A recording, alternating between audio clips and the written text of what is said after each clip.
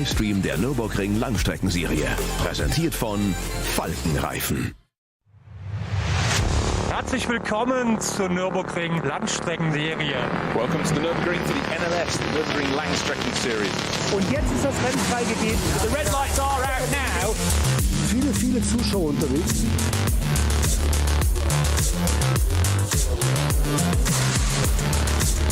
I would think that's very, very close.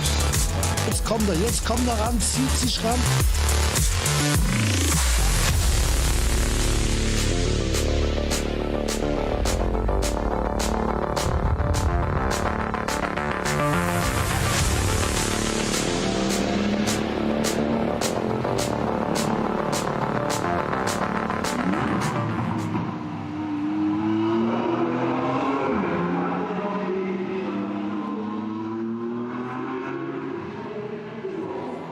Well, a very good morning from the Nürburgring Nordschleife. Unfortunately, a very gloomy Nürburgring Nordschleife for the 7th round of the Nürburgring Langstrecken Series for 2024.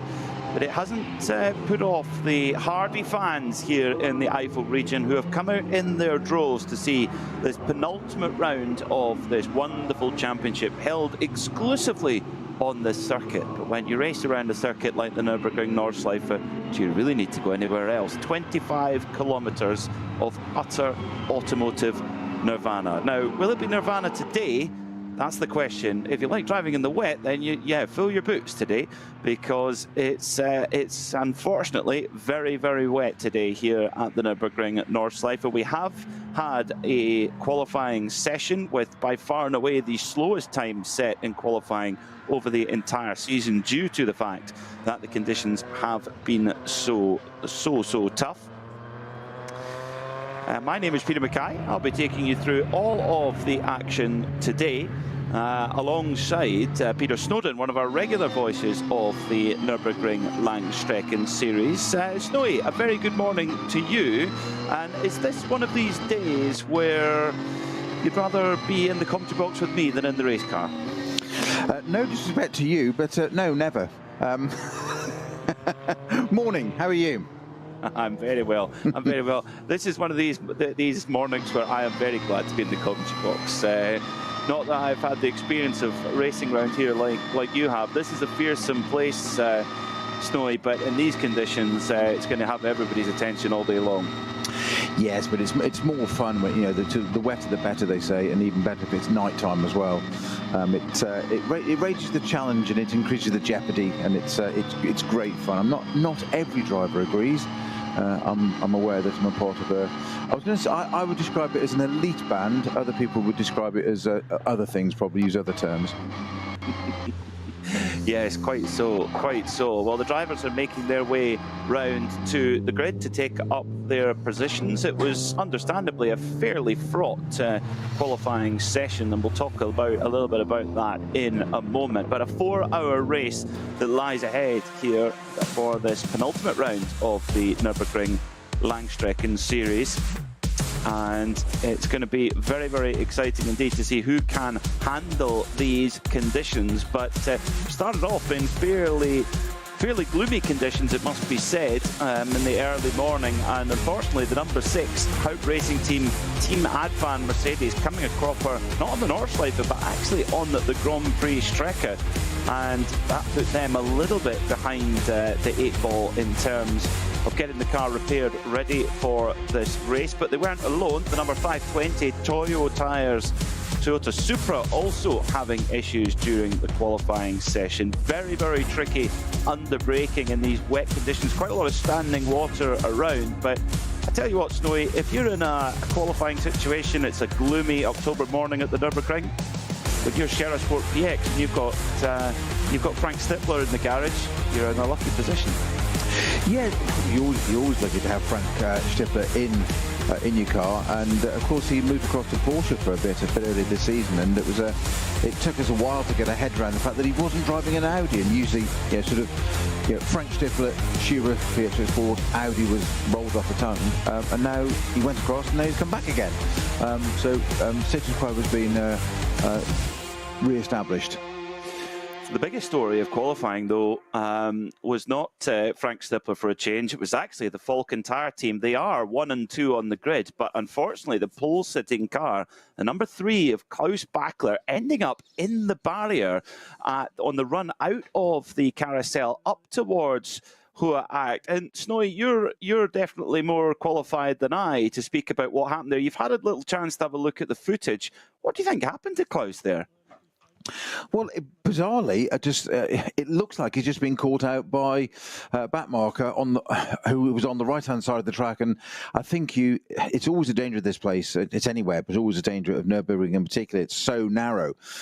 You're anticipating where that car will go or stay or not, and you've got one of 3 choices there. And I think it looks like he's expecting the car to have moved over because it's sort of right centre of the track. Looks like it's going to move to the left, and so Klaus Bachler's gone to the right, waiting for that gap, the parting of the ways, as it were, and that gap didn't materialise, and therefore, to avoid contact, as you do, it is a non-contact sport, certainly with competitors, he's had to stay right, and then it's because it's on the grass, and it's wet grass, and that's it.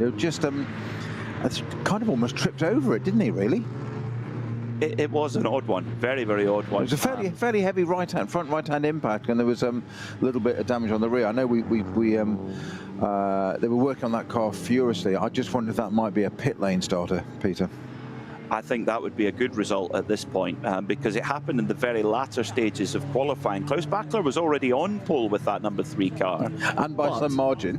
By 15 seconds, not the margin that we're used to seeing. And he was going quicker again in Sector 2, and then it all kind of came a cropper. But on the timesheets, at least after qualifying, it is the 2 Falcon Motorsports cars that sit on pole position. Now, they put a huge effort into this championship and the Nürburgring 24 Hours, Snowy. It's a huge part of the development of their tyres, and we've seen it before in the old days of the American Le Mans series, where Falcon's wet tyre was almost legendary at the time. Does that cross over here at the Nürburgring? Will they be glad that it's a wet race? I think they will, actually. They've got, as you say, they've got a very good tyre, and that's one of the things that we like about this series so much, is that you've got such a variety of machinery from manufacturers, but also it's a free tyre series. They're not free; they've got to pay for them, but free tyre choice, shall we say? So.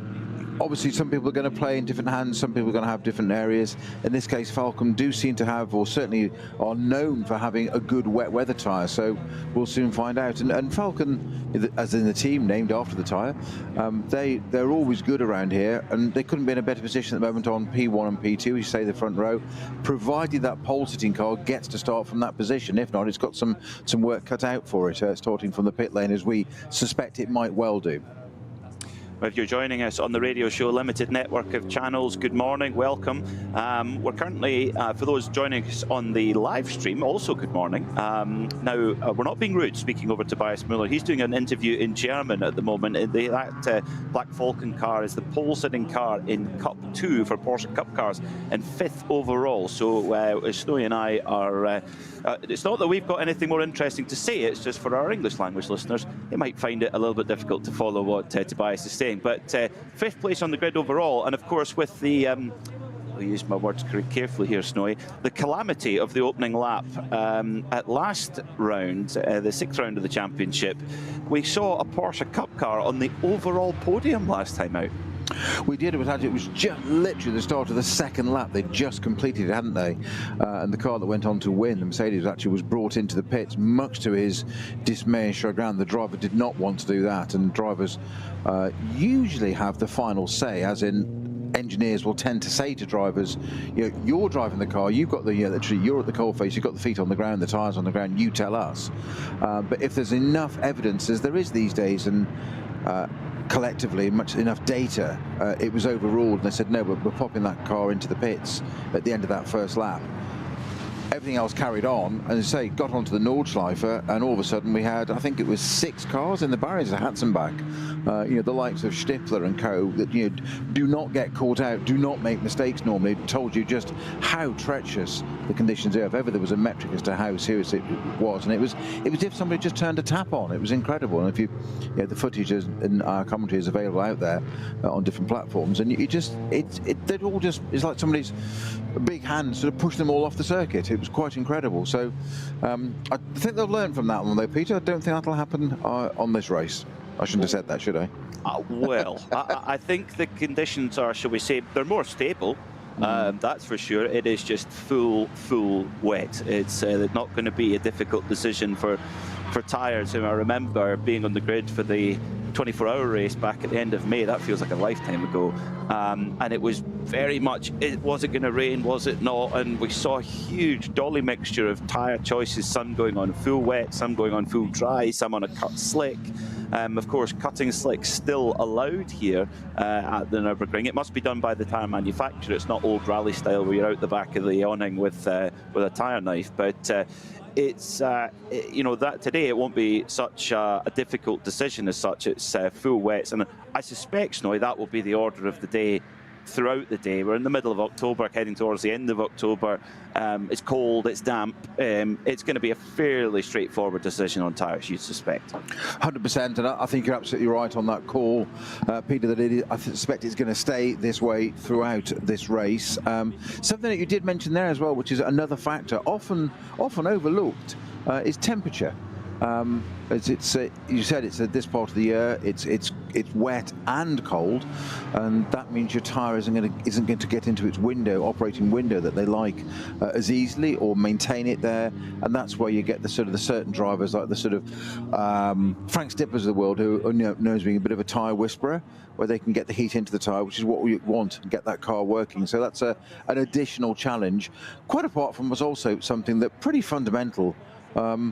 Visibility.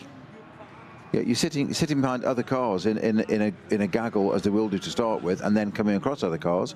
You've got that ball of spray, and we just described, haven't we, about Klaus Bachler going off and qualifying there, just because you make an interpretation, you make a decision as to where a car in front of you is going to go on track, and it doesn't, and that's no fault of that car.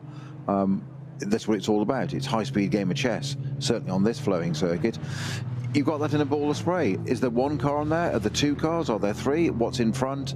So it just adds to it. Love it. I wasn't supposed to add that bit, was I? You're a special breed. You're a special breed. I know. I mean, when you look at not necessarily in a good way, folks. I think in a very good way. 126 cars. It's a fantastic entry. I mean, I think many championships are green with envy. With I think we had 123 in qualifying, Peter. 123. Okay, yes. So we've got a few by just the three, wayside. Yes. Yeah, but I mean, to have over 120 cars at this stage of the season, because it must be remembered that yes, we've got the factory superstars at the front, but there are 95 to 99% of the grid here in the Nürburgring Langstrecken series are privateers, and there's serious budget involved to, no matter what part of the grid you're on, and to be at this point of the season to still keep turning out and still keep battling away. I think that there's many series that are green with envy with the support that the Nürburgring Langstrecken series receives, and it's just wonderful to see that. But at the front group, Snowy, we've got the SP9 cars and the Cup 2 cars. When you watch an SP9 car, GT3 machine, they've got so much aero now, they throw up so much spray. When they go through standing water, so much spray comes out the back. I mean, if you're in the mid-pack there, I mean, you've been, I mean, you were always at the front of the pack, so I'm sure you didn't experience it very often. But on the rare occasions where you were in the mid-pack, what's it like when you're in the middle of that in a wet race? Well, it becomes a guessing game, and you're very kind, and certainly wasn't always at the front, always like to be, but there is, of course, the fact that you will encounter other traffic, and we have, as you just said, 123 cars took part in qualifying. This series, by this time of the year, normally we tend to drop down a little bit to around about the 80 mark, so it's wonderful to see that we've got 126 entered and 123 took part in qualifying. But that is, as you say, you've got your batches of approximately 40 cars each, roughly, 3 batch starting groups. The lead group, the GT3s primarily, there's only 8 of those cars, by the way, actually in GT3 category, SP9 as they're called here. They will have about a lap clear on the track themselves, so they'll be amongst one another, so they're working with and driving with their peers, no more than that. That's fine, so you know what's about you, everything's all relative. It's about a lap and a half in that they'll suddenly start to catch starting group 3. And obviously there's a massive speed differential. Now those guys and girls are having their race as well. So you've got difference in closing speeds and the spray and the narrowness of the circuit. Why wouldn't you want to be out there doing this? You want to sit in a studio, Peter, with me. I'm very, yes, I do. Are you saying I'm a strange breed? No, I think I would like to see you out there in the car, and I would sit and drink coffee and watch your exploits from the garage. I think that would be quite pleasing. It can be arranged. It can be arranged. Well, actually, if it was sad, maybe having a glass of Bollinger, maybe for nice breakfast for a proper gentleman's racing team.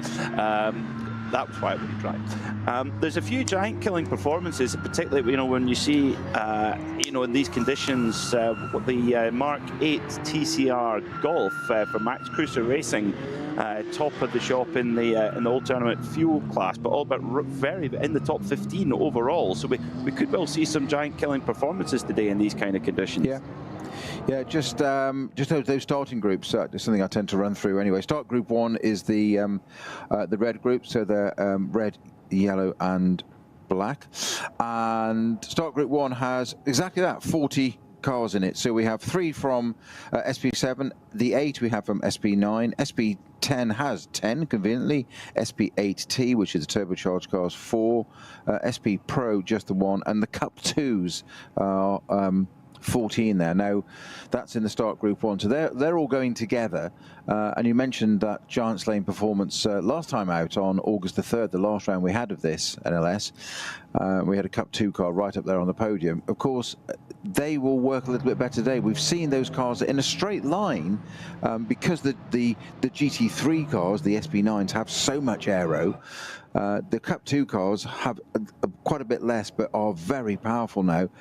Some of the GT3 cars have struggles getting past the Cup 2 cars in a straight line, dotting a Hoa. In the wet, that's only going to be highlighted. So I wouldn't be at all surprised if we see some those Cup 2 cars getting up that order on that first starting group. Starting group 2, Peter, has 45 cars in it. That's at the SP4s, 3Ts, 80s, TCRs, the BMW M240i, which is normally quite a popular class, but that has 8 in it this time. There's only a single M2 CS in its class. Cup 3 has by far the most 16 entries and a single SP4T. And our final group starting has 39 cars in it with V4, V5, V6, the V2 front-wheel drive, rear and four-wheel drive, the VT3s and the hybrid 4 with 2 cars in it, as you mentioned. 14 cars being in the VT2 rear and four-wheel drive group in there. So a good set in each, to say 40, 45 and 39 apiece. A good mix, as there always is here at the Nürburgring Nordschleife. And of course, with the way that the Nürburgring 24-hour played out, we got sort of 8 or 9 hours of racing, and unfortunately a very foggy day paid to that race running to its full length. So it's going to put in almost a bit more attention on the Nürburgring Langstrecken series for to really see the depth of competition here at this wonderful circuit. Falcon starting on, qualifying on the front row of the grid. It's unlikely, we say that slowly, that the number 3 will make it to its grid spot, but the number 4 will do. It was, as were both the Falcon cars involved in that second lap crash last time out. But Joel Eriksson and Tim Heinemann will be hoping to put that to bed. And Falcon have had a great season, Snowy. 3 wins out of 6 rounds. They've got to be delighted with that. Well, yeah, it's 50% record, isn't it? You can't argue with that. So it'll send up the average. It'd be great to see. I think they'll be hard pushed to put betting money against Falcon, but I wouldn't discount Stippler back in an Audi with that team that he's synonymous with. It's a good setup, that is. Yeah, the world is back on its correct axis now. That's a good way of putting it. Well, of course, Frank did make his name in the Porsche Super Cup, so he did come through the kind of Porsche one-make pyramid, or what it was like at the time.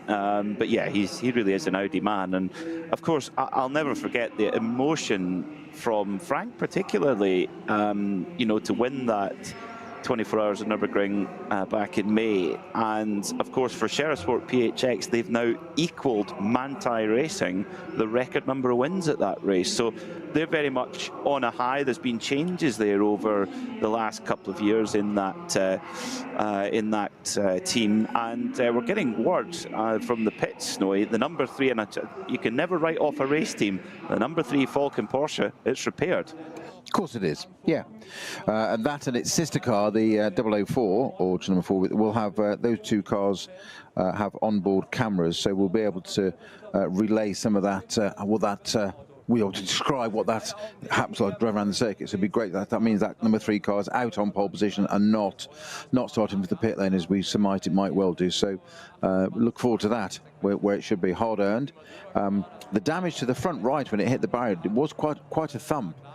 To say the least. Then it just kissed the rear as well, as they often do. So that was a pretty superficial, the rear damage. I think just looking down at the grid, Peter, I think the Falcon cars are coming through. I think this is the pole position car that's coming, being wheeled through. Yeah, yes, the number 4. It is. Yeah. Yeah, the number 4 has already made its way, so that you've got 5 very proud Falcon Tyre team personnel pushing showroom fresh ish number 3 Falcon Motorsport. Don't look too close. What's it say? Squint and it's mint. That's right. Yeah. So there's a second-hand car dealer if I've ever heard one. Yeah. So that's fantastic to see, because I mean, well, put us in Klaus Bachler's shoes, Snowy, because the car was on pole and comfortably so. Klaus was flying, he was going to go even quicker, and then it's in the barrier, and the whole event is really in jeopardy. Put us in his shoes. What's he going through when he gets back to the garage? Well, you never want to damage a racing car. It's never fun, because the whole purpose of the exercise is then stopped. It's embarrassing depending on the situation. If you really can't avoid it, or obviously something mechanical fails or whatever, there's nothing to do about that, and you're exonerated, that's fine. You still feel terrible about it, and I always felt it was the work you then created for the already hard-working technicians, engineers up and down, throughout the team. They've got a lot of work to do. They always knuckle down and do it, and that's great. And I think it's absolutely fitting that they've put Klaus back in that car straight away and said, well, you've set the time, you get out there. And the worst thing you can do is, for drivers, have mind games. Should I have called it the other way? You have that self-doubt, because we always say, it's not, all the results are remembered, and that's that. But you have an incident, and people remember you for it, and we've got to remember what they're doing and what pace they're driving at and what conditions, and it's going to happen. The law of averages, things are going to happen, like it did to Klaus Bachler in qualifying, and there's a fine line mentally, I always used to find, of you want to move on. The team are usually pretty good if they're supportive of you, which they are, and they love you. You're all part of the team. You've established so much. When you're new is a problem. They will just say, move on. That's fine. We'll fix it. Things happen, provided you weren't ridiculously stupid. But you always have those sort of gremlins of, yeah, but I've damaged the car. I've got it wrong. It's not perfect, and created a load of work. And that's why get him back in the car, put him on pole position, refocus him, get on with it, and that's what he'll just do now. He won't be that'll be parked and done now, literally, that incident, and it's just now, right, focus on the race. We're on pole position. Teammate leaning in through the window there, having a chat with him, and just, it happens. Move on. It's racing. Well, Klaus already installed behind the wheel, smiling, handshakes with the team. Alessio Piccarello smiling. Everyone's happy. I think exactly what you've just described there, Snowy, is that atmosphere in that Falcon team, and they're a tight-knit unit as well. I'll never forget us last year going into the Falcon guys. They had an issue in qualifying, and I think you inquired with one of the mechanics of what do you know what the issue was? Yes. What is it? Silence. Exactly. So they're a tight ship. They don't let us outsiders in, and rightly so. And well, I was trying to get a journalistic scoop, and it was as you said, it was absolute German efficiency. I was like, do you know what the problem is? Yes. What is it? Anyway, we'll move down to a different garage, shall we, Peter? Yeah, let's go and try someone else. So we haven't had a call from the tumbleweed interview from The Economist or the Time magazine or anything like that. But, since then, and thank goodness for that. Well, I think there was a grand total of about 4 or 5 minutes from pushing that number 3 Falcon car to its pole position and the grid being cleared. So amazing work from the Falcon crew to do that under pressure, and all of a sudden they're looking very ominous with both of their cars up on the front of the grid. And the Porsche 911 safety car will lead them around. One full pace lap here, all 25 kilometers, and I think they'll be the drivers in these conditions, particularly snowy, they've got to be delighted to have that. All of that time to be able to get everything up to temperature, get used to the conditions. I'm sure they'll have evolved even since qualifying an hour or so ago. Yeah, I'm just looking down the grid there. They've just focused on the Audi of Frank Stippler with Frank at the wheel. So that's we obviously know Klaus Bachler and Stippler are 2 of our starting drivers there, which is good to see. A little bit of footage of an Aston. First time I've got to mention an Aston. You've been very restricted. I know. So, yeah, you were driving one yesterday, weren't? Oh no, 2 days ago. Yeah, 2 days ago. Yeah. Yes. Yeah, no. I went different old school yesterday. Back to Lotus Cortina. Back to my roots.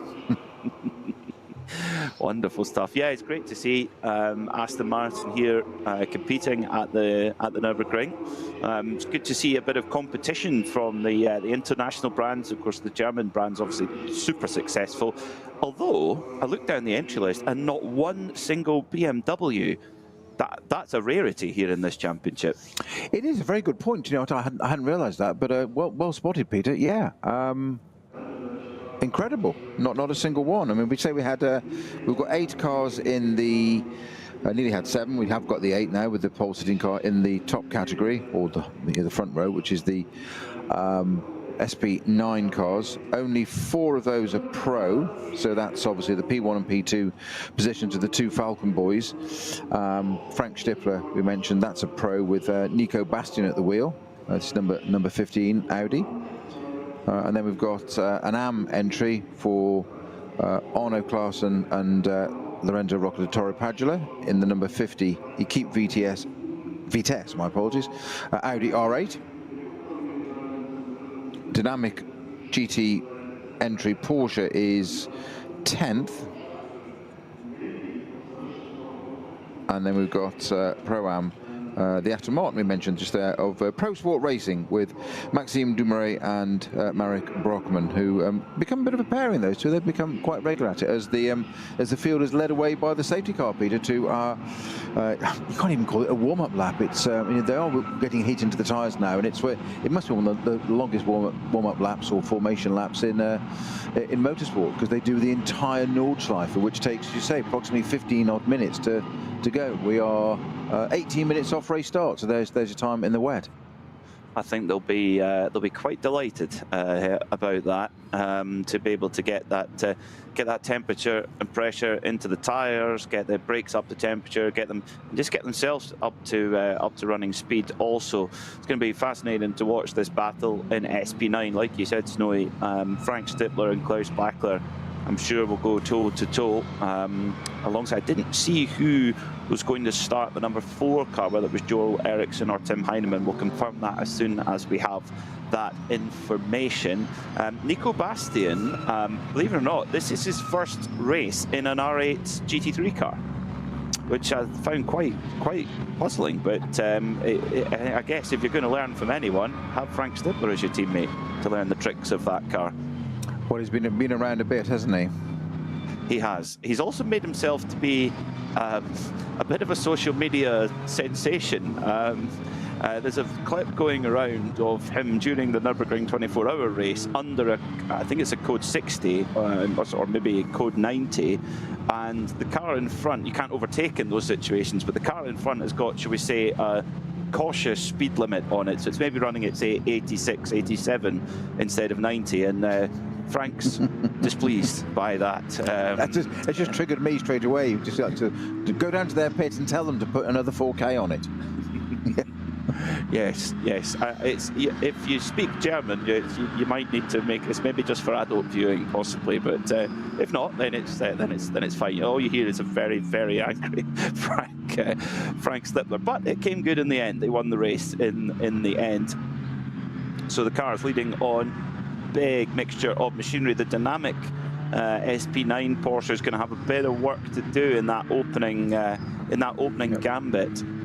Just a couple quick of penalties for us on that first group as the second batch just start to make their way off the line, Peter. But the number 54 dynamic GT entry Porsche, which is 10th on the grid.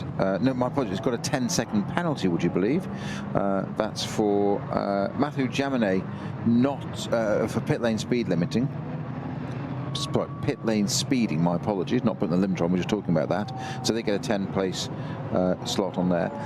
But the one that's of interest is actually, it hasn't affected the position on it, clearly, because it's the pole position car, Klaus Bachler, number 3 Falcon Porsche, has received a €300 fine, yeah? And for the reason, Peter, is not wearing protective equipment at all time in the car. Oh, that's so. Has Klaus maybe taken his gloves off or something? No, it's even better than that. When he had that incident, was being towed back, he hadn't got his helmet on. And if you're in the car, you need to have. And it's simple things like that that you can get caught on this occasion. Obviously, you know, a €300 fine isn't, and it's personal to him. No, it's not to the team. It doesn't cost him any. There's no performance loss, but it's just those daft little things of, you know, from a safety point of view, you're being towed at potentially a reasonable speed. Should something happen, you need, if you're in the car, you need to have the correct bits of kit on. As you say, you were quite right to go for gloves. I'd have gone for that. And I would have thought to put the lid back on because I know how hot they are on those sorts of things. But as you said, I might not have bothered with the gloves. And it is the requirement of the equipment, protective equipment, as it said. That's going to put a dent in the kitty, isn't it? €300. That's a little bit of rubbing salt in the wound, isn't it? After that, but that's a very correct penalty, no question about it. So hopefully Klaus will. For him, he'll be able to bounce back from it, and I'm sure, well, he might not be aware of that. It may be a good idea for the team not to tell him. Well, exactly, and I'm sure they have a whip round, can't they, for him? By the way, just to clarify, the number 54 dynamic Porsche Jaminet, for that pit lane speeding, it's a 10-place grid penalty, not a 10-second addition, so it is 10 places on the grid. My apologies, just to clarify. That puts, and of course, as we talked about, that puts them deeper in the pack and more spray to get through, maybe more slower cars to get through. But Mathieu Jaminet, of course, the majority of his season this year is spent in the Porsche 963 prototype in the IMSA WeatherTech Championship. So he's certainly used to getting through traffic in a hurry. Well, in that note, exactly, because they qualified 14th. Which I'm guessing is their actual position, just looking back to my screenshot of the end of the timing. So they were 14th, so that puts them 24th, which, as you say, it's a 40-car pack, that opening pack, so that puts them, a little bit, say, further down, over halfway down the pack. So they've got some work to do, that one. They do. But if anyone can, Mathieu Jaminet can. And running in the dynamic car, he'll be running on Pirelli tyres.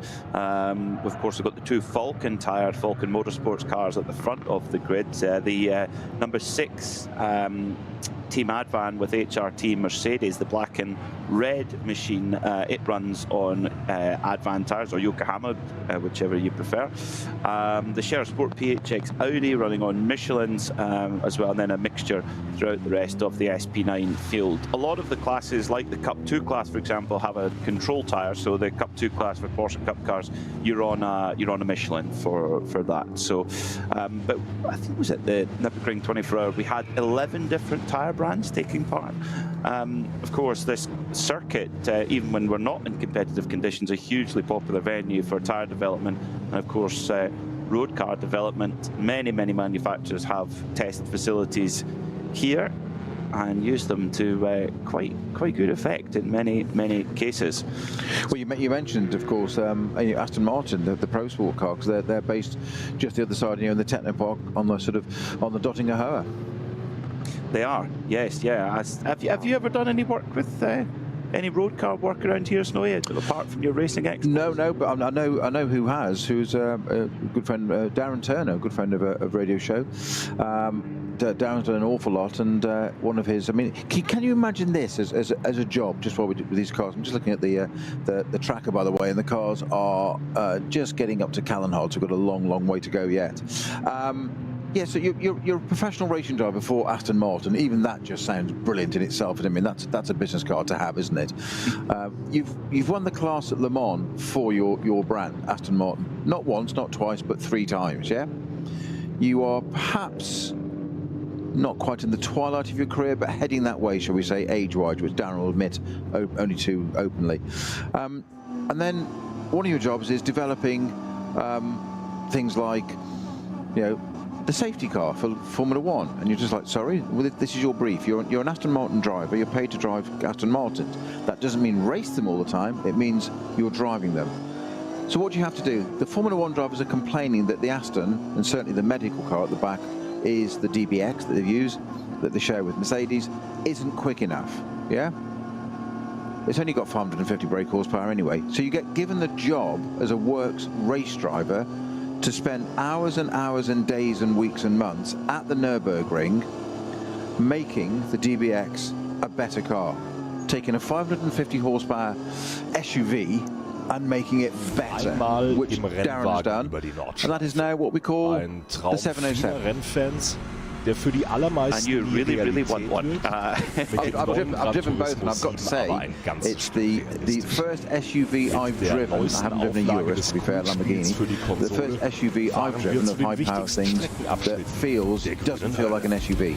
It feels like a car. And it's got, guess what, it's includes in the name. Guess how much horsepower it's got? 707. Correct. Spot on. Top of the class, guys. Well, probably the closest I'll get is driving one of those on Gran Turismo. And of course, Gran Turismo has been a huge part of how people know the Nürburgring Nordschleife. In fact, it was, for many believed it was actually a fictional track. But it is absolutely real, I can assure you. And in terms of, particularly for learning the circuit, even for me as a commentator, Snowy, I found the simulator very helpful for learning the track, and also having a free damage bill too.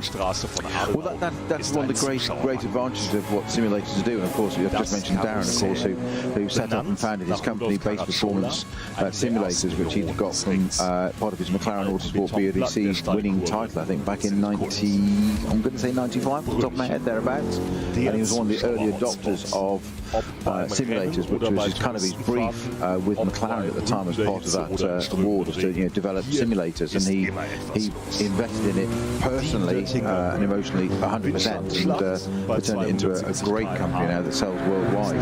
But the big thing with the simulator is that driving racing cars is expensive. They're expensive to run, whether it be fuel, tyres, whatever, just even to run it. There's life in the parts and hours on engine, etc. So they're inherently an expensive product to work. So putting drivers in them, you've then got the risk strategy. So certainly testing new drivers, the risk is even greater. A lot of teams.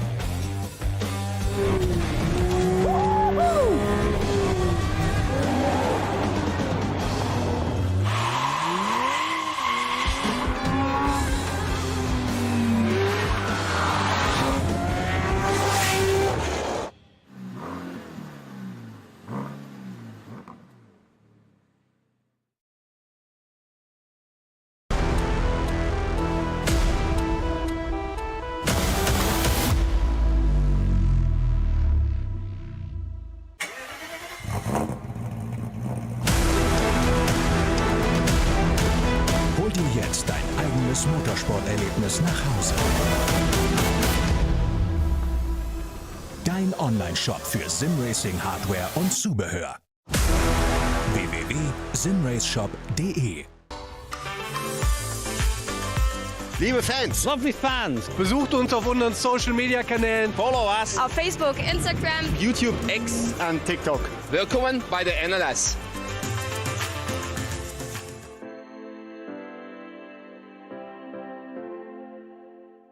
Was ist ein X?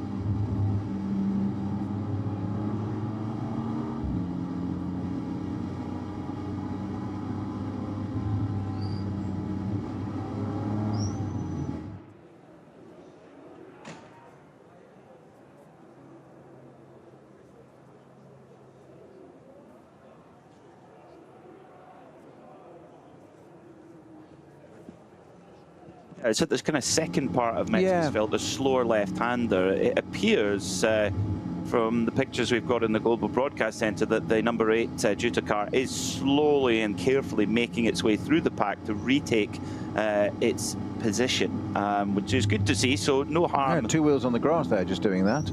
Yeah, no harm, no harm, no foul.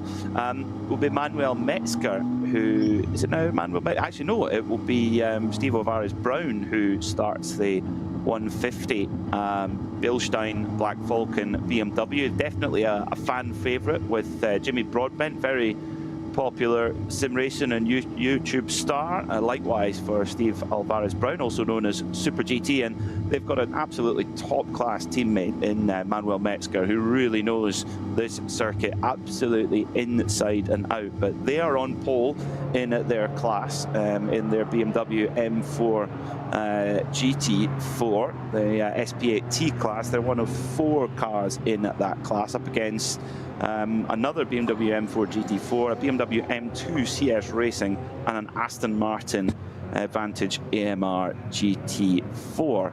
So the cars have already made their way out of Galgenkopf. They're furiously weaving back and forward with the wet tires on, so they're still trying to generate enough temperature for the start of this race. And our number 3 pole sitter, Klaus Bachler, right behind the Porsche 911. And I think this, the amount of weaving we're seeing back and forth in wet conditions, Snowy, says to me just how cold it is out there. Yeah, I mean, the big thing is obviously the treaded tyres. You want to get some heat into that, but it's also getting the tyre compliant, getting the heat into the shoulders and the sidewalls, so the tyres are compliant and flexible. That's what you really want to do, otherwise it doesn't work, and that's just going to compromise it enormously. Certainly, given the nature of this circuit, when we start with a rolling start, we come up through Tiergarten, a good straight, very fast, very high speed, well over 100 miles an hour into turn 1, and then it's a massive break and turn, and you're going to lean on those front tyres enormously. The amount of lock they'll put into turn 1, sweeps into a left-hander, change of direction. So both front tyres are going to have to work very hard straight away, and of course, and the rears as they get onto power. So you want everything, as supple as possible, ready for the race start, so you're not losing places. So, ready for the start of this 55th edition of the Adenauer ADAC Rundstrecken-Trophy, the penultimate round of the Nürburgring Langstrecken Series for 2024. It's been an exciting season, it's been a fraught season, and certainly dramatic in the last round. Let's hope we get through a little bit cleaner than we did. Consistent conditions, at least full wet conditions for our drivers as they make their way up the hill through Tiergarten, ready for the start of what I'm sure will be a thrilling encounter. The first starting group bunching up now into a 2x2 formation, ready for the start of this one. A whole bunch of Porsche Cup cars right in there behind the SP9 cars, ready to pounce should there be any delays. But it's a Falcon 1 and 2 ready to lead us away into racing. Klaus Bachler had that car on pole position The car's been in the barrier, it's been repaired, a miraculous effort from the Falken Motorsports team. And waiting for those lights to go off on the BMW M-Power bridge as they go past the Doran Hotel on the left-hand side. I'm sure there'll be a few watching at the window there as this huge field of 123 cars comes through, and it's green flag in the air. We're racing for the 55th Adenauer ADAC Rundstrecken-Trophy. The cars rush down the hill towards turn 1 now, and it's a great start from Klaus Bachler, and already Frank Stippler making a move for second position as they break 3 wide down the hill into turn 1 and 2, and it's side by side between the number 4 Falken Porsche of Joel Eriksson and Stippler. Looks like Eriksson's just held off Stippler for now as they come through the very slow arena section, as we already got one of the Audis off on the exit of turn 3, but the 2 Falken Porsches make it through clean. But where is Stippler? He's actually lost the position. Yeah, he's dropped behind to the Aston. The Dunbury Aston's come through. Yeah, well, Stippler showed his intent coming out of Tiergarten and moved across to the right-hand side. Pole position man Klaus Bachler covered that off immediately and saw that coming, so he was able to get a scarper away. What Joel Eriksson in the second Porsche then had to do was come across and cover that off, and that's one of the Müller Motorsport Porsches off on the loop, on Mercedes Arena loop. That's just done a rotation and rejoining. The Aston dropped down to 5th position at one point and then got back ahead again. So elbows out in the Cup 2 section, certainly, Peter. It is, yeah. Carrera Cup race breaking out in the middle of an endurance race. That was Moritz Krantz making an error there. The quite uncharacteristic error there for Moritz, but he managed to get back going again. Just had to be very careful on the absolutely soaking wet grass. Start Group 2 being led by a VW Beetle pace car. Very cool indeed. We saw one of them competing in the Nürburgring 24-hour this year. I can see in one of those. Me too. Yeah, me too. Max Kruse Racing on the front row of the grid with their Golf TCR machine, waiting for their exclusive green flag and the red lights to extinguish. There it is. Start Group 2 underway with a real mixture of machinery. One of the Cup 2 Porsches leading away with several Porsche Caymans, TCR machines in there as well. They can be quite handy today in these wet conditions, and the Max Kruse Racing GTI Club Sport there in second of this second group as grip certainly at a premium right now at this early stage. Yeah, I'm just looking. I'm just looking at the tracker there. We had a bit of a, I think it was just an incident for that spinner on the outlap, which was. You did say who it was. Sorry, Peter. Moritz Krantz. Moritz Krantz. Thank you. But I think we're all clean on that. So the second group is now away. It is still leader. It is number. It is 4. Now, according to the track, we've got. Number 4 Falken Motorsport, that's Joel Eriksson in the lead with the Aston at Prosport in second place. I think that's an error on the tracker. I think we're just missing, they're saying 4 and 17. I think we're just missing number 3. I'll tell you what I'll do. I'll have a quick look and just go on to number 3 in particular and just see if that's actually highlighted. So yeah, I think it's a tracker error, Peter. I think so. Yeah, it might be GPS, the car coming to exactly. late. Yeah, car 320, also the Ford Motors Bioconcept Porsche Cup car. That's running in the alternative fuel class. It had a little issue on the Grand Prix Strecke, so a few having issues as well. The Dürr Group Aston Martin SP10 having a big moment at Arenberg, nearly ending up in the gravel on the outside of the corner as the number 170 Porsche, number 170 Toyota, excuse me, trying to struggle for grip there as they come through down the hill, down through the foxhole. Very, very tricky indeed. The number 3 Falken car showing is setting a very strong sector time in sector 2, so I think it's running pretty well. Unfortunately, a delayed start though for car number 310, still in the pits sadly. Yeah, that's the FK Performance Motorsport M2 BMW with Max Hesse and Jens Klingmann driving that car. I'm not sure who's at the wheel of that in the pits, but it's not gone out yet. It's not being released. Obviously, it's in the 3rd starting group, so they've got to wait until that start group goes past the pitch before it can be released. And that, of course, is the latest version of the M2, so very much a test for those two BMW affiliated and factory drivers to evaluate that car. We see this often at the end part of a Nürburgring Langstrecken season, new cars being tested in competition conditions for homologation and release the following year. So start group 3 ready to go, and then we will be fully underway for this 4-hour encounter here in the Nürburgring Langstrecken series, and many competitors in this group competing for the overall NLS championship. Of course, it's not always the SP9s that get the glory. It depends on points scored. Green flag then for the third group, and we are fully underway here at the Nürburgring Nordschleife with 3 hours and 54 minutes left on the clock, with the black and orange BMW 3 Series almost in completely standard road trim. A real stalwart machine of the Nürburgring Langstrecken series leads away of that third group as they all try to make their way through cleanly and try not make any mistakes on this opening lap. With a 4-hour race in these conditions, it's a long way, so you've got to be super careful in at these early stages. As the leaders, according to my timing screened, the number 3 car of Klaus Bachler is just pulling away with some really strong sector times, but we're getting reports, unfortunately, the number 150, that's the Team Bilstein car driven by Steve Alvarez Brown. It's made it into the barrier at the exit of Metzgesfeld.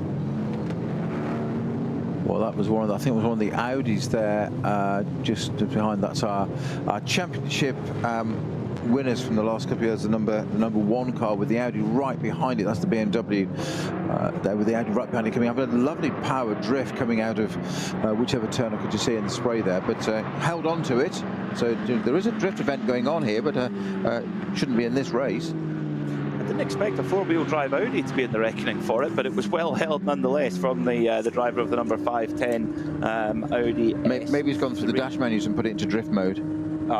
Possibly. That seems to be the fashion nowadays, isn't it? Yes, it is fun. Yeah, it running in the V2T rear and 4-wheel drive class, that Audi S3, very much close to its standard road trim. Of course, there's several classes to run in the Nürburgring Langstrecken series, both for SPs, special 24-hour special cars, but also the V classes, which are for very close to production cars. They have, of course, safety seats, safety shell, roll cage, etc. But in general, their kind of performance elements, if you like, are very close to the standard road car, and you've got to try and mix in with the other cars, both in around your class. But if you're in one of the slower class cars, you've always got to have an eye on the mirror for the SP9s coming through. And it's a good job, actually, Snowy, that those Falcons are quite brightly painted at the front, because they're going to appear in your mirror pretty quick. Yes, a lot of work going on. We're getting a little bit of an onboard here from 410 Porsche Cayman GTS, which I've just got to describe to you, which is quite extraordinary. This is the MSC Adenauer ADAC entry, and I'm not sure who's at the wheel. We've either got Alero Patelli, Stefano Patelli, is it? Okay. Well, he's just shown some on board, and as ever we get a camera pointing forward and one pointing at the driver. Typical touring car style, very much the forearm work, very close to the wheel, and from the outside you could see virtually nothing happening. It was like the serene swan. At the inside, I cannot tell you how much steering angle inputs were going on as he was fighting it, and the facial expressions were fantastic, because he's got an open face helmet as well, obviously with a balaclava and a mic, but you could see he was having to work really hard, and it caught him by surprise, shall we say, by the look on his eyes as he was fighting that Audi, actually, that we were just talking about. Falcon Motorsports definitely have their photograph for their Christmas calendar, because both of their cars are leading down the Dottinger hole with no sign at all for their competitors. Their wet weather tyre working incredibly well, and those two cars do it really strong. The number 3 of Klaus Bachler leading from the number 4 of Joel Eriksson as they come up through Tiergarten for the first time then. Won't be an absolutely full flying lap, but won't be far away from it. Obviously, but not quite on the power straight out of the final corner. So we'll have to wait another one to get a full look at a flying lap. But this is just dreamland for Falcon Motorsports. Klaus Bachler over the line then to start the second lap of the race with a 4.5 second gap back to Joel Eriksson. And we have to wait quite a while for the third place car to come through, which looks like it's going to be the 17 of Marek Botman. It is, Marek Botman in that Aston Martin Vantage, right there in the mix for Pro Sport Racing. Yeah, I don't want to peak too early though. So more to the point though, where is Stippler? And just very quickly on that note, Bachler Picarello car number 3 does have a slight issue with its GPS, so I've just got a message from race control saying if it's not fixed, then that could end up with being forced to come into the pits. Now, Bachman's through, Christodoulou's through. Where is Stippler? Stippler's pitting. Stippler's pitting. Right. So number 15 car, big story then, the winner of the Nürburgring 24 hours back in May. Well, it's Frank Stippler has had to bring in the Audi R8 for Sherisport PHX into the pit lane. Now, surely there can't be anything with a wrong tyre choice. It was full wet. They'll always be on. It was declared a wet race, wasn't it? So it was declared a wet race. Yeah, everything. There's no way we would have gone out on anything else other than wet tyres because there's standing water all over the circuit. It's got to be some sort of technical issue or damage, surely. Yeah, I just want you, obviously, technically, then let's hope not. I hope it doesn't have any contact with anything. But I just looking, I can't actually see it, but I've just followed it on the tracker, and that isn't always 100% reliable. But that number 15 Stippler driven Audi has indeed made its way down the pit lane and stopped at a box, so it's that's definitely accurate. So we've now got Porsches 1, 2 and 4, 5, 6, etc. 7th at the moment. Which say just so rare not to have a BMW. I couldn't believe it. I'd completely missed that, Peter. So that was a great spot. But I'm going to say it while I can. But currently, P3 is an Aston Martin. That's no bias. That's just the. So the wheels off Stippler's car already. So that I think this is good. I think this is potentially game over. There's no activity or no dynamic activity. No pun intended. There isn't. Now they're looking at the left rear of Stippler's car. I think he's in it still. Are they changing tyres? They're sure. Now there's some bodywork damage to the left rear, as in it's slightly loose. So you've got a very open set of bodywork on that car. We've got a German interview going on there. We can't get to hear, unfortunately, with Frank Stippler. So he's staying in the car. I wonder if he's just had a little tap or something, because they're changing the tyres. Why would they change tyres on that car so soon?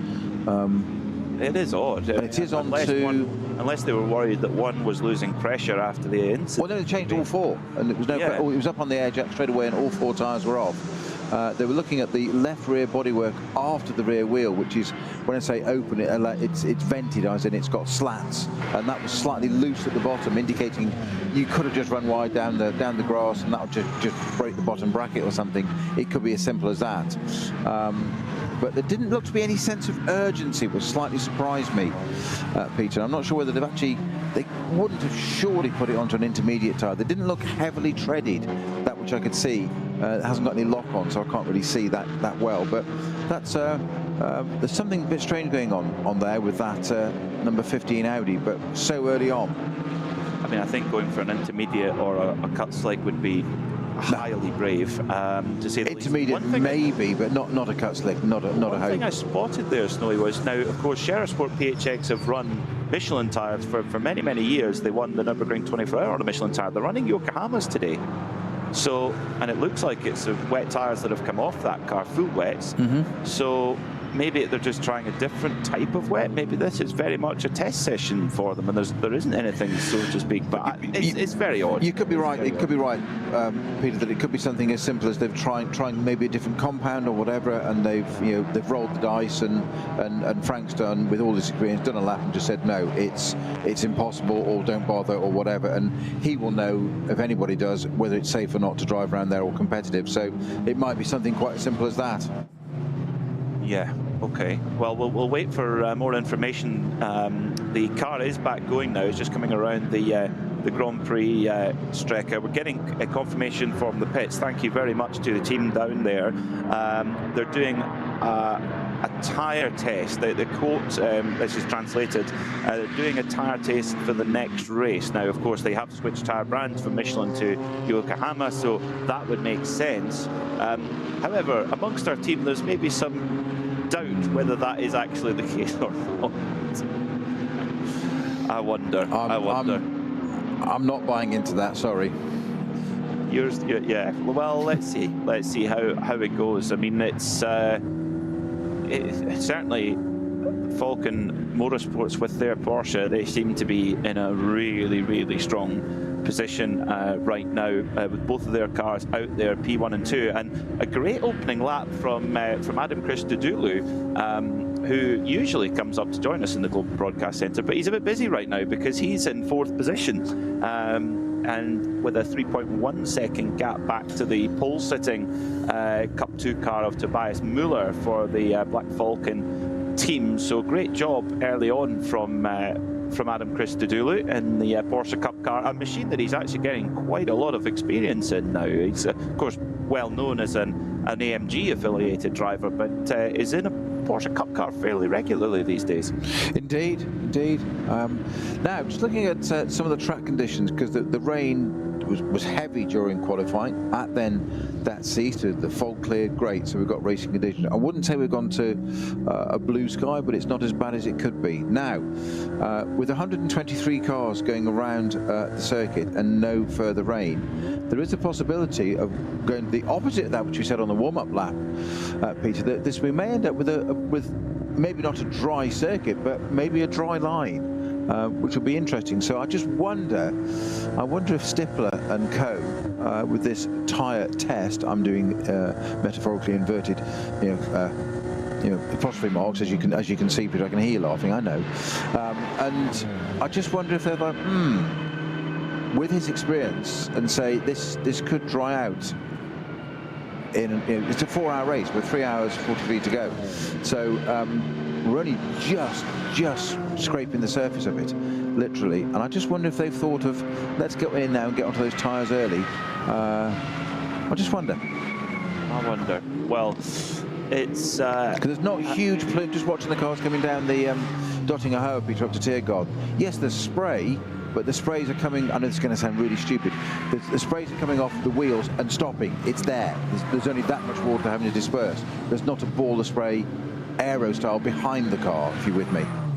I know that makes sense in my head. Yeah, I'm with you. I mean, who was it who said that this is going to be wet all the race long? Oh, it might have been me. Well, I think I agreed as well. So there you go. Yes. Well, there's one thing that we have in common with Marcus Gronholm. We are not meteorologists. Now, problem for the GT tyre, BMW 3 Series, which 562? Bizarrely is stopped. Well, it looked like it was going to come into the pits.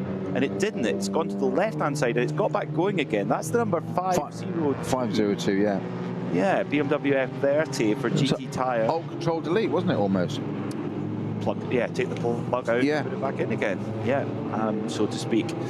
So that's the kind of last stragglers in Group 3 making their way through now. So we are fully through into the second lap of running, which is good to see. So at the moment, looking at the sector times, we'll get a full confirmation of gap when the two leaders come through, but the sector times are utterly dominant in the favour of the two Falken Motorsports Porsches. I mean, at this stage, it is their race. It's their race to lose, but. And it's a big but. If we have that transitioning from wet to dry, if it stays dry for the next 3 hours and 41 minutes, it's going to be then how good is your wet to dry tyre, and then how good is your dry tyre, and how that transition works, and making that transition at the right time. That's what's going to be really interesting to see over the course of the race. Good news for fans of the 150 Black Falcon Bilstein car, it's going at full racing speed. So despite that contact with the barrier at Metzgesfeld, it's carried on. So Klaus Bachler over the line then to start lap 3, and 9 minutes and 23 seconds. It's pretty much exactly the same as his lap in qualifying to put the car on pole, a 9:25.2 for Joel Eriksson. So the gap is up to 6.6 seconds at the front of the field. Mark Bachmann should come through in 3rd place, but a pretty big gap back to that Aston Martin Vantage. There's battling going on amongst the Cup 2 cars, drafting away with one another up and down the Dottinger Ho. And that is our 2 class leaders, I'm pretty sure, Snowy, those 2 Cup 2 machines. Yeah, you're right, it is. It's Christodoulou in the gold and red machine is a little bit deep there for Tobias Müller, but holds on to it for now. So there's a great battle going on here for the honours in Cup 2, and depending on what happens to the SP9 cars, you never know. We could see a Cup 2 car up on the top of the up on the podium overall again, and it is indeed Tobias Müller who goes through to take the lead of Cup 2. He's managed to get by Adam Christodoulou, so our pole-sitting car up into the lead in class. Yeah, and Adam Christodoulou taking a hesitant line behind the 145 car that's just taken the lead into Tiergarten, just keeping out of his way because he was taking slightly strange lines. Very quick eyes on for, we've just had a car, oh, now see running wide again, you see, Christodoulou is doing the right thing there, just sitting there letting the car ahead make its mistakes, and it's so early in the race, don't worry about it, just sit and watch and let them make the mistakes, because it's almost as if he's overdriving it. It does look a bit ragged for Tobias Müller. He's clearly wanting to make his way forward and happy to take the risk. It's got no front end, that's the problem. Yeah, and that's where you're really pushing the... it's just understeering off everywhere. Mm-hmm. And do you... Of course, we have the combination of the Nürburgring Nordschleife for the Northern Loop and the Grand Prix Strecke. The consequences of a mistake in those 2 places are quite different. Do you take more risk in the Grand Prix Strecke? Do you per se? Probably not. It's just that you can do. So if the opportunity arises in terms of getting a place with somebody and it's place important, then yes, you can do. But you have to be mindful of that, yes, because it is so different on the Nordschleife. What is interesting is the Grand Prix circuit, perhaps because it's perhaps there's a newer surface or a different surface, or I don't know what the tarmacs are, but it looks already to be significantly drier than the rest of the circuit. It does, yeah. That's that's what's so challenging here at the Nürburgring Nordschleife is to be able to judge with the different conditions and the weather. So the big Audi, the 510 Audi that had that quite large moment, is in the garage. I wonder if maybe there's something wrong with it, because it kicked into a slide that you just wouldn't quite expect from a 4-wheel drive road car. But anyway, it's back in the garage nonetheless, sadly. So the gap 6.6 seconds at the front of the field, and Klaus Bachler and Joel Eriksson looking very, very strong indeed. But a little bit of consternation here. And yeah, I said that was a warning, didn't I? Yeah. Yep. The number 3 Falcon Motorsports Porsche, the race leader, has been given a black flag with orange disc. That is the mechanical warning flag. It has no GPS signal, which means it has to pit immediately for that to be rectified. Yes, so that's just what they don't need. Now, I thought it was my tracking system, because we have different systems here. We have the one the race control does, so it's appearing on the official timesheets, and then I've got the GPS tracker for watching the cars, which occasionally has a glitch because it's not an official system, shall we say, but it's incredibly useful, and I would say 99.89% of the time it's absolutely fine. When I mentioned that first lap, didn't I, that it said that the number 4 car was leading and that the Aston number 17 were first and second, and I thought, well, where's number 3 car gone? And I thought, as I said, it's probably just a glitch. Well, it wasn't. It is an issue with that GPS, and that's gonna cost them dearly now, because they're going to have to pit that. So if they can't fix it, it is incumbent. The onus is upon the team to have working equipment. So they've got to get that fixed, and race control will be pretty clear about that. You've got to do that ASAP. So they will have been given an amount of time to say, you have this time to get this fixed. You haven't. Well, sorry, you've got to come in and fix it then. It's hands on the car. So that will mean then that the opening pit stop for for that Falcon Motorsport crew will be 104 seconds. So we have a sliding scale of minimum pit stop times here in the Nürburgring Langstrecken series, and the longer you go into that opening stint, the longer your opening pit stop is. However, it comes back to you at the end, where if you have theoretically need to pit closer to the end of the race, at the end you will have a shorter pit stop time. So it does kind of even itself out, it balances itself out. The question is, Snowy, when you've got that shorter minimum pit stop time of 104 seconds, that's a very tight time frame to get that issue fixed and get the car out without losing any additional time, surely. Yes, it can completely scupper your chances, and you know, given what they've been through with this already, with this car going off, with Klaus Bachler going off in qualifying, despite being on pole by 14-15 seconds, getting it all rebuilt, it's nothing if not dramatic for them. And I just wonder if, you know, the GPS or something was damaged perhaps in that instance, just a shock through the car, and it just hasn't quite, you know, it's fluctuating or it's intermittent or something. But that's going to cause all sorts of problems for them, and they're going to have to pit this car this lap, aren't they?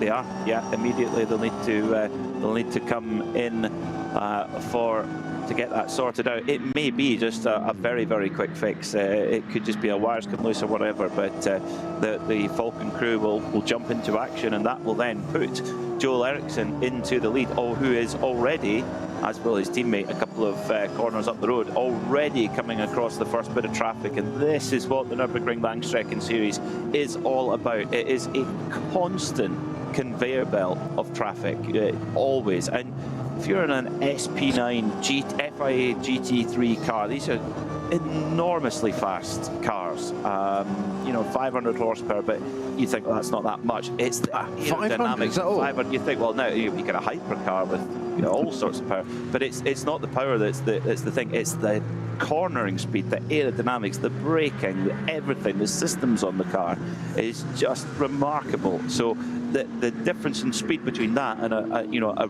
very much a standard road car is quite dramatic, and that's a skill for both in the lower classes and the front-running classes. Unfortunately, Snowy, one of our Seat TCR machines in for an unplanned pit stop, sadly. Yeah, well, that's drivers taking aboard, and they're just closing the bonnet. Looks like they're going back out again. That's the 322 entry. Just going back to what you were saying about the GT3 cars and how they operate, whatever. They've got another consideration is they have a very small operating window, or fairly narrow operating window. All those elements you described so well there have to work together, have to work in harmony. So if you slow down too much because of the conditions, or you're too cautious, or you slow down too much because of traffic, and i.e. indecisive, the car's out of its operating window, which then becomes, you know, a double problem, because it doesn't react the way you want it to, the way it works. So you want to maintain that momentum, not because you've got a right to get through traffic any more than anybody else, but you need to keep the car in its working window. And when it doesn't, it's horrible, and that's what can catch you out. And it can be literally slowing for somebody for a decision in front of, let's say, 2 or 3 cars of a different pace, as we're seeing on the Dottinger now. There's 1, 2, 3, is it 3 Hyundais there in a row? And there's the lead Porsche coming through, flashing his lights, saying exactly that. Now, it's going to be a slow part of the circuit as they get up to Tiergarten now, but I'm on the way, I'm coming through, or you need to be aware of me. So flashing the lights yet again, right up, and one keeps out of the way for you. That's fine. On a faster part of the circuit, he's all slotted through nice and neatly there. Faster part of the circuit, like Foxhole and those bits, you need those people to make decisions and stay where they are, and you get past them and not slow down, because you can't be afford to be lifting at high speed in these things. So black and orange flag now as it's just gone past our race leader. Hasn't pitted, Peter, so at number 3 it has gone past and taken that flag yet again. I'm sure there'll be radio communications, assuming, unlike the GPS, all the radio's working. Well, that might be the next question. Now, how many laps do you have? Is it pit immediately and then straight away it's a penalty, or do you have to, or do you have a leeway? Well, that's entirely down to a race-directed decision, and they will have a scale and an understanding of that. But the pit man has just been standing in the pit lane. We've just seen him with the board for the car to come to, and Klaus Bachler has not pitted and gone round for another lap. So this this might well now be a penalty. Now it depends on what will happen now. Is race control will now be inquiring of the team of Falcon prove to us what communications you've attempted with your driver. If they've said you need to pit and that communication hasn't reached the driver through a comms issue, electronics, etc., that's one thing. If the driver's ignored it, I'm not suggesting he has, but if he has ignored it, that's another thing that can lead to a penalty. So there will now be, like anything else, a mini investigation quite quickly to say, right, the flag was out, why didn't you pit? Why did your driver not pit? And that'll be the question. I wonder if this is something to do with the incredible job the Falcon Motorsport team to get the car repaired. But there's a repair and there's a repair. Maybe there's a few things that have had to be missed off the bottom of the job list, potentially, to get the car on the grid. And knowing that this maybe would happen. Yeah, but just looking at that car going past the pits now, you can see that they're further around the lap. You can see down the centre line of the roof that there's a main aerial at the back, and it's not so they can get Spotify up and things like that. Don't laugh, or radio, whatever it may be. There's a whole series of little antennas down the centre of the Porsche. It's actually more prolific than most.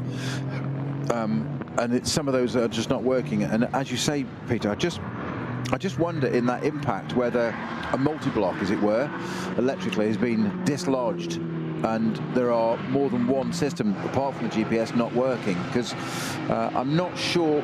The team are highly unlikely, let alone somebody of Falcon's experience, they're highly unlikely to say don't pit or not give that communication. No, I don't think so. I don't think so at all. Well, hopefully for Klaus Bachler and the team, he's seen that black and orange flag and he'll pit at the end of the next lap. Because if he goes through once more, he will be. And I think then it's difficult to defend then, isn't it? So a little bit of early drama and controversy then for the Falcon Motorsport team, the leader in class, or leader overall, of course, by 12.5 seconds last time they went across the line, and increasing that gap as they head on to the Nordschleife. Marit Botman for Pro Sport Aston Martin sits in third. Then it's Tobias Muller, the first of the Porsche Cup cars in Cup 2, your class leader there in fourth, just ahead of Adam Christodoulou, both running for Black Falcon, 148 leading from 103. In SP9 AM, it's Equipe Vitesse Audi that lead, and they are sixth overall. SP9 Pro, the third car in SP9 Pro, and sitting in eighth overall is Michele Beretta. That, Snowy, was the Team Advan car that was in the barrier in qualifying. They've got that repair, so that's another good job from that team. And I think there's going to be a big opportunity here in this race if this weather stays dry. If you could be brave, if you just get that switchover point just right, you could gain a whole lot of time. That's what I'm thinking about Shearer. I still think they've got something up their sleeve. They're too experienced to just pit after that, after one. I know it's a new tyre to them, but I just, as I said, the cynical side of me, I've done a bit of this on both sides of the fence, and I don't buy into that. We're doing a tyre test after one lap. There didn't seem to be any, how should we say, any kind of agitated body language. It all seemed very planned. Yeah. Likewise, the body language of the number 3 Falcon team was very much one of slight confusion that why their driver hadn't come in. So that would, to me, that would hint to a communication issue. That they seemed perplexed that Klaus hadn't brought the car in. So it could well be that they've got an issue with radio to the car. But but there's a protocol for that, and as we all know, and decent comms are two-way. So if there's an issue communicating to the car, whilst you give a driver an instruction, which in this case is race control, therefore very important, you would confirm that and say copy or confirm you've heard or understand this the instruction. So if it's not being received by Klaus Bachler and he's unable to respond because he doesn't know the question, then they'll know they're not getting a response. So again, they'll have to relay that to race control and say, well, we've told our driver, but it appears that he's not getting the message. If that's the case, it could be, there are occasions apparently I've heard tell, I've never experienced it myself, but of drivers ignoring their pit crew. You wouldn't do anything like that, Snow. I'm just going to leave that out there. Yes. Well, we're getting news. There's a slow zone appeared at Bergwerk, and also yellow flags being shown around Brünchen and Exmüller. Yeah, well, the Bergwerk one is for car 801, which is the first car in our TCR class. You did say them with the Audi RS3. That's the 801 Bill Motorsport entry. And that's the all-Norwegian team. So that has stopped on the exit of Bergwerk. 801 RS3 Audi LMS. Well, at least it's close to the pits. Not. What exactly? I was going to say, hang on, which circuit are you at? Yes, that's quite far away. Put the kettle on for him now, Peter, when he gets here. Yes. Hot chocolate. Well, Timo Bernhard, who of course has the unofficial overall lap record here of 5:19, just for the Nordschleife, but nevertheless pretty eye-popping with the Porsche 919 Evo. And of course, 5-time winner of the Nürburgring 24-hour. He told me the very first time he drove the Nordschleife as a very young Porsche factory driver at the time, his boss at the time, Hartmut Christen, said, take the fastest road car we have, which was at the time was a 996 GT2, and he only made it as far as Bergwerk and actually pulled over and phoned his boss and said, I can't do it, and he said, well, where did you crash? What's wrong? Where did you crash? He goes, no, I've not crashed. He says, yes, you have. He says, no, I haven't, I promise. He says, I'm just terrified. I says, I'm just really scared. And he says, well, that's good. That's a good place to start. You have to always keep that respect, and it just shows you, even with that, fairly cautious and difficult start, you can go on to be one of the best drivers ever around here. But it's that kind of place. Yeah. I mean, I've been in a situation where we had a Spa 24-hour many years ago. I know of a driver who, in a GT1 car, did not like the night element and went through it enough to qualify, to make, because everybody had to. You have to cycle all your drivers through. But basically, just said, do not put me in the car at night. It just scares the whatsits out of me. I just don't want to drive that car at night. So it does happen, and that was a successful driver that was actually, when I say a runner-up, probably should have won the British GT Championship. So around about that time. So we're not talking somebody, a club racer. No disrespect to club racers. It was somebody that was very experienced and capable, and yet it still just spooked them, because somewhere like Spa at night is pitch black, absolutely pitch black. Well, we've got a code 60 at Esbach, so that's kind of been upgraded. We had a yellow flag at Brünchen, and Esbach now code 60 there, which is, by the split times, the leaders have just come through there. In fact, they're already coming down the Dottinger Hole, so they've gone through that area. So that's sort of around the kind of front sharp end of the Cup 2 category around that code 60 at the moment. So the number 3, the race leading car, making its way now. Is it going to pit here as it comes up towards? It's good. Yes, keeps to the right hand side. So now Klaus Bachler has got the message, whether that be from just simply seeing the black and orange flag, gets through. I do like that as you come down to the 60-kilometre limit, that there's a sign there telling you what your speed is, a bit like when you're coming into a village. That's very handy.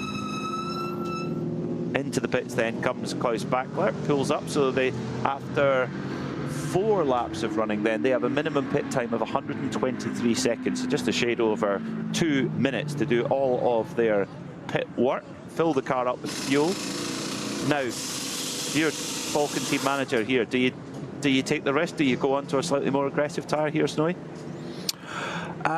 Potentially so, yes. Obviously, just refuel the car straight away, and they can look on the inside. They can't work on the car yet. So they're just having a look on the inside, and they can open the door and chat to the driver and just say, right, I get now communications. Now that is interesting. They are putting slicks on the leading car. So as I said there, it is starting to dry out, and that's a very, very brave choice, going on slicks this early. I would say the GP circuit is probably ready for that. It'll be tippy toe. It'll be a bit like like an older AC Cobra or E-Type on crossbars at Goodwood Revival or something. That will be now for Klaus Blacker. Klaus Blacker stayed in the car, didn't he? There's no driver change? Yes, yes. I thought so, driver change. Yeah. So, that is very, very brief. But there's a drive that we're just getting a great helicam shot now of the GP circuit of the sister car, and that's of Joel Eriksson. And there's a dry line around the GP circuit. Never mind it being dry yet. There's definitely a dry line, just said would appear. That's going to be less so when we get onto the Nordschleife though. So that you can be fooled by that one.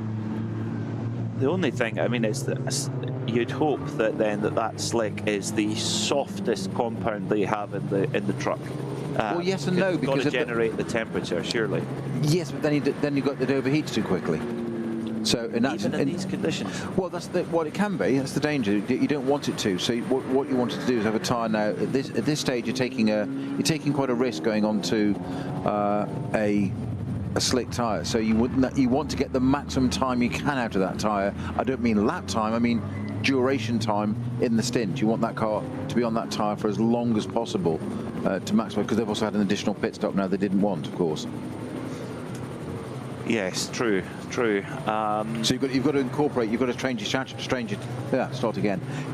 strategy to incorporate what they want into that pit stop to rectify that GPS thing, which obviously wasn't that much of a problem, because they obviously went in and flicked a switch or pushed a multi-block or pressed a fuse button or something, which I exaggerate for clarity, and they probably won't thank me for that, but I wasn't a major get it all out and sort out what's going on. They obviously got to the bottom of that quite quickly, so the GPS should now be working. We've also got a code 60 at Hohe Acht, so that's there's already started to be issues around the circuit, and if you're on a dry tyre in changeable at best and certainly wet in other places, the last thing you want is a code 60, unfortunately, because then you lose the tyre temperature, you lose the grip. It's a very, very brave call. I mean, Falken, they know the tyres that they've got very well. They know the range that they've got. I mean, for me, it's so brave. Would you put a cut slick on, Snowy? Do you think that was maybe the better call, or have they got to really roll the dice now? Well, they know what they're doing. Unfortunately, we're getting an interview now with somebody down at one of the engineers down at Falken. It would be unfortunate. It's in German. I'm just going to see if I can try and pick up the gist of it.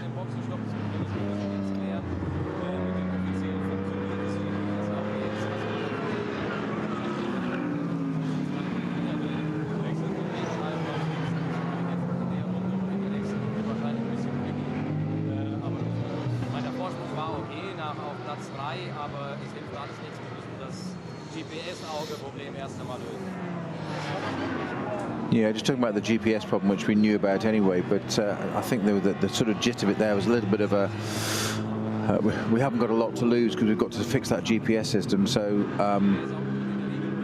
roll the dice and adapt and see if we can. And you know, it's so early in the race that you can afford to do that. Time is on their side at the moment. Okay, well, it might prove to be inspired.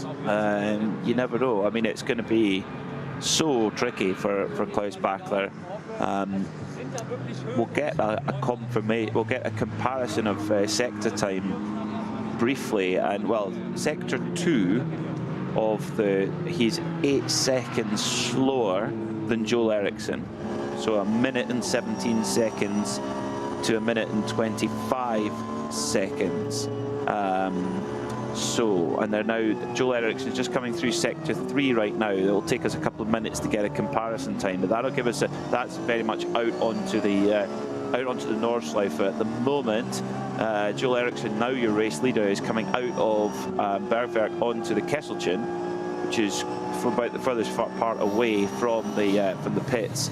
Now then, Peter. Yes. Little update for you. Car 003. GPS still not working as it left the pits. Oh dear. I know.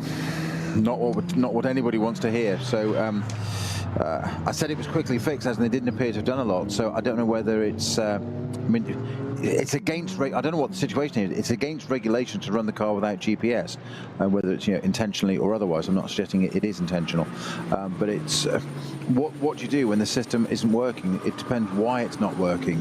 is the big thing. Is if they've showed due diligence and every effort to make it work, then I don't know what the regulations are with the team, with the officials. That's a tough one. It is a very, very tough one. And of course, at the moment, it's the lead car as well. Now, sunshine is coming through at various parts of on the autumnal golds of the Nordschleife up in the Eifel Mountains there, and there's a very dry line from our helicam shot down onto the Nordschleife parts now. So the bits I thought weren't going to dry up particularly, there's starting to emerge, and some parts of it even look completely light and dry, which is wonderful. We didn't think this was going to happen, Peter. No, we did, but still.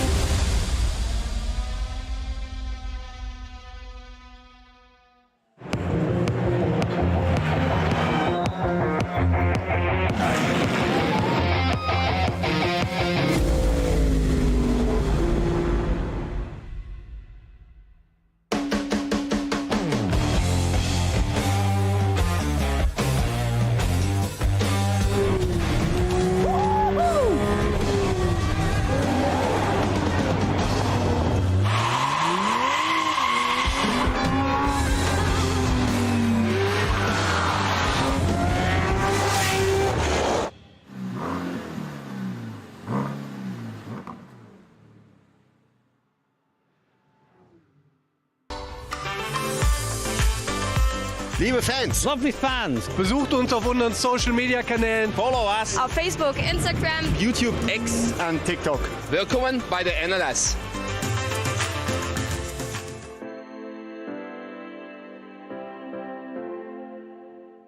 Was ist ein X?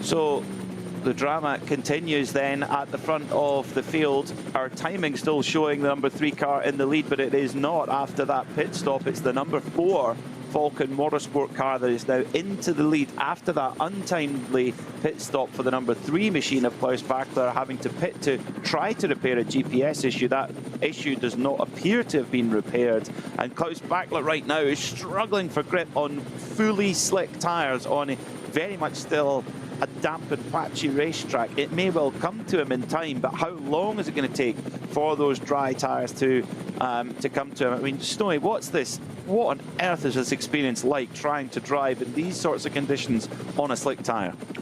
Well, it's where you earn your money, and as you can see, there's a definite dry line at parts of it now, that lovely light colour ribbon, and from a driver point of view, you're watching the circuit all the time. Light is dry, dark is still damp, and you're reading it, and it's changing and evolving.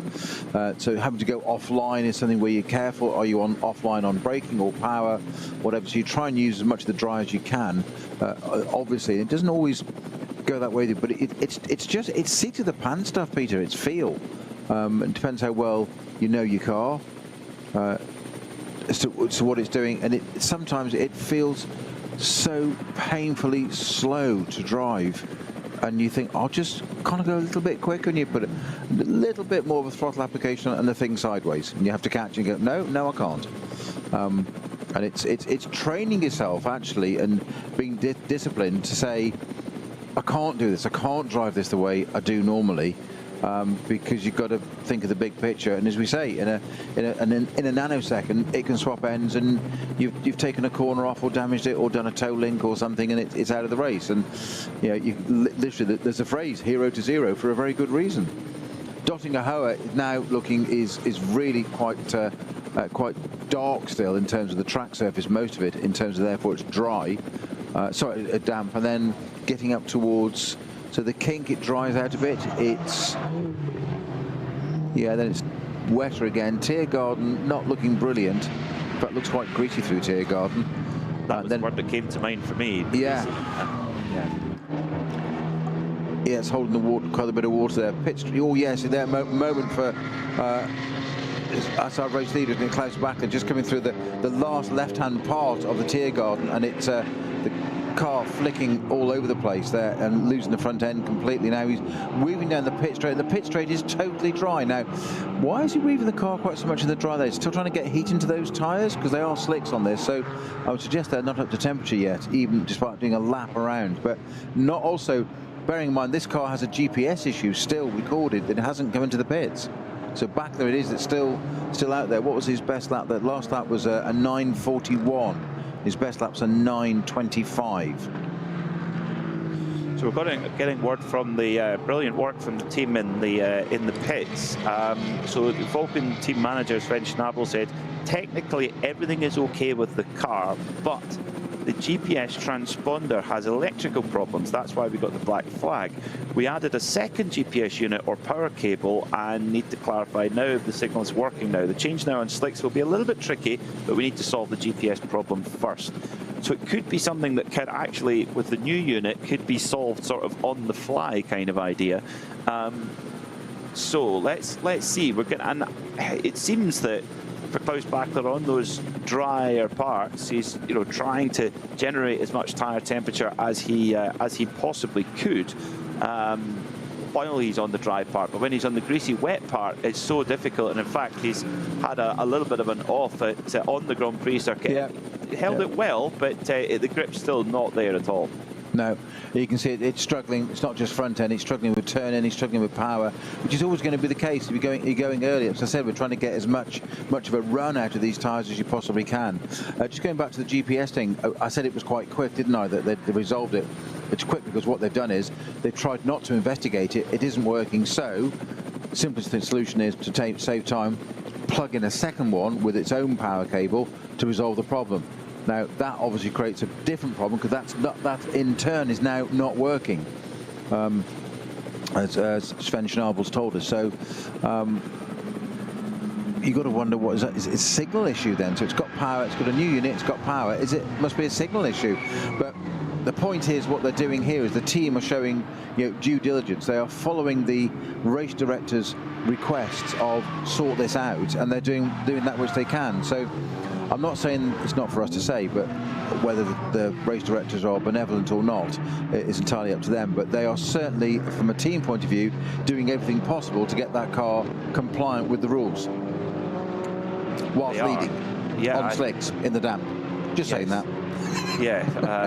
Klaus Bachler is doing his very best. He dropped 8 seconds in the first sector. That's pretty much the kind of Grand Prix from the start finish to towards the end of the Grand Prix loop. Of course, we cut quite a bit of it out. We used more of it in the 24-hour race. It's sort of a slightly different route for the Nürburgring Langstrecken series. At the opening corner of the Grand Prix circuit, you take a very hard right and then into the kind of stadium section, whereas in the 24-hour layer, you're taking a left and then heading down towards the what was the Goodyear's banker. Oh no, it is the Goodyear's banker now. It is now, yes. It changed, yeah. So, yeah, slightly different layout. But right now, Klaus Bachler struggling to run anywhere near the pace of the wet shod cars. Yes, there might be parts where the wet tyres are starting to overheat a little, but I think on balance that's still the tyre to have on. What I'm fascinated to see, Snowy, is what the teams that come into pit, shall we say, on schedule, what do they fit? Do they go straight to the slick, or do they go for the cut slick? Well, I think at this stage, there's no point in the cut slick. It's too late. That window's gone. So it's now a slick, and get on with it. I just think I think Bachler was just an early adopter of that, shall we say? Well, and quite brave with it. Yeah, quite brave, but yeah, quite brave with it. But and I think was almost forced to make that decision slightly too early by having to pit for the GPS issue. I think in an ideal world they would rather have had a few more laps on a wet weather tyre of some description. Many of the other class cars having issues of their own trying to manage it. The 170 Toyota Supra slipping and sliding all over the place, trying to look for grip. It looks so greasy out there. That's the pole sitting car in SP10, a car that's had 3 class wins so far this year in the Nürburgring Langstrecken series. Now they at the moment are running second in class with Andreas Gulden at the wheel, and he's having to do a fair bit of sawing at that wheel, Snowy, to keep this Toyo Tires Supra on the black stuff. Yeah, it's got a lot of torque, hasn't it, that engine? You can hear it working, but he's staying at fairly low gearing, but it's almost if you could use the torque a bit more, but you've got a lot of traffic in front of you there, but quite a lot of opposite lock coming out of most of the corners, flashing the lights precipitously at the 502 GT Tires BMW right in front. And again, just looking at that onboard footage, it could come out of Hatzenbach and now powers by in the Supra. But again, another driver sitting very, very close to the wheel in what I call touring car style. Oh, so, rally car style, absolutely, yeah. Style.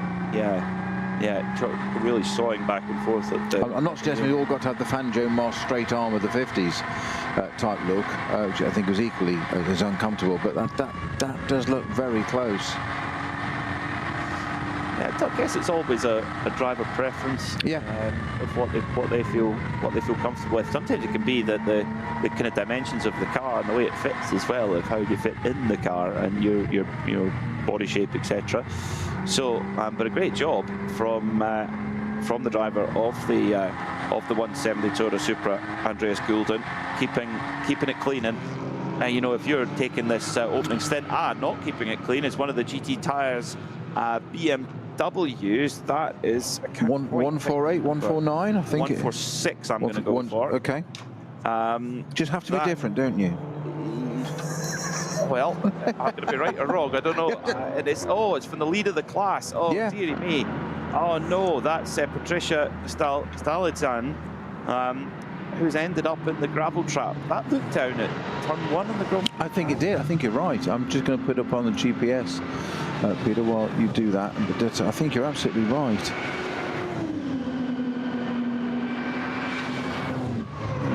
That's such a. It is. It is. Yeah, it's 146. Yeah, good call. So yeah, you were right. Just for clarification, I can be humble, you see. You are very humble. It is off, as you say, turn 1. It's just, it looks almost as if they just outbraked itself into the gravel there. Very easy to do. Did you say race class leader though? Class leader, yeah, in SP8T. So that's the GT Tire team. That's really frustrating, and then you've got to get the recovery and get back to the pits. Super battle going on in the BMW M235 Cup class. Was very closely contested between the 650 and the 651, but we've just seen a pit stop for one of them, and it's the 651 that's now. 651 has pitted, 650 has carried on as my timing screen's decided to freeze. Very, very timely. Excellent. But it's all going on, Snowy. Several classes up and down. You're trying to keep on top of everything in a Nürburgring Langstrecken race is not always easy. No, there's always a lot going on, and it's as I say, it's great to have so many out on track this at this stage of the season, which is it is our penultimate round. There's been a little bit of a gap because we did have some NES rounds that they're going to split between NLS and NES this year, which didn't actually come to fruition in the end. Hence the slightly longer gap. We don't normally have a gap of 3rd of August to this late in October in the season. There is a summer gap, but that's caused that. But we're also quite familiar with the early part of the season, i.e. building up to the 24-hour race. Whilst the 24-hour race isn't part of this series, it is something that everybody aspires to, and all the teams, whether it be drivers or whatever, they do want to take part in that and gather data before that race. So we tend to see big entries, and then it just there's a different. It doesn't tail off, but there's quite a few less. Normally about 80 this time of year. So to see 120 plus cars out on this race this late in the year is fabulous, absolutely fabulous. So we've just got 191. BMW into the pits just to make sure we get some BMW action in here, and with a front right tyre delamination. I think it's Earl at the wheel of that, is it? 191. That's a Valkenhorst car. Yes, Bennett Earl at the wheel. That he should be sharing that with Jean-Christophe David, but I think it's just Bennett Earl at the wheel of it. They won't need to rotate it into the box. I'll be surprised. It's just a front right, which is an odd one to go. I mean, it's not like most circuits this place. There's lots of mostly clockwise circuits, therefore our front lefts tend to wear it. But it's the inner side wall that's completely delaminated, and the tyre has moved out across over them. The tread is all there intact, as it were, but it's all moved all the way out. So. And of course, these cars in this category, they're going to refuel the car first. They can look at that tyre. They can't do anything work on the car yet. But these cars are not on centre studs, so they'll have 5-stud fixings. So they'll have to get electric drills to those, as they're not normally air guns, if I'm right at this level. So when I say electric, it's a battery-powered pack. Refueling it first, taking that time. It should be no more. It's always, of course, having a look, the technicians as to what damage it's done. That's always a danger of a tyre flailing around there. What damage it's done to it. Everything else in there, in that wheel arch. We saw that the year that Frickadelli won the 24-hour race with a little puncture, having to drag the car back, and they changed the whole rear section just in case there was any damage. Now, word coming through from the pits, our hard-working pit lane crew, the number 6 car, which has had a eventful day, to say the least. It's been in the barrier, it's been repaired, it's got back in the race. Well, they've just got a drive-through penalty. This is the Yokohama Team Advan AMG Mercedes for pushing another car. I wonder if that's maybe it's either on a race start or during a code 60, but either way, they've been given a drive-through penalty. At the moment, that car is being piloted by Michele Beretta. Never backwards and coming forwards is Michele. So, but yes, a drive-through penalty, quite frustrating then for that crew, and will put them a little bit further behind the 8 ball. I would love to update you on pace of how this is playing out in terms of the wet tyre car versus the dry tyre car of Klaus Bachler, but it appears my timing screen is frozen. I don't know if yours has, Snowy, but it's a little bit tricky to judge the pace without one. Not currently, no. My screen is fine. What information was it you're wanting, Peter? Sort of how the sectors are comparing between the wet tyred Falcon Porsche of Joel Eriksson and the dry tyred Falcon Porsche of Klaus Bachler, to see where we are in pace, whether it is at that switchover point yet.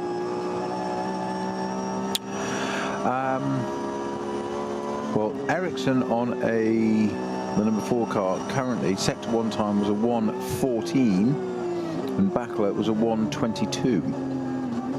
In sector 1. That was quite a while ago. That's quite. I think we've got a timing. So maybe we have mine's frozen as well then. Yeah. Okay. It's gone no further than sector 3, whereas Heinemann is you agreed. Further so on. Sorry. So I thought it hadn't, but it had. So I'm misinforming you again. So I'm going to refresh that and just see if that comes up again.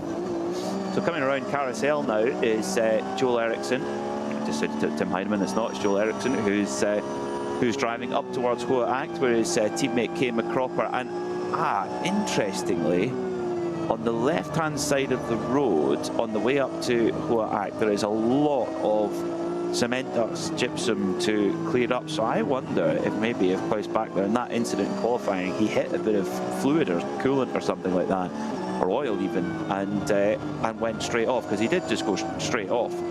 So I wonder, or maybe after the incident, some coolant came out the car, fluid came out the car, and that's why they've had to try it, put some cement dust down. So that's, but no problem for Joel Eriksson, making his way now down through towards Esbach and Brunchen, a very popular area of the circuit for fans, and of course over on the left-hand side of the road today, lots of fans there enjoying the Nürburgring Langstrecken-Series atmosphere, and some slightly cooler, damp temperatures. It doesn't get them down, doesn't put their spirits back. Yeah, I've just gone on to the live timing from ADAC rather than the one that's frozen, and I'm still waiting for sector times to come up and update us on that at the moment. We do have a timing issue getting confirmation. Now let's talk about this entry, the number 310 BMW Snowy, the new BMW M2, or the latest model BMW M2, with its what should we say, dazzle camouflage on it, a new machine for next season, you'd imagine, and Jens Klingmann and Max Hesse putting it through its paces in competition conditions. Yeah, I mean, we say Max Hesse just so casually. Part of the BMW now disbanded, but part of the BMW Junior team with Dan Harper and Neil Verhagen very successfully. Only last couple of years or so ago in the M4. And as we've often said, they're BMW drivers. I talked about Darren Turner earlier being an Aston Martin driver, and some of your job can be, they all want to go and race in glory, and winning class at Le Mans 3 times is fantastic, but your day job can be, developing the company's new SUV, or making it better, or improving it, advancing it, evolving it, etc. And Max Hesse here in this car, that's your job. Use all the intel that we've given you, and all that seat time and experience you've had at the wheel of an M4, one of our products, and go and sort this car out. Which I have to say, at the moment, looks like he's taking very steady. Is Max Hesse at the wheel of this right now? Oh well, I think either if it's Hesse or Klingmann, it's kind of the same ability-wise, you would think. Absolutely. I'm just saying, just looking very, very cautious with this. The thing is, it will be a pretty much standard road car underneath. It's the latest M2, but was stripped out, it seems, run by the FK Performance team. It's running at the moment 4th in class. In the SP3T class. So the regulations for an SP3T car are, as I shuffle my papers, something between 1.75 litres and 2 litres. Now, yes. So that's strange, because that is a BMW M2's road car's engine is bigger than that. So it's actually not a BMW M2. It must be a 235i or a 240i. Okay. So it can't be an M2 if it's running in that class, because M2's got a bigger engine than that. What number is it again? It is 310. 310. It's running in. Jens Klingmann is driving it at the moment, but it's definitely not a BMW M2 if it's running an SP3T, unless it's an M2 chassis with a smaller engine in it. I was going to say, unless it's 1750 to 2 litre, isn't it, with a turbocharger? So it's listed on the entry because it's got the Dacia Logan in there. The two got a Golf and Porsche and a Seat. This is an M2, isn't it? That M2's got a 3 litre straight 6. So yeah, interesting one there. I should do some research in the background whilst my timing screen hopefully refreshes soon. Hopefully. Falcon Tyres in for a pit stop, car number 4. Joel Eriksson, it would appear Joel Eriksson is staying in the car. Fuel going in at the moment, of course, from the supermarket pump, at 155 euros and counting so far. Going into that car. This is where we have the minimum pit stop times that play into things. So this will be 6 laps complete then for Joel Eriksson, and that will then mean That would mean that this minimum pit time is 163 seconds. So they've got over 2.5 minutes to do the work. The mechanics cleaning the tail lights at the moment as it comes back off. Now, I didn't see any tyres being changed there, Snowy. The fuel's still going in. That's interesting. I'm with you. So are they going to leave the same wet tyres on? Looks like they are. Wow, okay. I mean, certainly from the last timing information we had, the wet tyres were still by far and away the faster tyre over the dry tyre. But that was a good 10 minutes ago when we last had timing information. So, very interesting here for the Falcon team, because they put the fuel in, then do the tyres. Yeah, and it's left the pit, so it's out.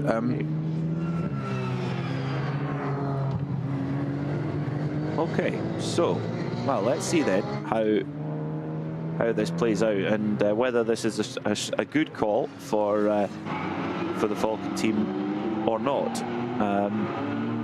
Out they go back into racing action. Car number 4. Oh, it's unless they, because are you allowed to fuel and put tyres on at the same time? I don't think you are. No. Oh, okay, so the fuel was going in, but the way that this number 4 Porsche is moving around, it does seem a little bit squirrely, Snowy. That's an unusual one. Well, we both missed a tyre change. Not to say it didn't happen, but it's you would say that he's definitely struggling with that, and so it suggests it has got slicks on it, but we didn't see that, so Jim said it didn't happen. So they maybe put tyres on first and then put the fuel in, which would be odd. That is a strange one. That is a very, very strange one, because you would put the tyres on at the last minute, because they'll sit in ovens out the back of the garage. That's very unusual. Very, very unusual if they've left the same wet tyres on. Very strange. I mean, is there any? What do you think the play is there, Snowy? If they have left those wet tyres on, what do we think? I can't see why you would. I'm not saying they haven't. I just can't see why you wouldn't. Why you would at this point, given the way the track is dry, so much of it, and continuing to do so. It stopped raining some time ago. So I'll just very, very quickly, whilst we're on to that, Peter, I have got a press release from BMW yesterday, actually, which is the 18th, isn't it? Yes, yesterday. That the BMW that we've been talking about is for 2026. Hence it's being run by Max Hesse at the moment, or that car driving it, as a development car, and it is called BMW M2 Racing. That's its title. So it is an M2 Racing, but it is a new entry level. So basically it's now superseding and replacing the 235i, 240, and it's now, and the CS is now becoming one car called, long live the new M2 Racing. Okay. It's a track only car, second generation. Yeah, so that's what that is. Okay, I'm with you. So okay, so it's basically it's an M2 chassis, but with a smaller engine in it. It's got the same engine then as that's in my 1 Series then.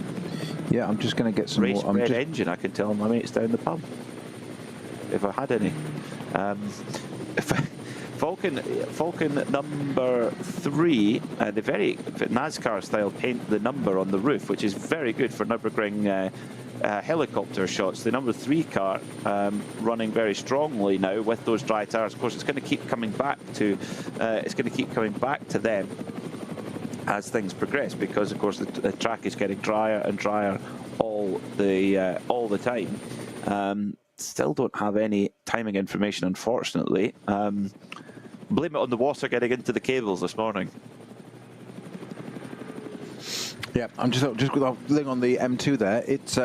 It's potentially the first ever X-Drive, as in 4-wheel drive one, but they might say they might do a rear-wheel drive version of it just to keep the tradition alive. Oh, a 4-wheel drive single mate race car. Oh, interesting. Yeah, that is very interesting. Yeah.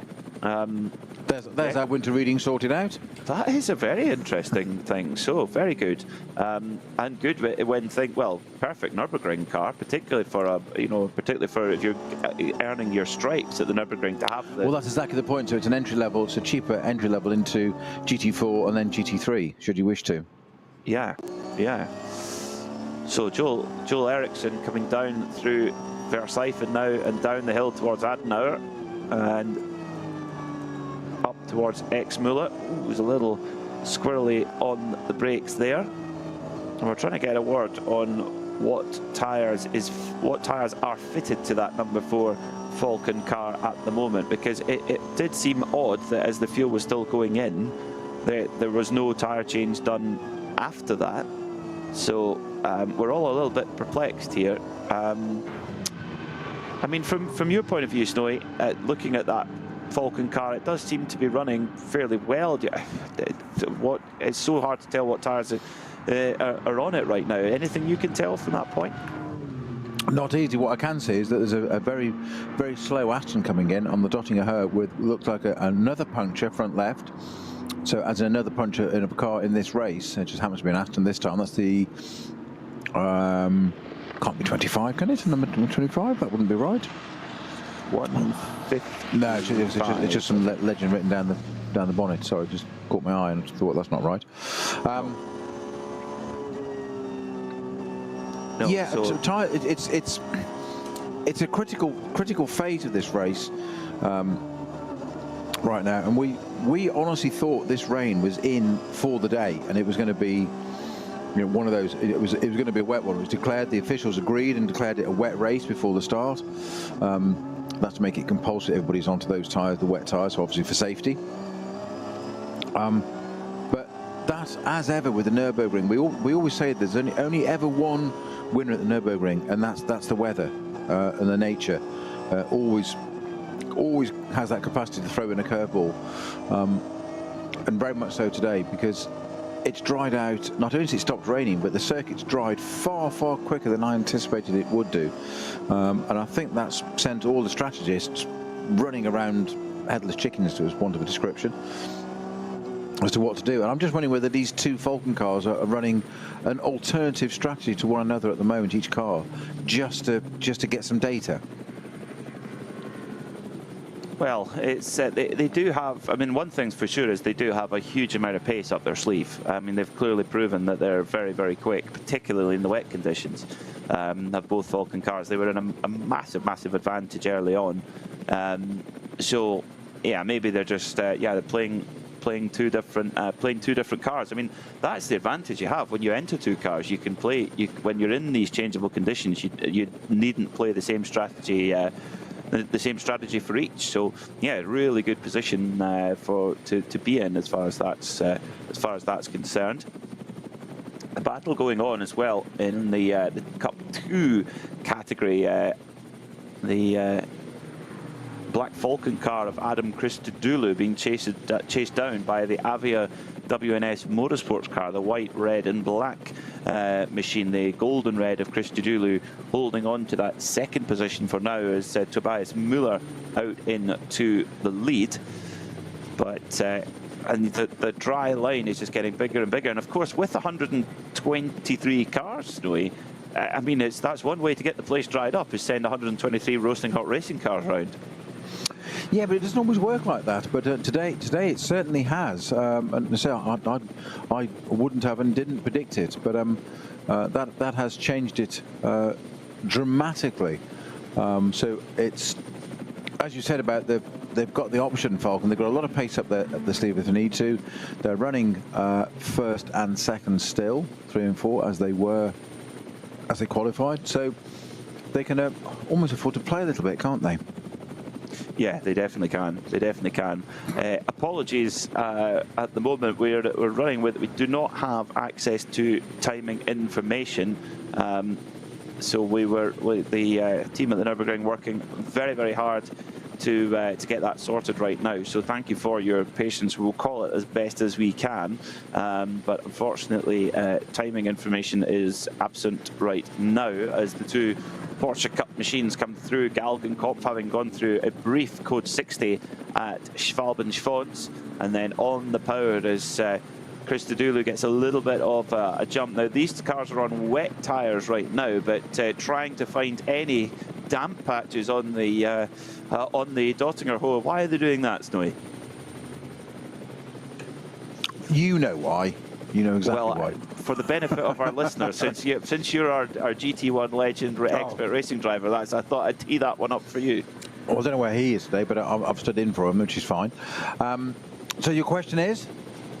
Why are the drivers on wet tyres going off the dry line and onto the wet track? Tyres overheat, and that's the problem. You've got to keep them cool. The wet tyre obviously normally runs when it's completely wet, therefore the water obviously cools it enormously. All our two Porsches splitting there, one coming into the pits. So they've got, as we said before, an operating window. And they don't like running in the dry. They're not designed to run that because it's a wet tyre. It's pretty obvious what it says on the tin or what it says on the tyre. So they've got to keep it cool. And it's this crossover point you were just talking about there. If you can do that still, that's great. If you can't, you've got a problem. And what will happen is not only the performance, but the tyre will chunk and delaminate and throw treads off because it doesn't like what it's doing. It doesn't like what it's been asked to do. So, an hour, beautifully explained, Snowy, beautifully explained. An hour and 20 minutes into this race, Steve Alvarez-Brown is still at the wheel of the 150 BMW M4 GT4. That's the Team Bilstein entry, a very, very popular entry, this car, running with Manuel Metzger and Jimmy Broadbent.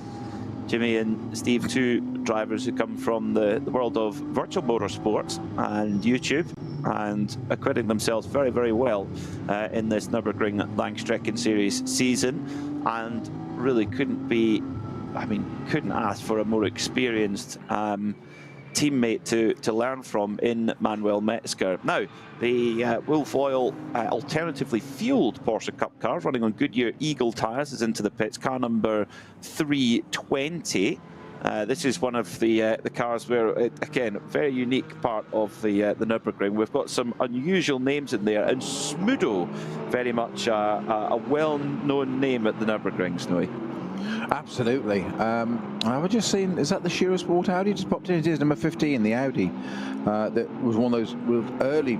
Now, was that end of lap 1 or 2 that came in and changed tyres, and they said it was a tyre test which threw us, and as I said, I didn't quite believe and didn't quite buy into that. I don't know whether my timing screen hasn't updated yet, so I can't get that to where that car is at the moment. We're still stuck with times from a while ago. Yeah, so the Shiro Sport Audi in for, I think, its first driver change, which means Frank Stippler will exit that car and Nico Bastian will take over. Yeah, a little bit of a baptism of fire for Nico Bastian, an experienced driver, but his first time in an Audi R8 GT3, and different. I would imagine it'll be a different tyre as well to what he's used to. So it's kind of all new for Nico Bastian, and you're going out onto a partially wet, partially dry track. That certainly is a baptism of fire. Yeah, I don't feel too sorry for him. It's his job. You're so harsh. You're so harsh. Well, Nick Damon always says that for him when we start talking about how eulogising how wonderful and what the conditions are and what these drivers have to do, and go, it's their job. So I just thought I'd get in there for thinking of you, Nick. Yes. You weren't convinced by that, were you? All I would say is if you've seen Nick Damon driving on iRacing before, I think maybe you should keep quiet on such matters. I've been on the road with him, and that was enough. Yeah, quite. So the Wolf Oil number 320 car it's had its pit stop, back out and going. Of course, that crew won their class last time out in that fractious 6-round of the championship. Of course, we've had it's a little bit confusing. We've had 4 pure Nürburgring Langstrecken Series rounds and 2 Nürburgring 24-hour qualifying races, but both of those qualifying races counted as Nürburgring Langstrecken Series rounds. Clear? Hope so. So we have in total 7 rounds of the Nürburgring Langstrecken Series, which just runs here at the Nürburgring Nordschleife. Now, getting some word down from the pit lane, trying to glean a little bit of info on what happened with Falken. It seems that they had done some tyres while they'd done the tyres before the fueling was finished, but I thought you couldn't put tyres on at the same time as fuel was going in. Anyway, we believe the number 4 Falken car, the race leader, has switched tyres. Now what we can tell you, problem for the 127 Porsche Cup 2 Machine the Mascot workwear car. This is a car with Tom Coronel in the driver lineup. It's gone off on the exit of turn 1, the very tight. Must be coming out the pit, surely. Yeah, you would think so. You would think so. Maybe on slick tyres, you would. Yeah, I just wanted to call them out. I think there's a bit of front right damage as well, I think. Oh, so maybe made the way into the barrier there, possibly. So yeah, that's 2 Dutch drivers. Tom Coronel, a very, very well-known driver here, and Jan-Jaap van Roon.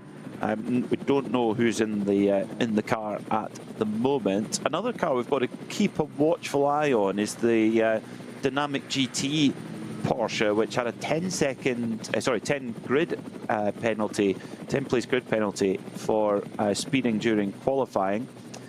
And Mathieu Jaminet started the car, that Pirelli-shod car, and trying to drag it up through the order. At the last timing point, it was up into the top 15, and 2 hours 35 minutes to go. Still got work to do, but interesting to see that we've got a much bigger mix of tyre manufacturers in this round, Snowy, in the Nürburgring Langstrecken series, because when we go to the 24-hour race, most of the top teams, I mean, it's Michelin have really had the edge over the last 10 years, really. They've won the race every year of the last 10 years, and a lot of their cars are up on the podium, but it seems that there's a lot of other tyre brands here who are really putting in the prep to try and close that gap next year.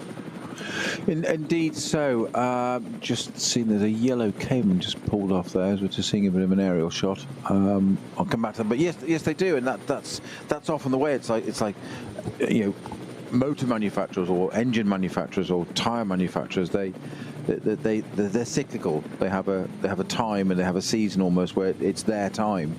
And after a while, for whatever reasons, usually commercially, obviously, good to sell them at the end of the day, is other manufacturers go, well, actually, we want a slice of the action. But there's a huge investment to be able to do that. So it's good to see there's nothing wrong with a particular tyre. In this case, you just mentioned Michelin for the last 10 years dominating. That's fine. But, you know, there's the age-old phrase, competition improves the breed. And that's good to see. It's so true. Yeah, it's so true. I mean, we see it's quite unusual nowadays to have an open tyre formula. Most series run with a control tyre, but here at the Nürburgring, it's totally open. You can bring whichever brand you like. There are very strict rules to what the tyre manufacturers have to follow, but it is an open tyre formula. We see it as well in the European Rally Championships. 4 tyre manufacturers to choose from there, and each have their own. It's interesting.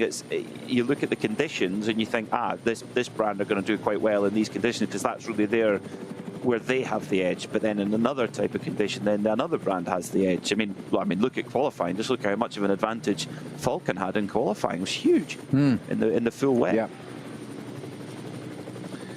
I'm just trying to read through the regulations about that thing we're talking about, as to whether refueling and tyres can be done at the same time or not.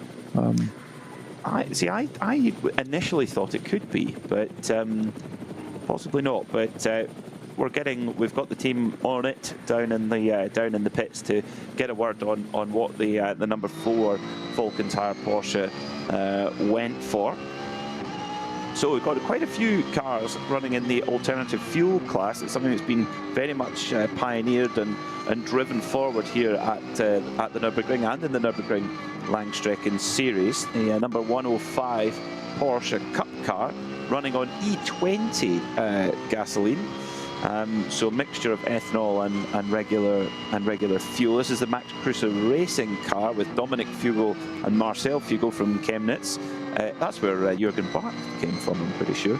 And Benjamin Leuchter from Duisburg are are piloting this one, and we've got one of the fuels on board at the moment in that alternatively fueled car.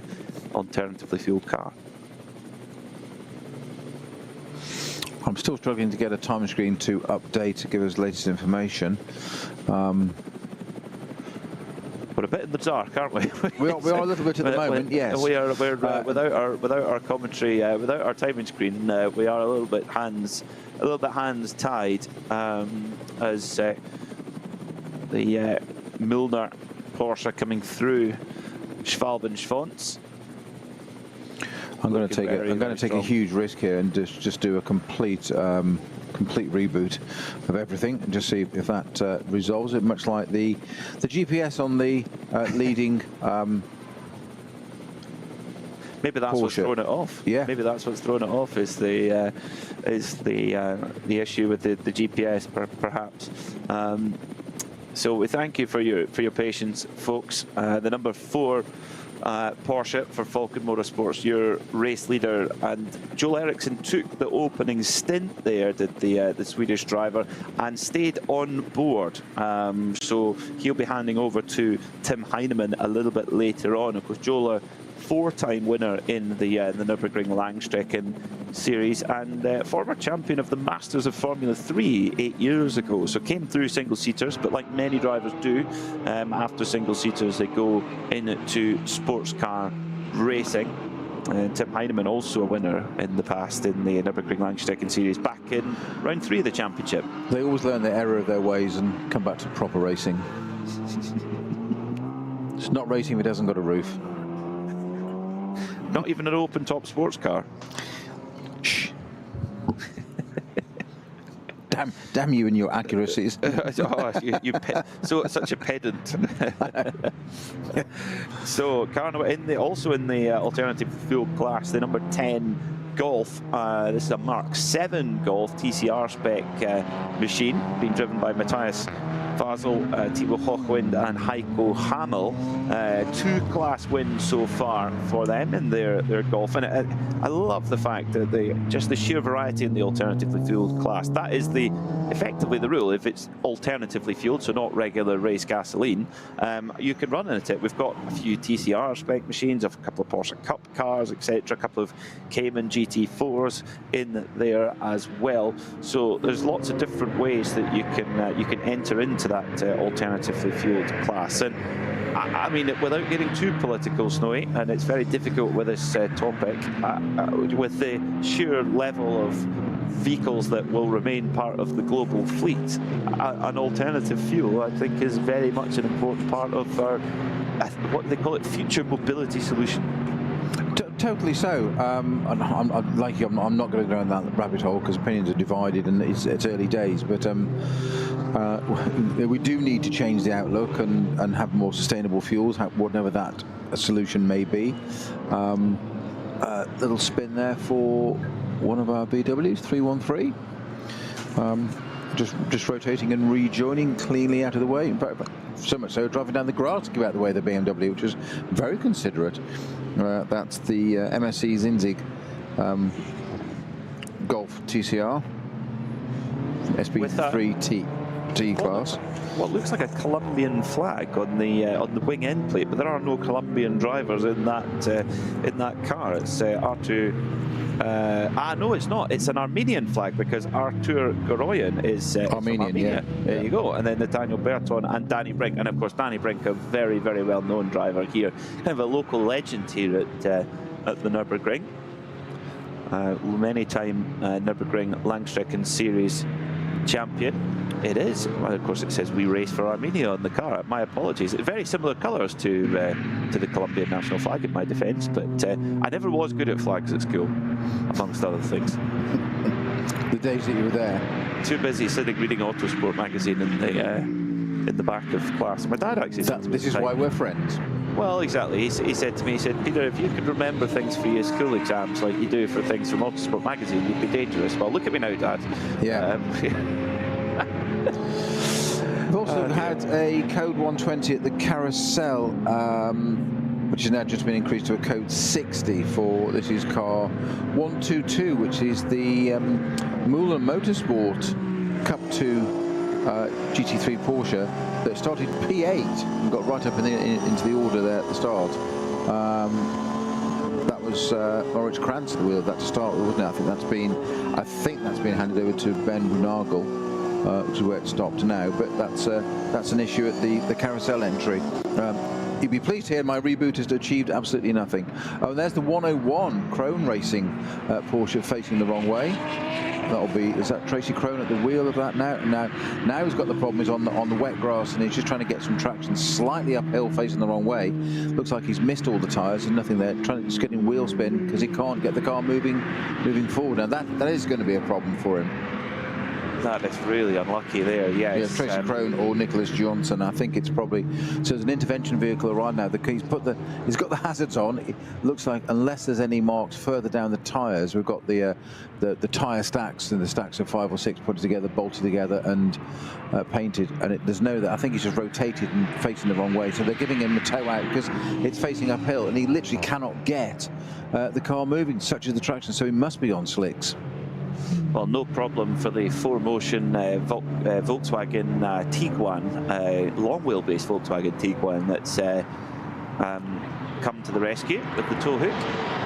And one car is running in the field is a Volkswagen Golf, looks like a Golf R, running 4-wheel drive Golf R. That would be I think that would be my NLS car of choice, actually, Snowy. I think that would be a great car for this kind of championship. Yellow red flags waved on the Dottinger, just on the clip up to Tiergarten on the rise there, the crest. It's actually, it used to be in the old days, the red and yellow stripe flag used to be called the oil flag when I first started racing, because that's what was usually dropped by cars at the time. Then, because as I say, it became sort of fluid, and it's now actually known as a change of surface flag. And it can be, there's gravel, debris, etc. And in this case, it looks like there's a splitter off the front of a Cup 2 Porsche sitting on the track. So, because it's just the other side of the crest, what the officials and marshals there are trying to do is just warn people that be aware and try not to be on that side of the track and run over a splitter, which, whilst it's only a thin little bit of rubber, whatever, you'd be amazed that gets wrapped around something or damages a connection or something underneath, and it could create a bigger problem. So you try not to run over things on the track if possible. You just try and pass people. That's the idea, isn't it? So allegedly. Getting confirmation then from the pit. So again, we apologise. There is an issue that's being worked on by the hard-working team at the Nürburgring to try and get on top of this. But the number 3 car, driven by Klaus Bachler, last time by was an 8-minute 31.6. That's significantly faster than the wet weather pace. That's 50 seconds faster over a lap. So the dry tyre is clearly coming into its own now.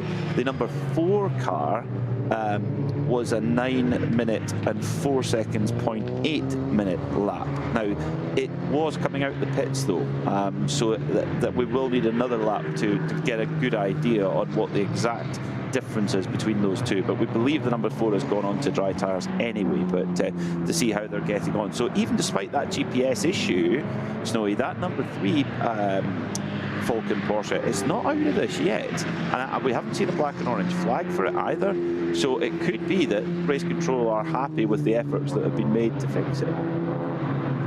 Yes, indeed, not anything else, though. Of course, our timing screens are not currently live, and therefore we can't tell where that car is, but there's certainly no message coming up. I'm just looking at this. There's a code 60 at turn 1 now, which is for the 101 RPM Racing Tracy Krone car. Not sure whether Tracy was at the wheel of that or not, or whether it was Nicholas Johnson. I'll go through my screen and find that in a minute for you, assuming that's updated. But that car, it had an outside toe, which is absolutely fine to get it back on the track. You say it was just swapped ends, but it's still got a code 60 down there for that car, and it doesn't appear though it's actually got itself going. It's back into the pits now, so there is damage to the. It was facing the opposite way, as I said. It didn't look like it connected with the wall. What it had, if it was your road car, you'd be mortified. From a race point of view, it's a light graze that will polish out. That was Nick Johnson who was driving. Yeah, and a headlamp cover. So it wasn't Tracy Krone. No, it was Nick Johnson. A very, very, very experienced driver. Just shows you if you're on cold, slick tyres, it doesn't matter who you are. It's an issue. The Krone team going to work trying to or trying to clip that splitter back on. Yeah, the anti-dive plane's all nice and bent, which proves it's made of metal at least. And unfortunately, the headlamp has been broken. I don't think it's the fairing in the cover. The actual bulbs are intact. All the xenon LED, it's in there. That's fine. That's not an issue for this. So it will have connected with those tyre stacks I was describing. That's what's done the damage there. So hopefully it's not a hard impact. Is my point. It's a soft impact. So hopefully it'll be okay. It's a little brush. They were wonderful. I mean, getting it in the global broadcast end here, a close-up shot of those Porsche front headlamps, and they're even more impressive on the GT3R. And I was visiting Richard Tuthill's warehouse and workshop in Oxfordshire, who makes amazing custom-built Porsches and old racing cars, Porsche racing cars, etc. And he's built this what looks like a Porsche 959 Safari car for a one-off customer, and he's put Porsche 911 RSR headlights on it. They're €5,000 each, and you can't just simply put them on. They've got to be plugged into a Porsche Motorsport laptop and have a certain code to get them to switch on. Well, that is quite standard in automotive nowadays. If you do that, and it's which is why insurance costs so much across the world. I'm sure we're used to it back in the UK, but it is exactly that. You get a head unit, a light, and put it into any brand. I talked to somebody today about this to do with the Mercedes or an Audi, I think it was, and they were saying that you can't now just plug in a headlamp. You have to then put the laptop in, and the laptop and the system and the car has to recognize that it's an official part or not, and then basically accept it. And if it's not an official part, it won't accept it and it won't work. It's like transplant. It rejects it and says no. So doing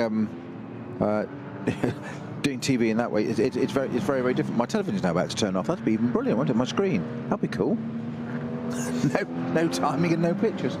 No, that's not ideal. Well, what I can do, thanks to the team in the pit lane who are getting information as we can. The number 3 car, the Falcon Porsche of Klaus Bachler, he's flying. He's just done a 942.156, which is nearly a minute quicker than the number 4.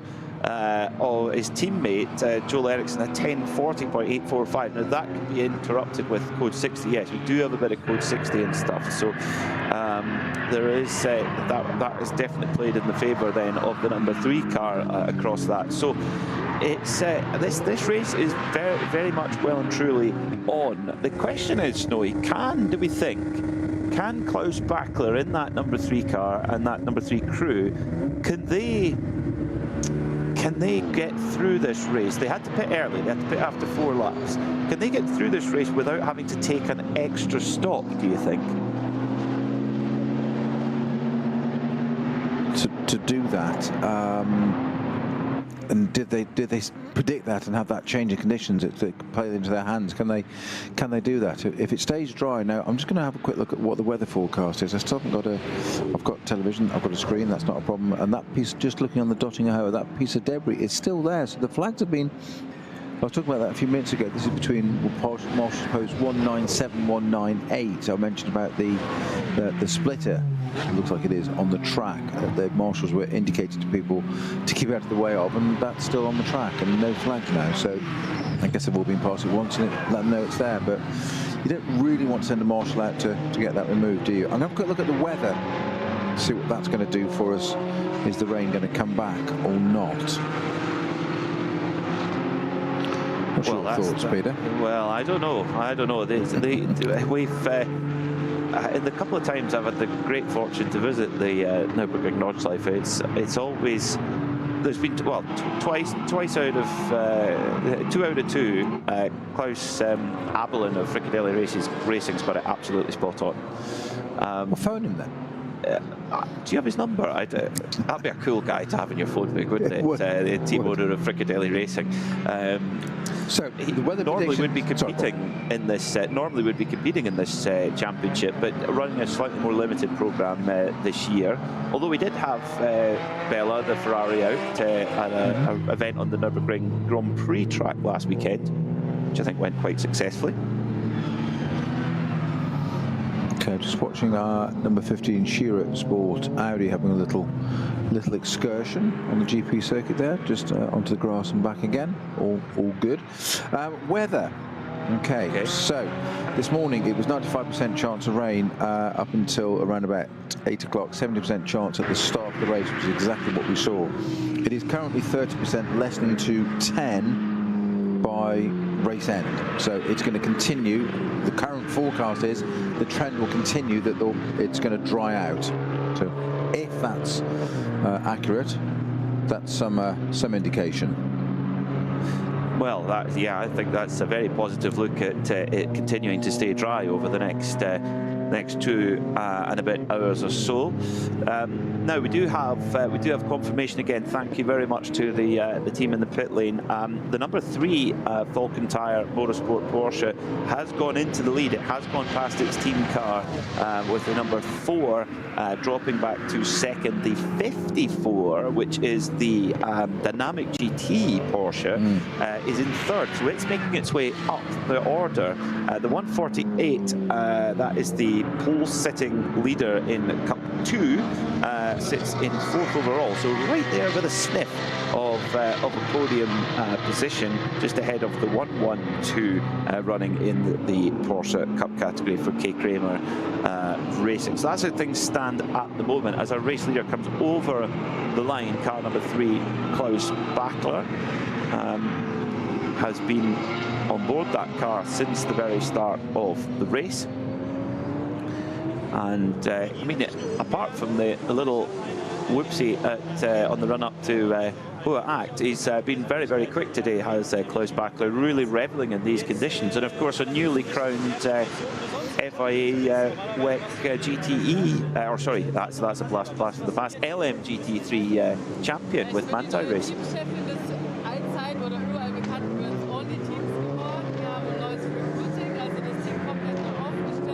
Now, are we getting an interview here in German or in English? I can't quite tell from my point of view. Apologies if it's in English, but we shall push on. Usually the interviews here down in the pit lane are in German, and I'm sure there's lots of chat going on of how the weather is going to develop, how the track is developing, what the right tyre to be on is. It seems that you want to be on dry tyres now.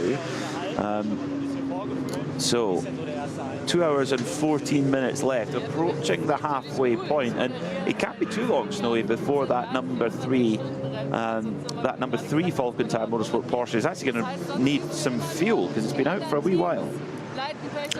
Yeah, it has. I'm just going to see if I know the certain part of my time screen doesn't work. I just wonder if the analysis is working. I can see what the car's done.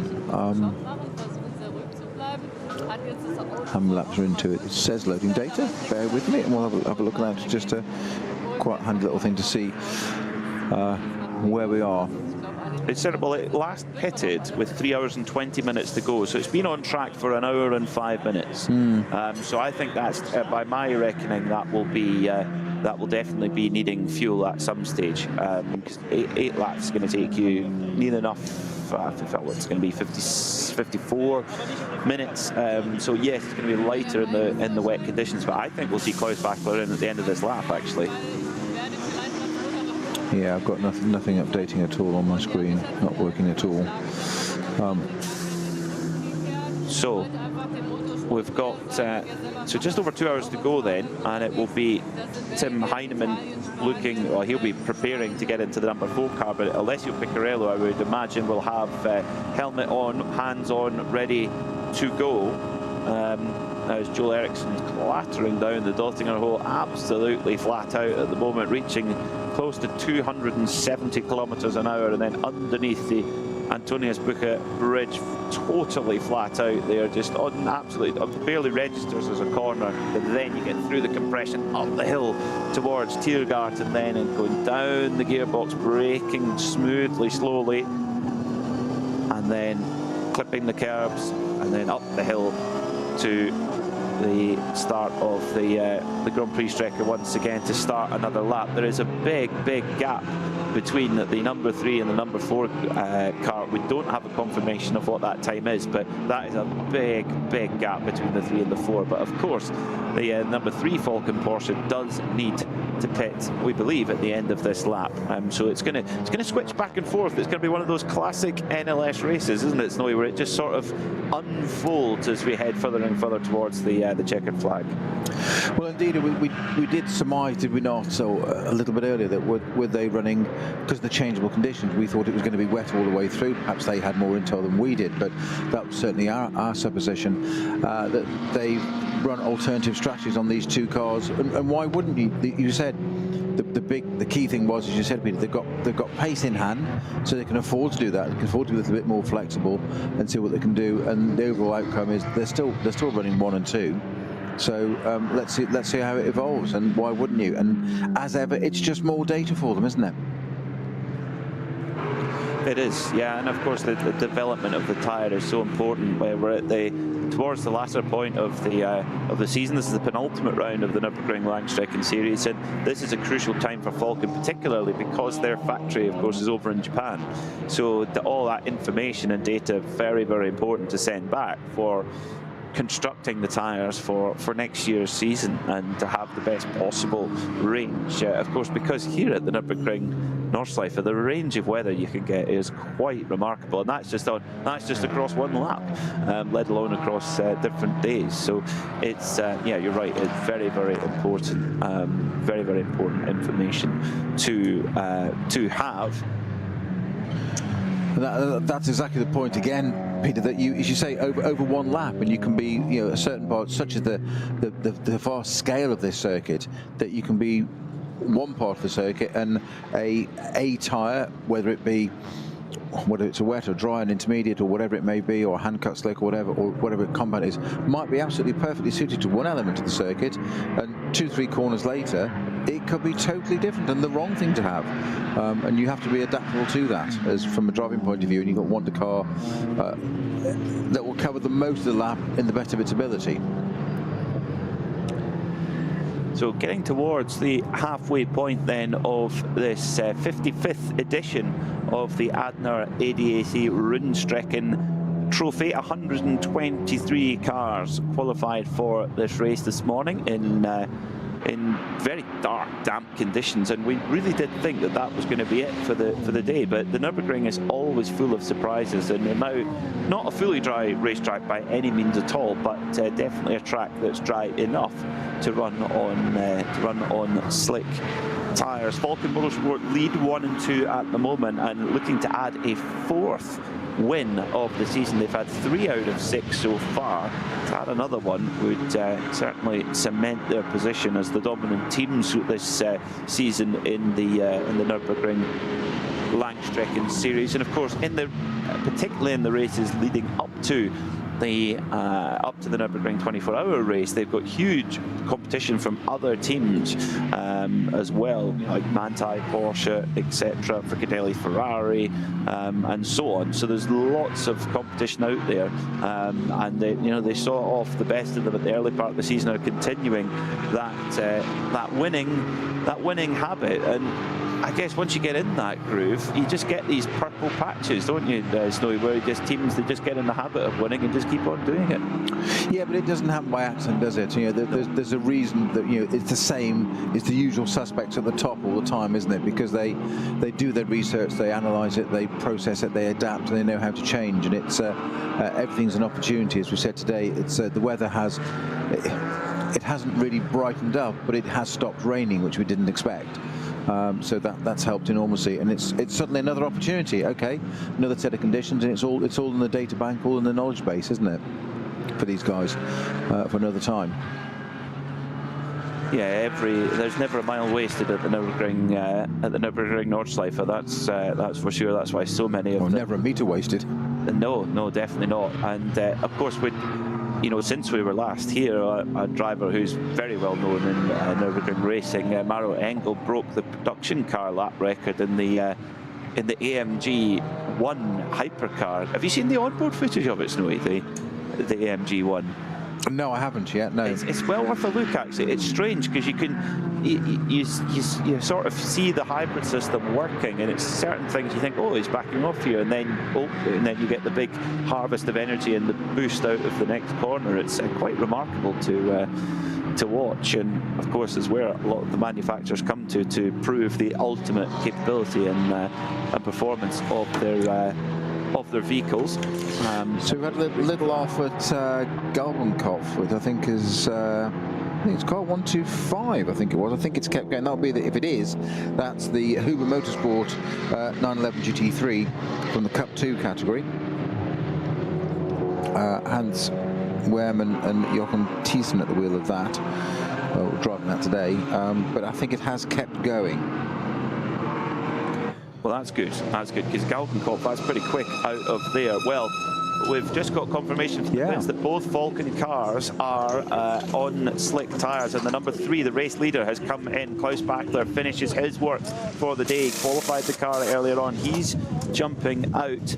So Alessio Picariello is getting into that number 3 Falcon tyre. This is really an important point of the race. They were the first car to go onto dry tyres. Those dry Falcons have been taken off. They'll be putting another set on, and well, has that early decision to go onto dry tyres, has it been the right one? We'll see.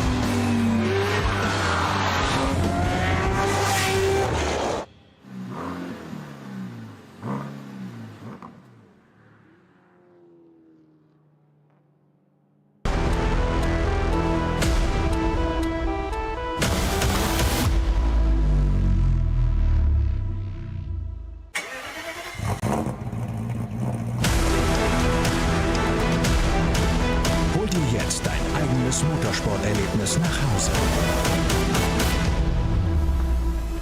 Dein Online-Shop für Simracing-Hardware und Zubehör. www.simraceshop.de. Liebe Fans, Lovely fans, besucht uns auf unseren Social-Media-Kanälen. Follow us. Auf Facebook, Instagram, YouTube, X und TikTok. Willkommen bei der NLS.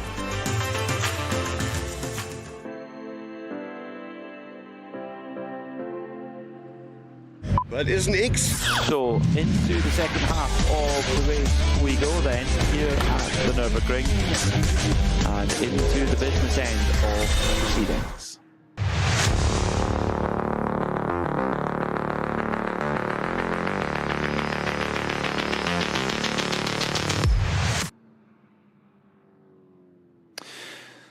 So it's Peter Mackay and Peter Snowden here in the commentary booth, taking you through the action here for this penultimate round of the Nürburgring Langstrecken-Series for 2024. Snowy, your thoughts so far? It's been an odd little race so far. It has, and as we mentioned earlier, that Mother Nature, weather always has the final word, and that prediction of rain continuously, which it just looked so much going to be the case of in the air. It looked like it was just going to continue. We looked at that stuff after qualifying, and I honestly thought, Peter, that qualifying might end up having being red flagged. But it didn't. We got to the end of that. But it's definitely going to dry out. Looking at the forecast, it's going to reduce and reduce, so it's going to get drier and drier. I was quite surprised when we got that confirmation a few minutes ago that both Vulcan cars are on the same strategy. They couldn't possibly have gone on to left that second car, the number 4 car on slicks for on wets for that long, so that was obvious. But we didn't see that chart change. But I did think they were trying something a little bit alternative there, just to see what they can do. But both cars on slicks, and it's kind of theirs to lose at the moment, isn't it? It is. It doesn't appear that they've been. I'm going to regret saying that now. Well, I think. Well, I said that very early on in the race, and really the real banana skin was being on the wrong tyre for too long. But they seem to have done that quite well, and in a funny way, they might well look back as they're sitting in the restaurant tonight debriefing the race. They might actually look back, going, do you know, getting called in after lap 4 to put dry tyre. Well, getting called in after lap 4 to fix our GPS, and then having to take the risk on dry tyres. That might have actually helped them in the long run. And again, the benefit of having 2 cars and 2 cars of the same brand certainly helps for information on how the track is developing and what tyre works best. Because it used to be in times gone by, of course, that Vulcan had 2 cars but 2 different brands. They had a BMW and a Porsche, if my memory serves, but they've now, for quite a while now, have had 2 Porsches.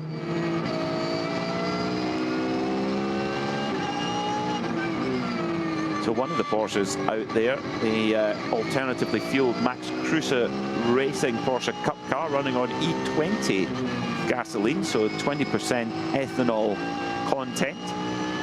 One of many different solutions to an alternative fuel to traditional gasoline that you pour out of your supermarket pump. So I think we're E10 in the UK, so 10% ethanol. You can get super unleaded, which is 5% ethanol. But that car running 20% ethanol content. Very, very cool to see that. And one of many alternative fueled cars. Of course, diesel for quite a while was seen as an alternative performance fuel. And it's still very much part of the mix, not necessarily on the racetrack, but still on the road. Yeah, these things are cyclical, and we've obviously got electric and hybrid. I do think hybrid is probably the future, what form that might take in terms of a bit of petrol, hydrogen, or whatever. I think hydrogen's certainly it's coming to the fore again, but it's a movable feast. It's all evolving, isn't it? It is, yeah. Movable feast. I like that. That's a good one. It is, one of the most. What would you say, strange and uncertain times in the future of the automobile and how the path forward goes. And motorsport's been a part of that story since the very beginning, really, and how technologies are used. Of course, the introduction of anti-lock braking systems, motorsport played a big part in that, traction control, dual clutch gearboxes, you name it. It's been tested in a competition capacity, usually before it makes its way onto a road car. It tends not to come the other way from road car to race car. Usually it's on a race car first. Yeah. So at the end of the day, you've got to remember, especially in this field here of GT racing, and the same in Formula One to a slightly different manner. But it is that old adage of, you know, win on Sunday, sell on Monday. It's manufacturers are participating in this for a reason, and that is to sell their product to the man on the street, you know, commercially on the road. That's what they're doing. They're in business to make money. That's what they're doing. So the whole reason we see it in GT racing so much is that, you know, what we call customer cars, and we've just talked about the new BMW M2 Racing, as it's called, just being tested in this race, basically, ready for 2026. I think it's going to come out, they said, and it's being evolved for customers as an entry level into that tier of racing, of getting into that entry level. That's exactly the phrase that BMW are using. Then you can then go on to GT4, GT3, etc., etc. So there's that ladder, and it's all about, you know, making the brand successful. Well, we wondered what the bright yellow Porsche Cayman that a little while ago that had parked up at the side of the road. Well, we've got a little bit more of a colour on that now. Unfortunately, it's the number 962 Avia WNS Motorsport car, which they've won.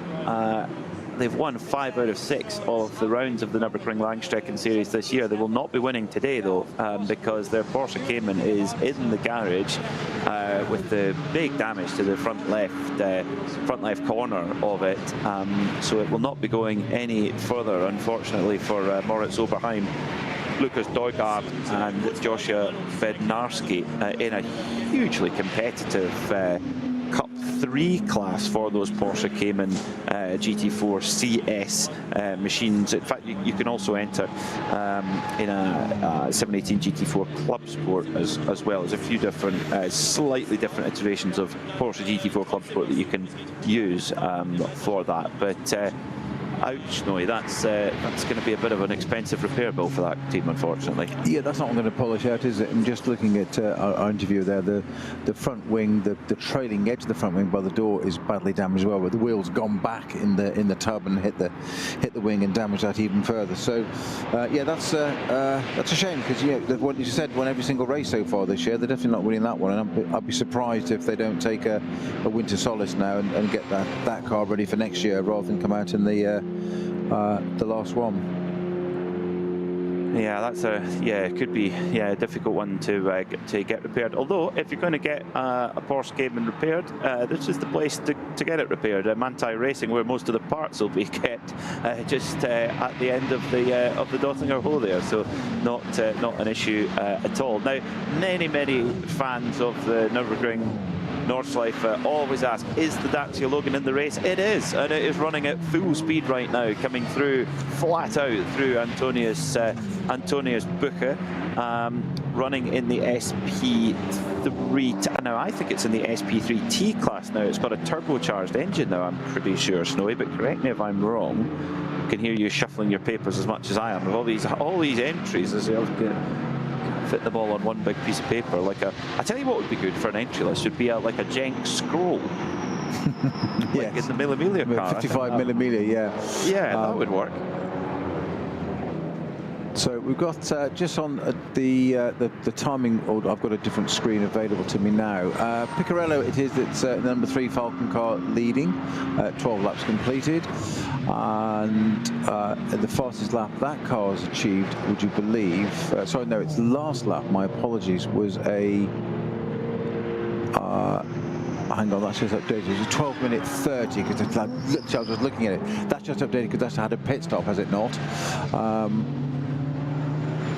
Ericsson is second in the number 4 Falcon, 9:33 is its last lap. Interestingly, though, in third place is the 54 entry we mentioned. That was a dynamic car, wasn't it? That's a car that had the 10 place, not 10 second, 10 place grid penalty for speeding in the pit lane in qualifying. This is the dynamic GT Porsche, and that's got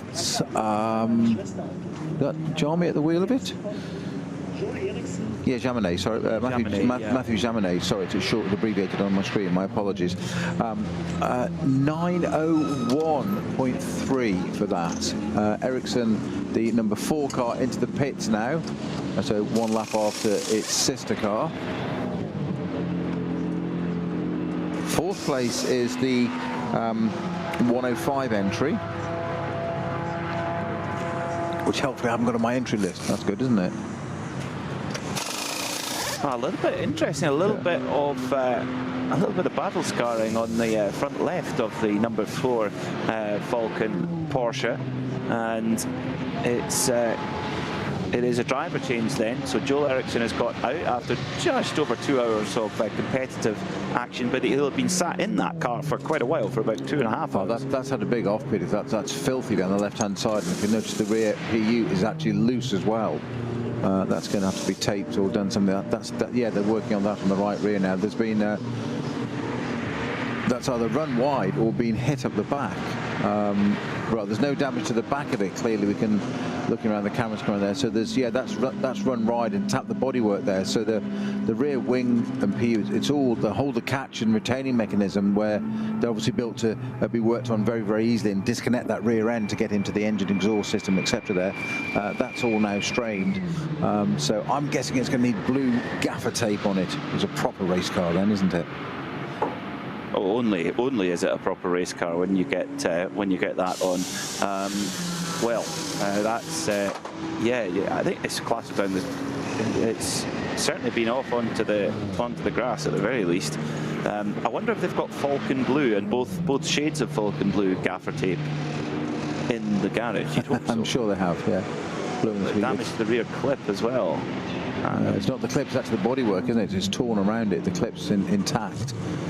Damaged the wing. So the fastest lap of the race, by the way, so far is this is the other teammate's car, Alessio Piccarella, in with an 8:31.6. So that's how much the times have dropped. I'm not sure which lap that was on. That's a couple of laps ago. Yeah, about 2 or 3 laps ago. Yeah. Yeah. So it's definitely coming into its own. Dynamic at 54. Jaminet into the pits as well. Okay. So it's Jaminet. He's just been quietly creeping up, hasn't he? Just to get,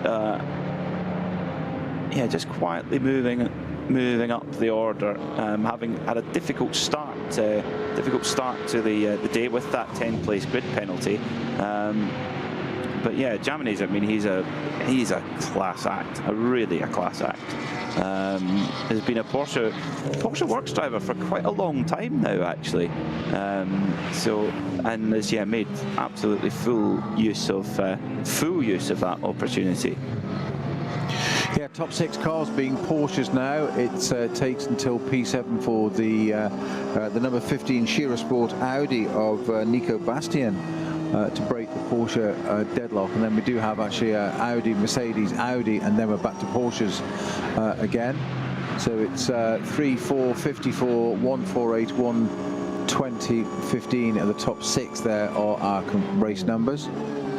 And the dynamic Porsche has just left the, no, that's in the pits, it's number 4, isn't it? The Ericsson Heinemann Falcon car that's just left the pits on its out lap. So the gap, last gap then, 48.7 seconds. Piccarello leads from Heinemann, car 3 from car 4 for Porsche Falcon Motorsport. With now, in terms of pit timing, I would imagine then that Piccarello will not have to take any additional pit stops to the number 4 car of Heinemann. But the thing is, Snowy, is that because that number 3 Falcon Porsche will have to come in that little bit earlier, it will have a slightly longer minimum pit time that it's got to serve in that last stop. So that's worth bearing in mind then, is that the last pit stop for Tim Heinemann for that number 4 car is going to be shorter. So that 48.77 gap at the moment is not as big as that, so to speak.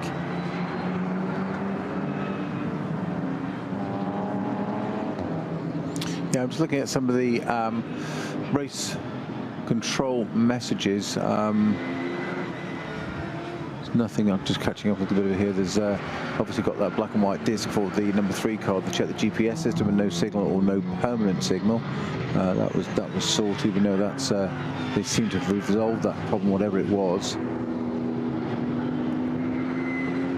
A couple of noise violations. 605 got a 100-second penalty added onto its race distance for failing to manage the code 60, as did 146. But I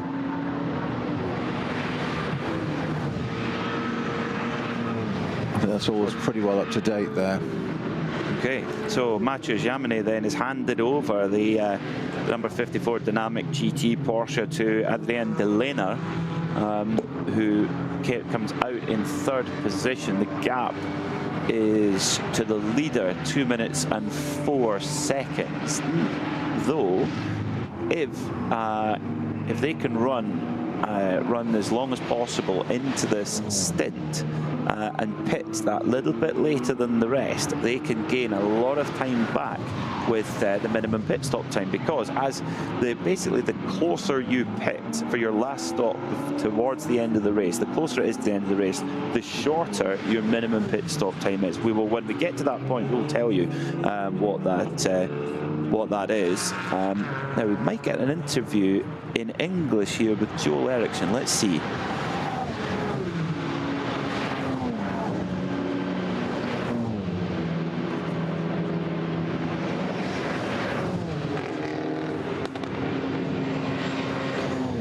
No, apologies for that, folks. Yeah, Joel Eriksson giving an interview to German TV at the moment, having kicked off proceedings in that number 4 Falcon Porsche. I'd imagine it would have been a pretty dicey stint, off in those full wet conditions, then with the wet tyre kind of slightly starting to overheat, switching to the slick when it's still not fully dry. Yeah, very challenging indeed. But as usual, Snowy, the pro racing drivers, they have this way of just looking very relaxed, and Joel appears to be relaxed, even though of course he's had some sort of moment very late on in his stint, because the car is filthy, it's covered in mud. It's all part of their media training. So you wouldn't be dripping in sweat at all, would you, Snowy, after that? Or maybe now, maybe not 20 years ago, but possibly now, doing perhaps not being quite the same as I was, but yes. Yes, I have more, I class it as success ballast. That's what I tell myself anyway. Success at what? I don't know, but don't go into that. It's just success ballast. I know all about that one. Yeah, I do remember that the night before the Daytona 24 Hour this year, which Joseph Newgarden and his teammates went on to win.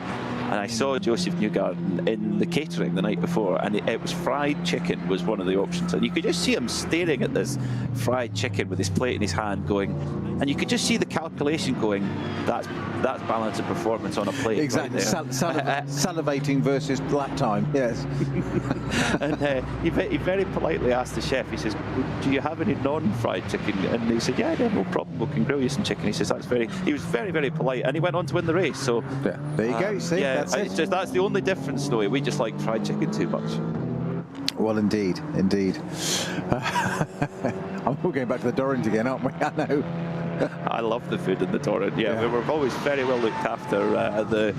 Whenever we come to the Nürburgring Nordschleife, the hospitality is just fantastic. It's a wonderful place to go. If you're listening on the Radio Show Limited network of channels or watching on the live stream and you haven't been, I'm sure you've heard this before, just go, book your tickets, go to, I mean, the Nürburgring 24 is an amazing event to go to, huge number of people, great atmosphere, but actually if you really wanted to get very close to the action, I think an NLS race is the hidden gem of motorsport events, I'd say, Snowy. Absolutely. I mean, it's worth going for the 24 hour just to watch your mini Mars bar inhalation rate. It's quite extraordinary. Just mine. It's a team effort. Move on. But apart from that, I mean, you'll see things at the Nürburgring 24 Hour you won't see anywhere else in the world. Some of the speaker systems, the parties, the camping, it's just huge excitement. Well, it's a festival atmosphere, isn't it? That's the point. That's right. It's fantastic, and you've only got to walk around and see it. And I think it was last year that Bruce Jones, Johnny Palmer, and myself, we walked out down the outside of Hatzenbach, and it's some of the setups some of the spectators have are just quite incredible. With I mean, layers and tiers and levels, with hot tubs or a pool or things on, to be able they can sit around and watch the race till at Hatzenbach. And they must take a while to get them in and get them to build up. No, I don't know how long it takes to build up a studio and take it down again. And these hot and cold running water and all stuff, and it's all mobile. It's there for let's say a week at best. It's quite extraordinary. They certainly do enjoy it, and that. If you everybody talks about Le Mans 24-hour, which we cover as well on RSL, but 24-hour Nürburgring, fantastic! What a race! And what always astounds me is how clean the place is left. 300,000 people descend and 300,000 people leave, and take their rubbish with them. Yeah, exactly. So and don't think they've partied any less hard. Definitely not. Oh no, definitely not. No, definitely not. There is a potential, depending on how things shake out, there is a potential for us to see a Porsche Cup car on the overall podium again for the second time in a row. Now, last time out there was, I would say, fairly extreme circumstances where six SP9 cars went off at the same corner, basically all collapsed on top of each other. With just they were on dry tyres. There was a quick burst of rain. There was nothing that anyone could. Yeah, because we had two others. Well, I think we had 9 of the top 11 cars out or something like that in one lap, as you say. And that was the race that was a 6-hour race that then they stopped for barrier repairs, etc. And that became foreshortened to a 4-hour race. And rightly so.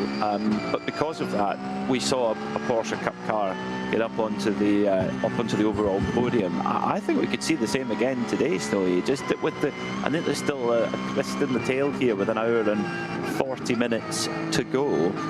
The number 148 car of Tobias Müller that was on pole position in the Cup 2 category for those Porsche Cup cars, all being co-driven by Noah Nagelstiek, who this season they've had an amazing year. Tobias Müller's had 3 class wins. Noah has had 2. So and that is, could you argue that's the toughest class, the Cup 2 class? There's certainly enough numbers in it and some seriously good teams. Yeah, it's a very, very competitive class, and you've only got to have, you say, changeable conditions like this, and you're in with the shout. As I mentioned earlier in the show, we've seen some of the SP9 car class GT3 cars struggling in a straight line power-wise because of the error they run to get past a Cup 2 car, which tells you how competitive. So you change the conditions, and that car, it'll bring that class car into play all the more. And it'd be fantastic to see one on the podium again. Absolutely brilliant.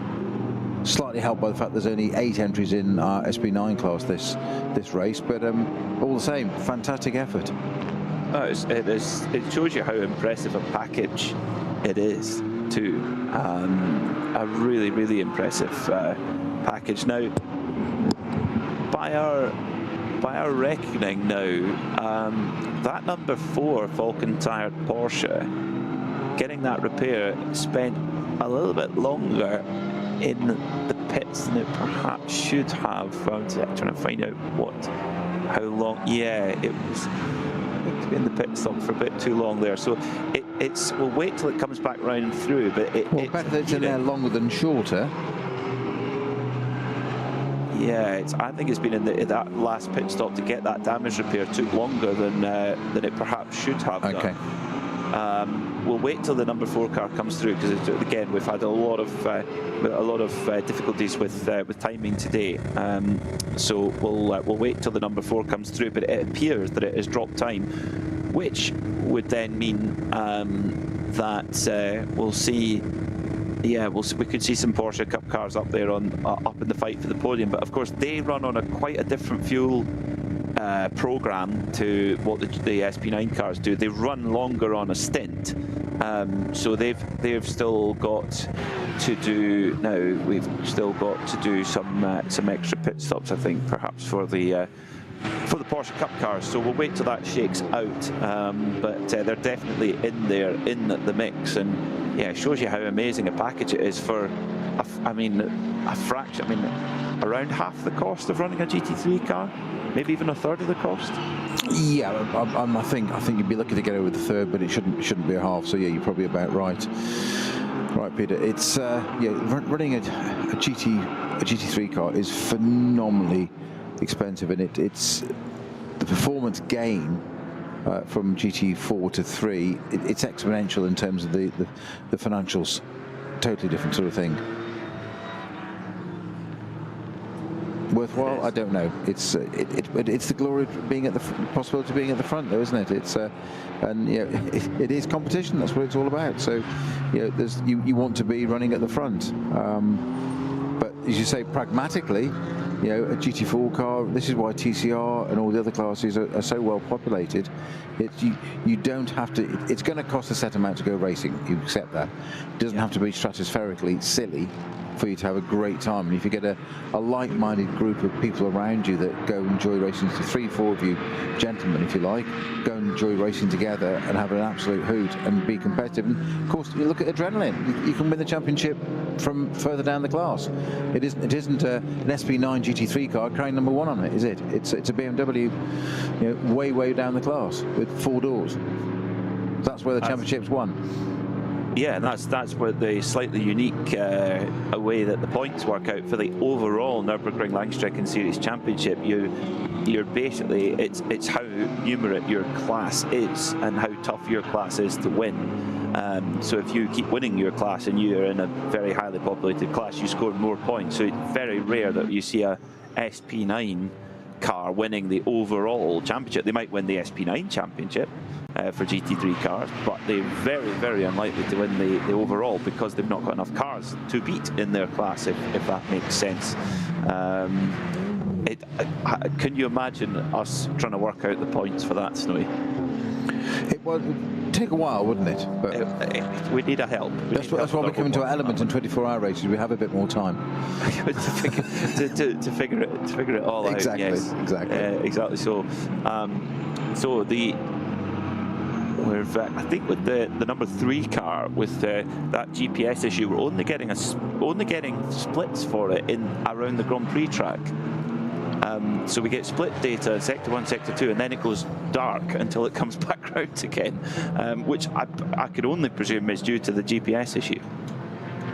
So, sorry, Peter, which car was that? The number 3, the race leader, the Vulcan Motorsport Porsche. Well, I've got a split for it on Sector 1 at the moment.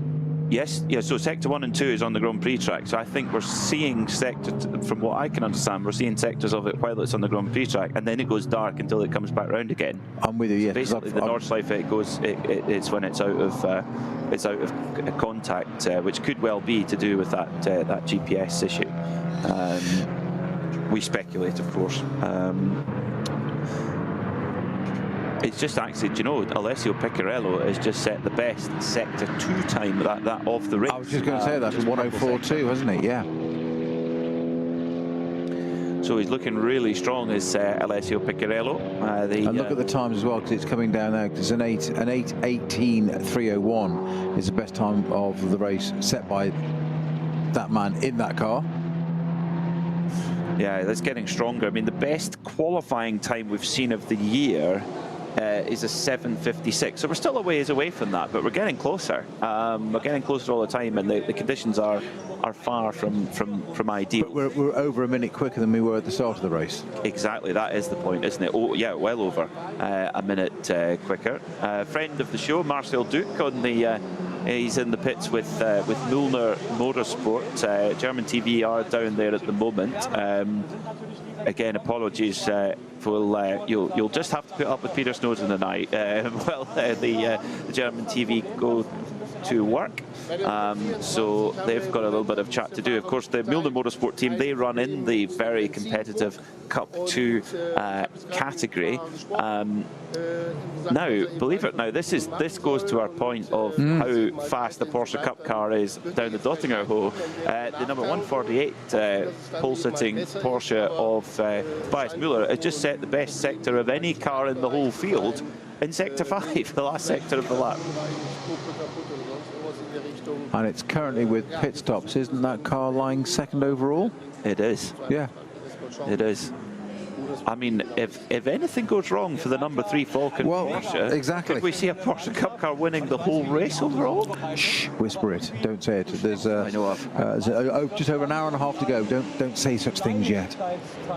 You're not superstitious, are you? I hope you move on, Mackay. But I mean, what a There's story! Your answer.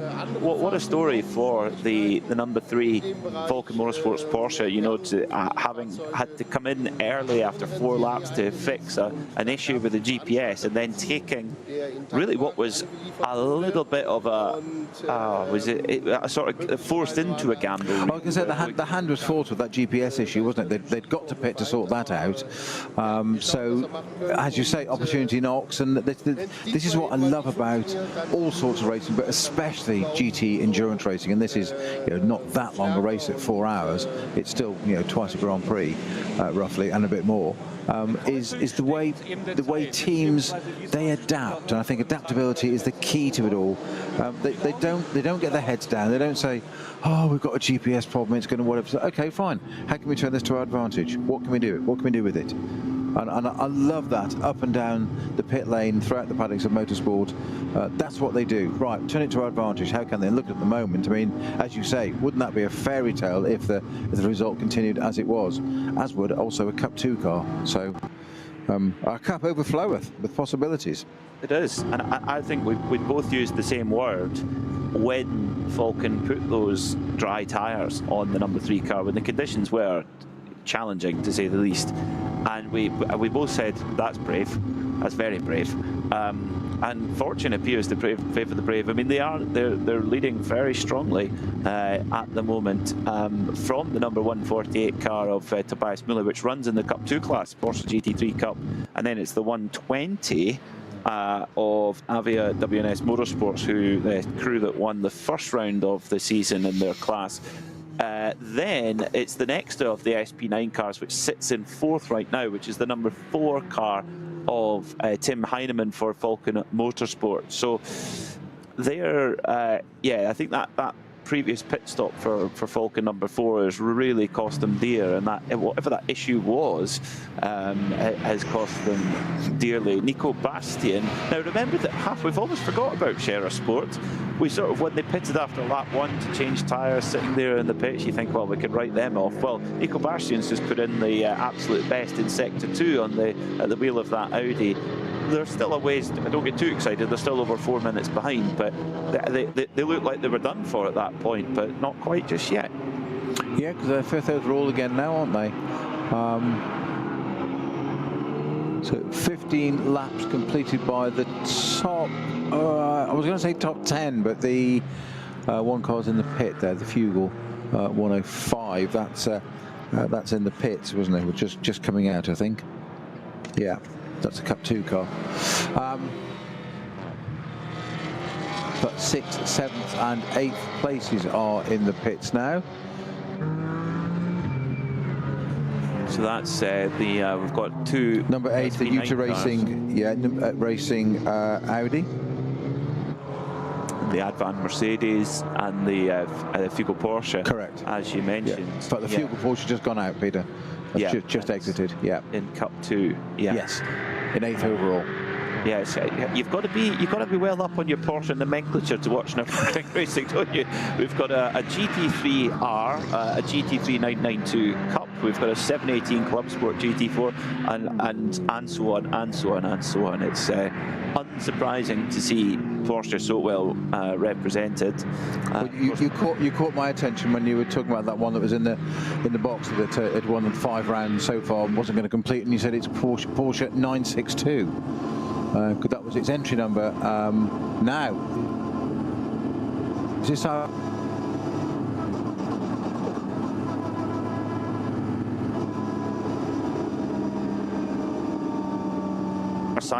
Versiphon for number 4, Tim Heinemann in the... It's coming to a halt, isn't it? Previously race leading Falcon Motorsport Porsche is going very, very slowly, and it's not a code 60 because cars have gone flying past him, and he might have to pull this over at the Adenauer Bridge. Oh, poor old Tim Heinemann. He's not long in the car. He took over about 25 minutes ago, and the car is just grinding along at a very, very slow pace. Now, this is the car that had that little tap on the outlap, didn't it? Well, actually, it wasn't its outlap, it was its second lap. Got on the GP circuit at the hairpin back, where it just ran in a little bit deep, and we saw it from one angle. I've seen it now from another on a replay, and we saw it just rejoining, like it just understeered off. But what it did was it tapped the front on the tyre barriers and then the rear, and that's where we saw that damage in the pits, didn't we? You were talking about the clip and the bodywork damage there, and we've always said, haven't we, it's the collateral. What else has it done? So I wonder, has it done anything on a drive shaft, sent anything down the line, and it's caused a problem, gearbox or something, because the car, they're not changing gear with it at all, and it's pottering around slowly. So I wonder if it's a transmission issue. I think it could be a puncture. It could be as simple as that.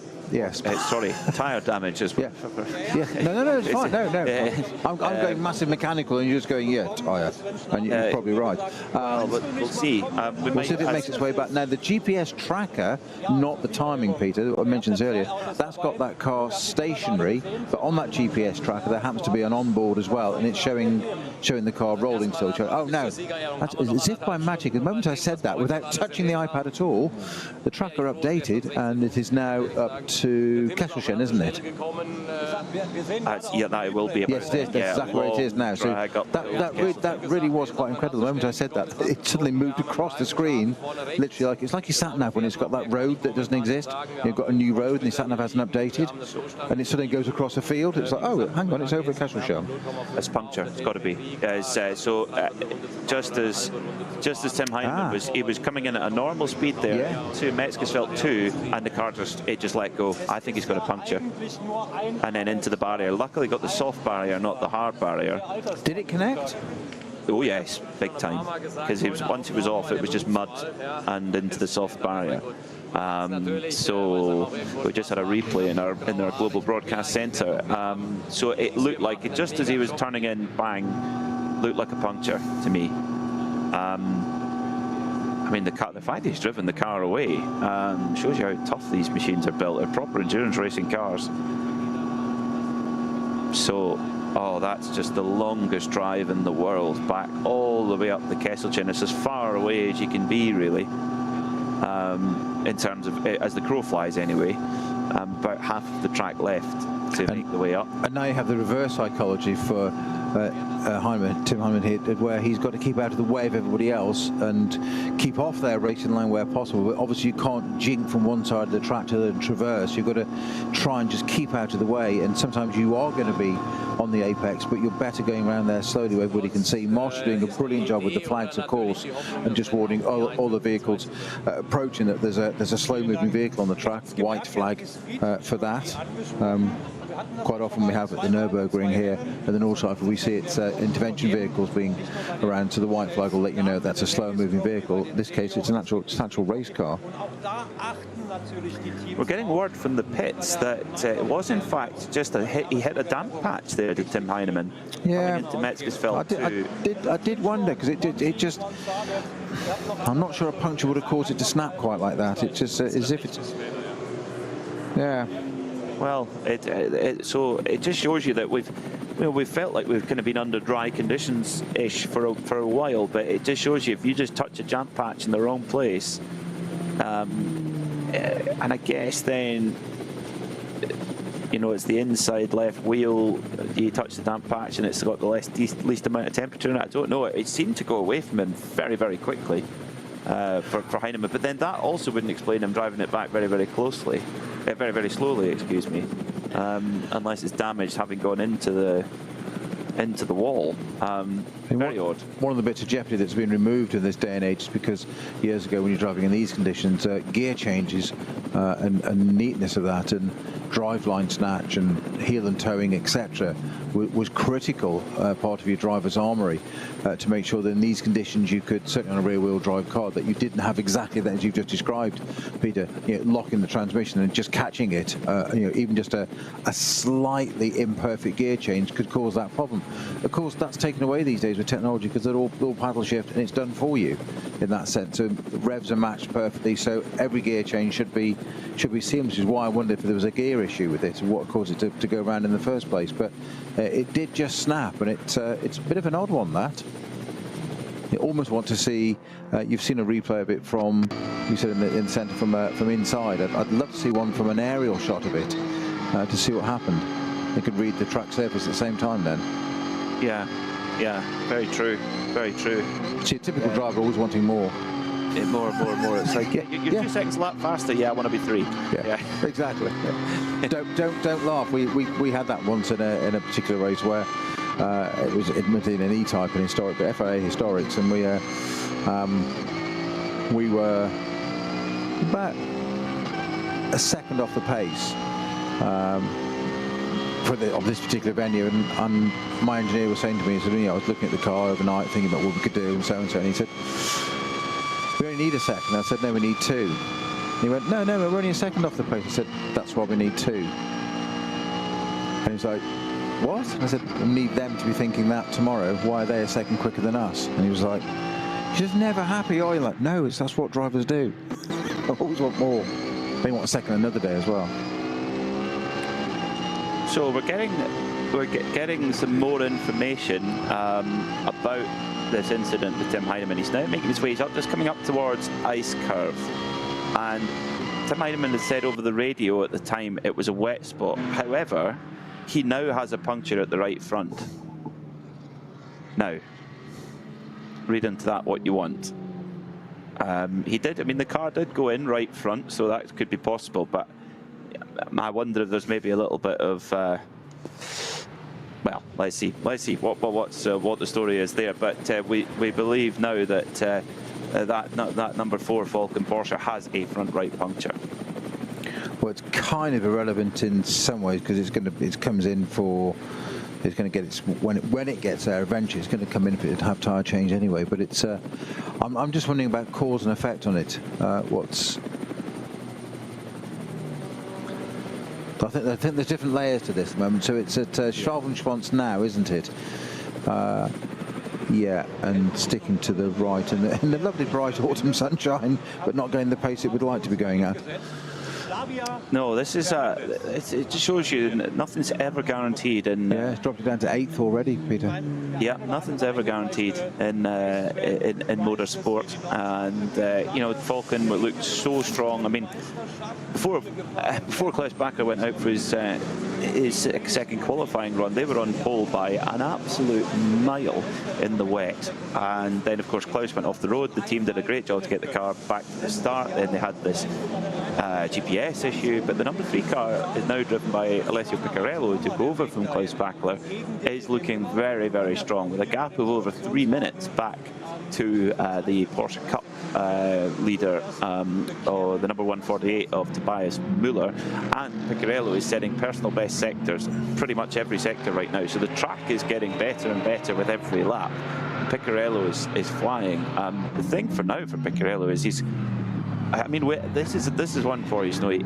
How do you handle that? Because now he's got a fairly big lead with not much threat from behind, but of course we're in a situation where if the temperature goes out the tyre, you could end up in big trouble here. How are you going to handle this situation if you're Alessio Piccarello? We've just got this time management. You've got to be careful. On your turn in, on your acceleration, not getting too much heat into it, just really, really gentle inputs, and just almost Sunday driver sort of attitude whilst leading the race, which is not an easy thing to do. But you just got to try and just be as careful as you can with it. So we've just got an overhead shot for the handicap of that right front puncture on that decidedly. I've never seen a Porsche in NLS looking quite so rally spec in terms of dirt on it, but there is, as you say, damage to the front right there. The splitter and everything's all a bit loose around there, so I wonder if that's what's caused the puncture as well on the right front. But managing well, the tyre staying intact at the moment, and it's on the Dottinger Hoa now, isn't it, Tim Heinemann? Yeah. Keeping it all to the right-hand side, which is the logical thing to do. You've got a left-hand curve through the Dottinger Hoa. It's a very visual, very easily visible car, the colour scheme on that. So just keeping to the right-hand side, out of the way, past the bit where you start the tourist laps, and in. So it'll be up over the right and soon into a long, arduous, painful, agonising journey back for Tim Heinemann to return that number 4 Porsche, Falcon Porsche, to the pits. What would be interesting to see if we, when we get to look down on it, is just what they need to do to that to get it back out into the race. Because what caused it to go round in the first place, and obviously it's got a front right puncture. Now, a little bit of damage on the front right of the car as well. That's going to need repairing. How long is it going to be in the pits now? So this was running in, was it 3rd or 4th? It was 4th, wasn't it? Yeah, they'd already had a delay. Yeah, exactly. You know, so it's been a pretty fractious, you know, it's now 14th, Peter. Yeah, I mean, I think it's kind of. So they're going to be lucky. Really. Yeah, they are. But they're going to be lucky to stay in the top 20, aren't they, at this race? By the time they get back, serve that pit stop and get the car back out again, I'm surprised if it's in the top 20. Yeah, particularly when you've got so many competitive Cup 2 cars there. Yeah. It's not as if you're going to pull huge amounts of time out of them. So we might well even see the car getting pushed into the garage and put away. Well, it's hit in the pits now. So just notice the right front, the driver's, sorry, it was right-hand drive, the passenger with the right-hand side mirror is folded back as well. Just notice that on the shot. That'll be from the impact. Yeah. So it went into the sort of front right corner. So it's hard to tell whether it was puncture and then into the barrier, or into the barrier and then puncture afterwards. We don't know. It doesn't necessarily. Well, I think the front right is definitely from the barrier context. What caused it to be there in the first place? It's sister car, by the way. Number 3, Alessio Pecorella, is his fastest lap is an 8:07.069 now. So yes, the front wings loose. They're pulling, and then the catch. They've got these quick release catches on these bodywork, and they're literally just pulling the whole front end apart, and just they're going to try and get that out of the way. Now I'm surprised they're taking it off. So they're lifting the front wing, so it's all loose on the right-hand side. Headlamps all in top, but there's a lot of mud over there. Do you know what, Peter? I've got a gut feeling that this car may not rejoin the race. Quite possibly, yeah, quite possibly, as the Falcon crew go to work. They've had a busy day, both of the number 3 car and their number 4, sorry. The number 3 is out front, but the number 4 car being worked on in the pit lane here with just over an hour left in this race.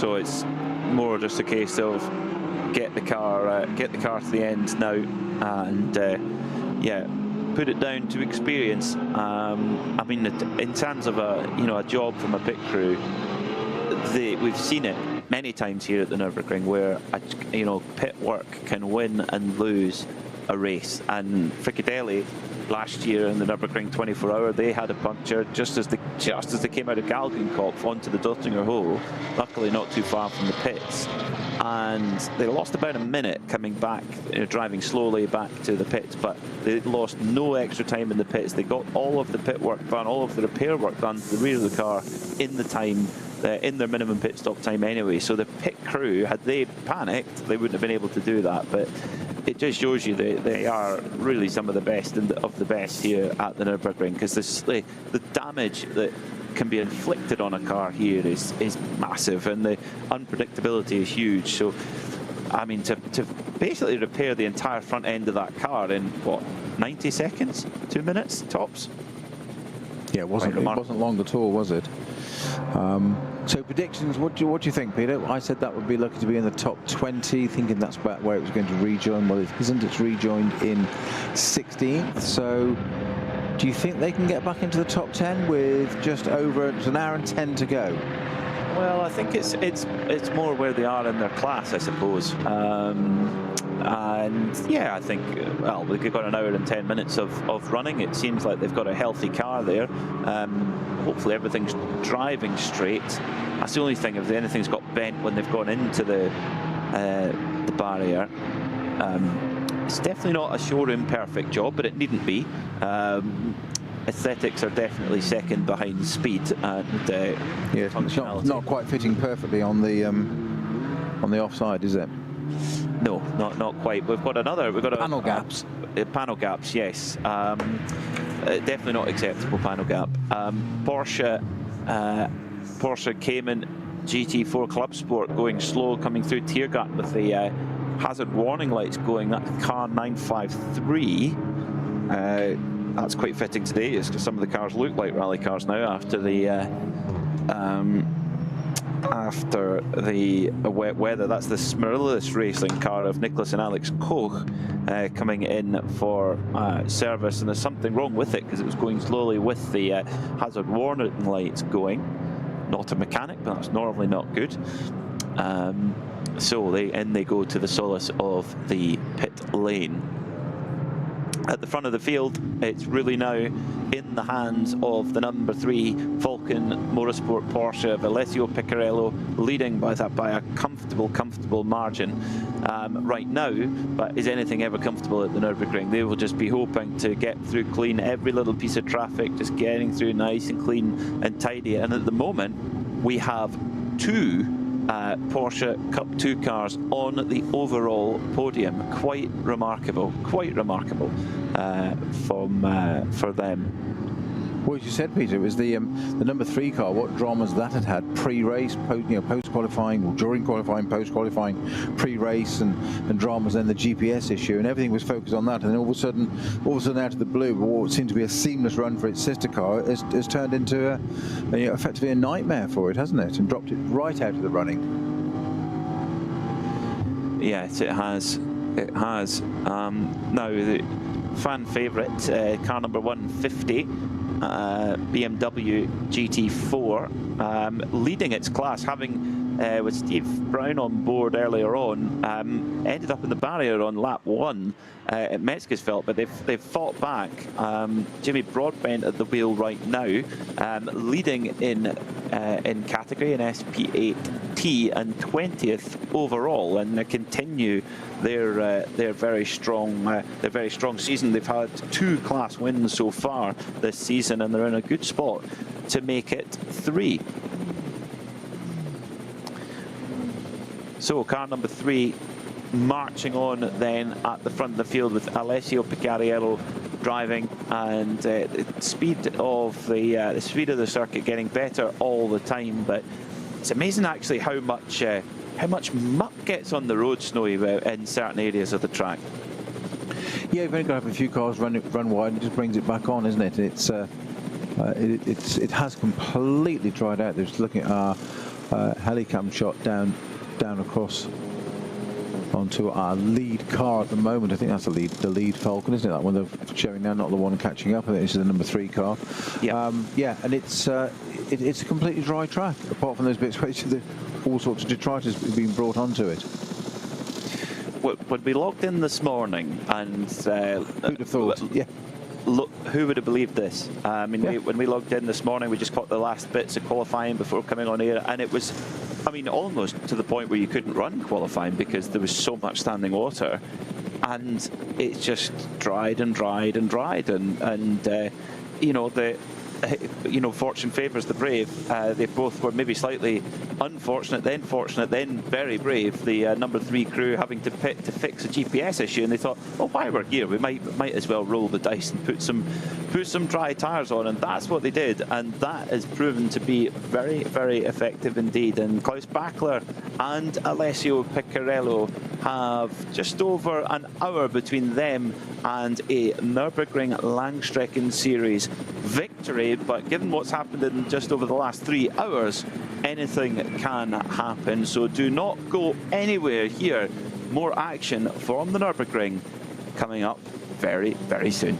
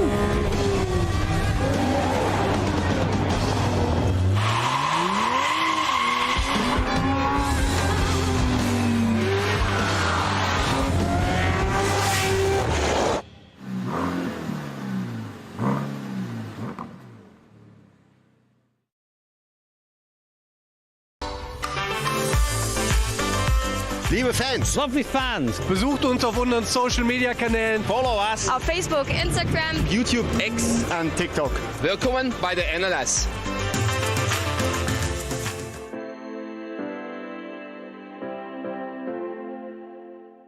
Was ist ein X?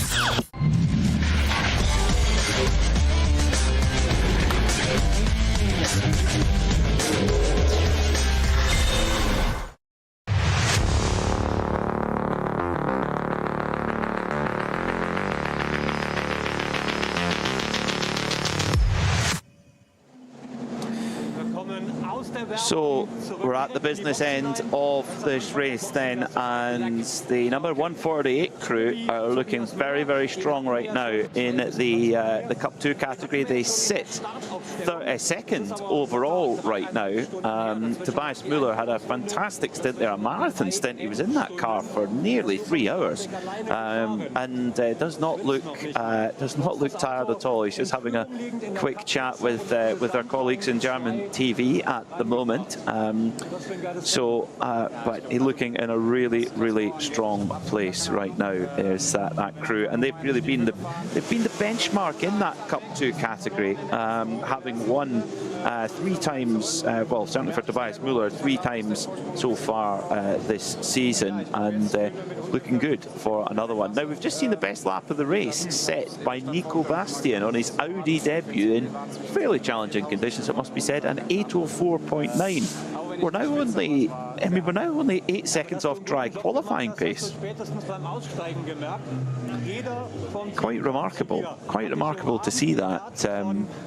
Snowy, I mean, 8 seconds off a qualifying time, we're getting now to kind of regular race pace. Yeah, exactly. I mean, ADAC want to keep this to 8 minutes being the sort of the halo figure. Don't really want it going under that. We know it has been done, and it's been done by quite a few things.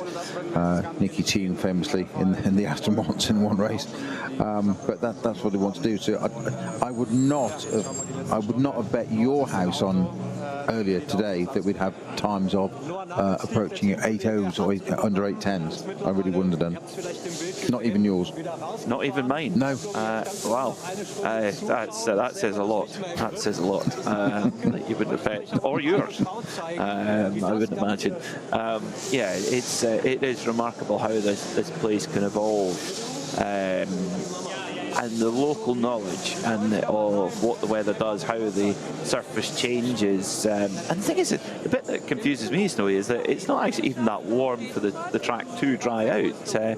It's a phenomenon. Yeah, well, we mentioned that earlier, didn't we? That it was, I mentioned about temperature, and that it won't do the very thing it has. So it shows how much I know, because there isn't sufficient temperature in the air, even if it stops raining, which we didn't think it was going to at that point. That stopped. The temperature didn't rise, and yet it still dried out remarkably. And it isn't just a matter of 120-something cars going round. They have an effect to some extent, but they create a dry line which appeared really quite quickly. But it's nearly the whole place is dry now. And the bit also that is just astounding is that there's large parts of it, particularly the Kesselchen, the long drag up the hill in between the trees, Kesselchen, the little valley.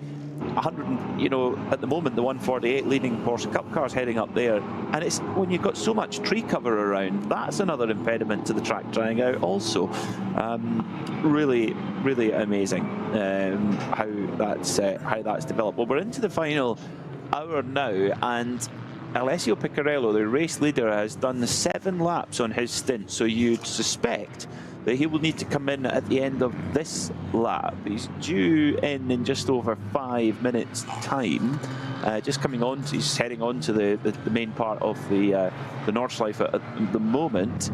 Last time by did an 8 minute and 8 second .235, so pretty strong pace as well. Not quite to the dizzying heights of Nico Bastian with an 8:04, but strong nonetheless for Alessio Piccarello. So if he comes into pit in just over 4 minutes time, 54 minutes, that would mean roughly he has 174 seconds of minimum pit time.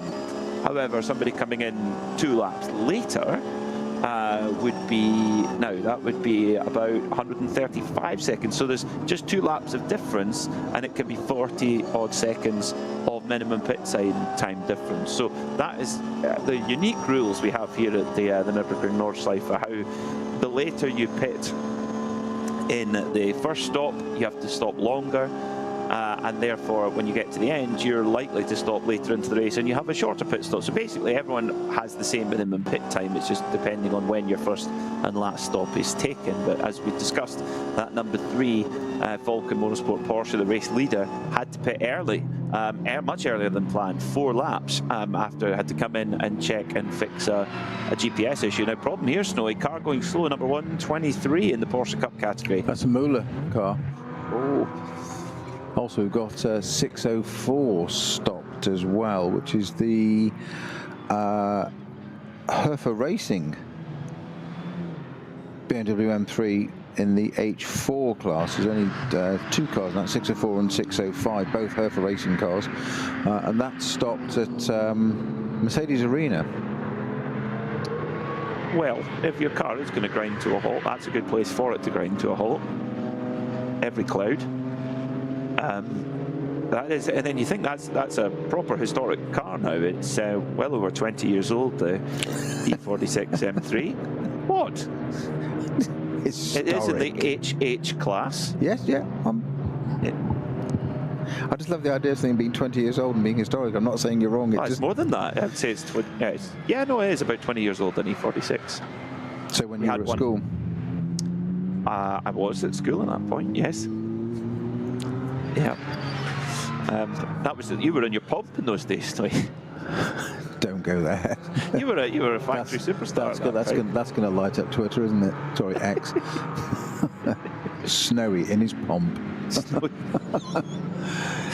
Oh dear. So I was just looking back at the Moolah car, thinking that's got going again very quickly, because that's the 124 car, numbered car.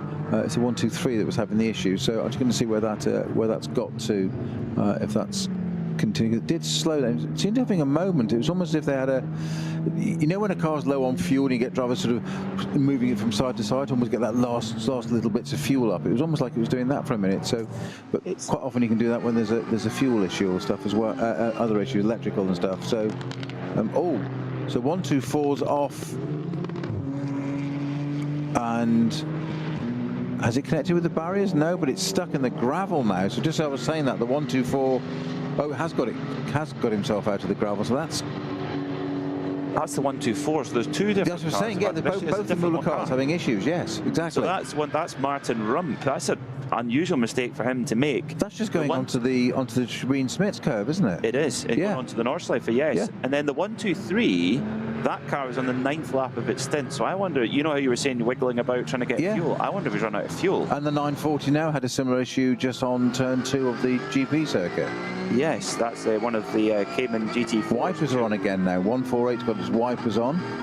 Surely rain coming in? Surely not having rain, are we now? No way. Just to spice up the last hour, that would just be extraordinary. But I'm just wondering, with these cars running wide everywhere and off the, I wonder if we've just got totally treacherous conditions all of a sudden. There's a lot of the cars have put the wipers on. Yes. Oh, great! And this is on the GP circuit as well, Peter, which we said to be in the driest part of the track, the whole arena area. That was the last bit so the first bit to dry out, and everybody's got the wipers on now. So much for that rain not coming in till 5 o'clock local time, where our race had finished already. It looks like we might have an even more exciting last hour finish to this race. Just when you think it's all looking very nice and established, and you cut yourself a nice extra big case. Yeah, heavy rain on the GP loop, just been confirmed. Yeah. Yeah, a nice extra big piece of lemon drizzle cake, and then no. Which I have bought, by the way, but Tim's keeping it to himself. Oh, that's a bit unfair. What you expected to run on thin air? So one of the Falcon. Here's time for another gutsy tyre decision. There's different tyres coming out of the garage now for Slicks. Falcon now. Are those slicks going on? Still okay. Slicks, yeah. So they do have wets there if they so wish, but out come the slicks at the last minute. Yeah, they're putting them on with the fuel going in. So yes, you can do that. So the tyres are on, new slick tyres on, fuel going in for Picciarello. Now this could either be, I mean, if the rain comes down hard. Yeah, but it depends where it comes down, Peter, because we were just saying, we were saying this earlier about it can be one part. It does appear to be on the GP circuit at the moment, although I am getting reports that there are spots of rain at Schwalbenschwanz. But of course, that could be, if you think about the layout of that could be the left-hand side of the circuit there, Schwalbenschwanz, Dottingerhohe, Tiergarten, Pit Straight, GP circuit. Over to the right, where you go over onto the Nordschleife, might not have the rain yet. With the bulk, that's the bulk of your lap. So you sit in the pits and say, "Oh, I'll put wets on," and you can't now. The Falcon number 3 car having to move down the box a little bit to allow the 119 entry in to rotate to its box. Yeah, it's one of the Cup 2 cars. Yeah, it came in behind it really quite quickly. I was thinking, oh, it needs to stop, which it did. But then it's been asked to politely move down. That's the Click for Scheidringer team. 119. So confirmation then from our brilliant pit crew. The number 3 race leading Falcon Porsche has put on slick tyres. So they are hoping that rain is going to come to nothing, or at least be only in very small areas. I mean, I don't know if you want to come around the corner at Schwalbenschwanz, that very fast right-hander into the left, and it's and all of a sudden it's damp. That would be quite disconcerting. on slick tyres. Certainly get your attention. It would, yeah. It's Kevin Ester's favourite corner on the circuit, the first right-hander of Schwalbenschwanz. It's his favourite. Maybe not today. So Piccarello goes back out onto the Grand Prix circuit then with those dry tyres. He'll be really trying to get some temperature, and just while he's trying to do that, he's going to go through that damp part, Snowy. Indeed. Just watching the car, looks as stable as anything. Wiper on, intermittent, yeah, so it's not a full wipe, so I'm suggesting that heavy rain on the GP circuit has lessened already. It's maybe just like one of these just little cloud bursts that poor old Martin Rump got caught out at the last moment. And of course, all that information will be being passed back. The pictures we get, they'll have them up in the and much more in the pit wall, in the garage, and they'll be on the radio to the driver saying be careful at that particular area, which Alessio Piccarello is just coming up to now, the final part of the Grand Prix circuit past the Vito chicane. There's a dry line there, just trying to pick the way through there, and then on to the kind of most difficult part. It doesn't,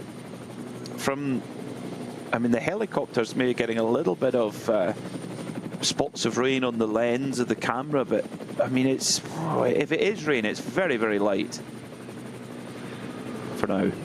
Well, I think it's become very, very light. That was the point just a matter of 5 minutes ago. It was heavy.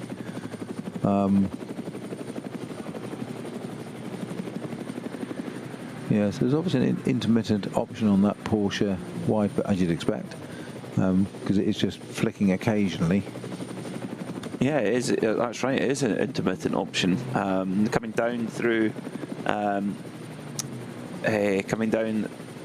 towards Hocheichen now, and onto the Kittelbacher Ho, just gone through Hatzenbach, and then towards Flugplatz, where you need absolute trust that the car's going to do what you ask it to do.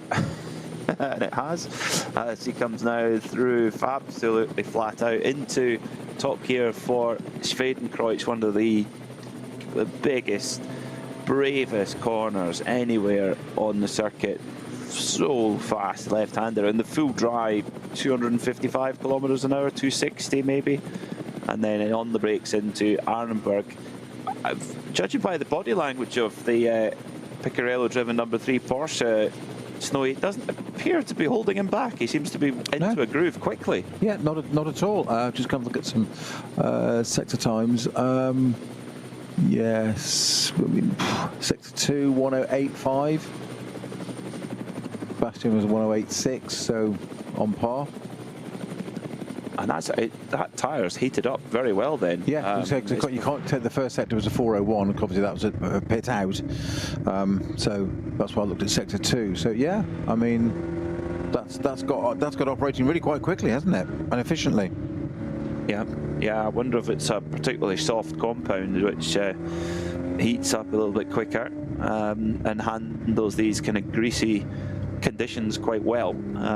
Well, you could afford to run a softer compound with an hour to go, because it hasn't got time duration. So they could afford to do that if they have such an option, couldn't they? Yeah, and that's again when you're running a program like this, which is so specific to the Nürburgring, and we don't really, because so many other GT series, nearly all GT series around the world run on a control tyre. This is one of the very few series where you can run whatever tyre you wish. So for Falken, they are building tyres specifically for this exact purpose and for this exact racetrack. So they may well have a tyre that's low temperature, even drying track, slick, which is designed to work exactly in those conditions. I mean, to be honest, this isn't unusual NLS conditions, is it? Either at the start of the year or indeed at the end of the year. It's only really in the summer where the temperature gets a little bit high. Quite so, yeah. So it's really handy to have that kind of tyre in your armoury, if you like. And yeah, Falken, they appear to have one that really works very, very well. And likewise, we must say, of course, I keep forgetting, the Scherer Sport car, which we've seen on Michelin tyres since as far as I can remember, and it's running on Yokohama, so it's a new tyre for them, and it appears to be working very well also.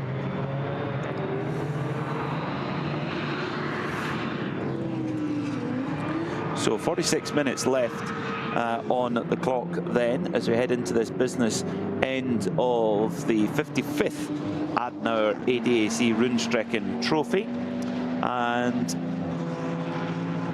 now the stint is showing, I think we might have an issue with the time screen again, because the stint is saying that there's 8 laps on Picciarella's stint. Well, it's definitely not. He's on the first lap of the stint, but Nico Bastian has still got potentially 4 laps left on his stint, certainly maybe even 3 so he could then pit very late on in the race and have quite a short final pit stop now. So yeah, so Nico Bastian, he's too far back for it to make a difference, but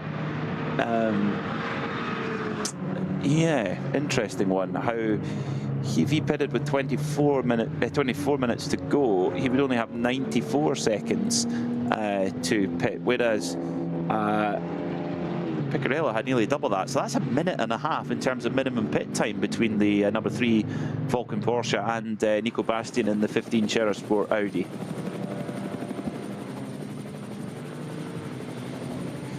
To look at the progress of the sister car that we had all that drama. What did I say? It was 16th. It rejoined, didn't it? It's 18th now. Yeah, I think it's actually just said its personal best sector in sector 1. I saw that come up. Yeah, 106.4. So I wonder why maybe that was just settling down where they were on the lap on the chart. It actually left the pits on 16th, but by the time it's settled and everything caught up, it's 18th. So I wasn't far off it being lucky to be inside the top 20. So what's it got in front of it? 30 seconds, 34, 52, 15. Yeah, it could get another 2 or 3 places in with, what have we got? Just under 45 minutes to go.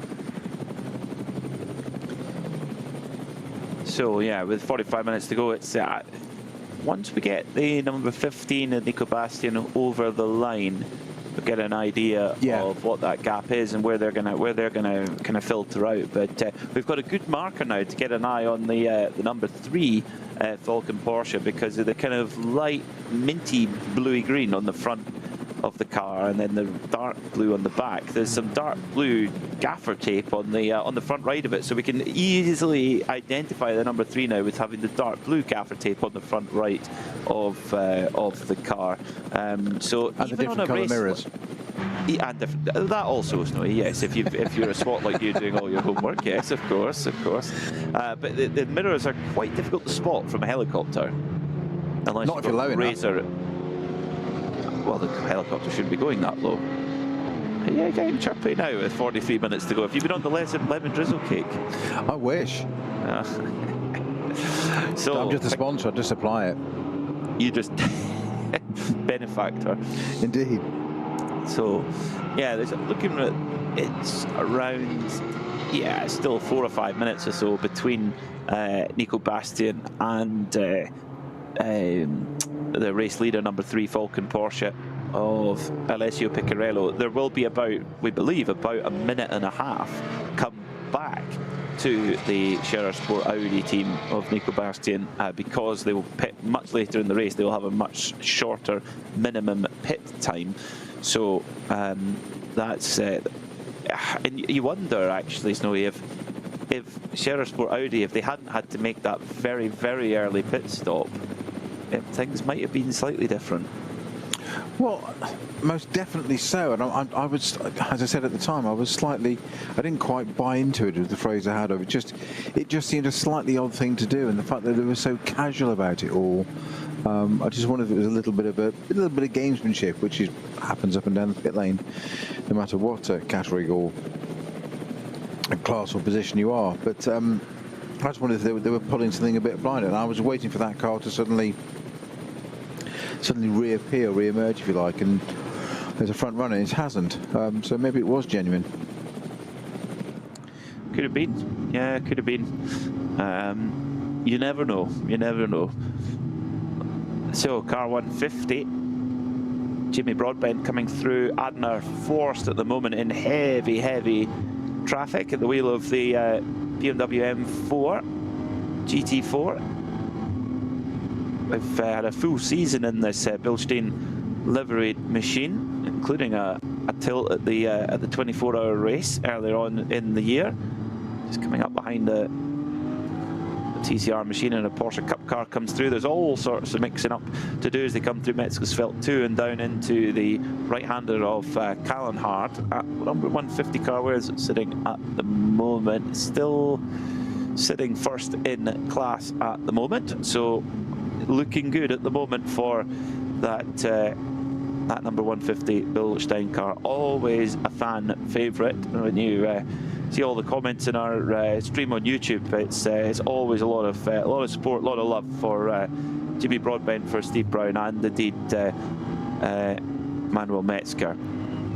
41 minutes to go then, and now when we should be, yeah, we're not far off getting a pit stop for the dynamic Porsche, which sits in 4th at the moment, so it's not necessarily going to threaten the Scherer Sport Audi in 3rd, because the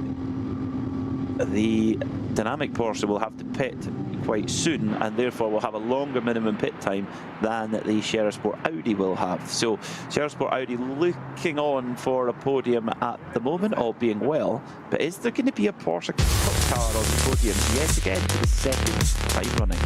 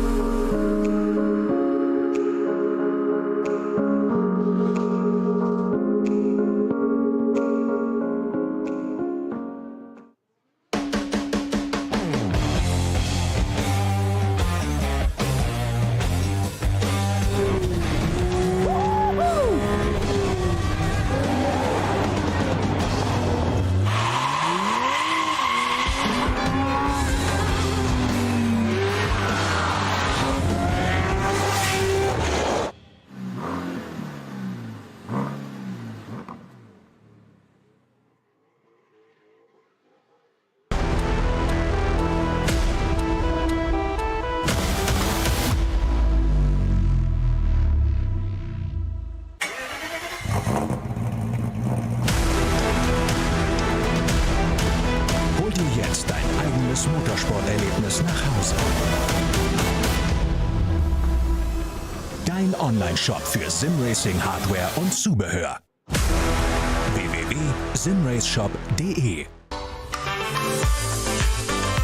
Liebe Fans, Lovely fans, besucht uns auf unseren Social Media Kanälen. Follow us auf Facebook, Instagram, YouTube, X und TikTok. Willkommen bei der NLS.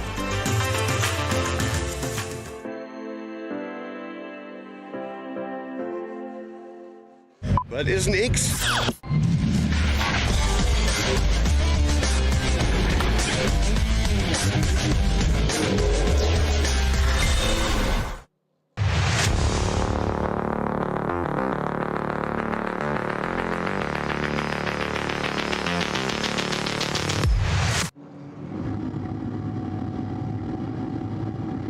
minutes to go then in this penultimate round of the Nürburgring Langstrecken-Series, and with the conditions that we started off in, the rain and the gloom, we've got now a dry racetrack, and it's Nico Bastian who is really lighting up the timing screens, Peter Snowden.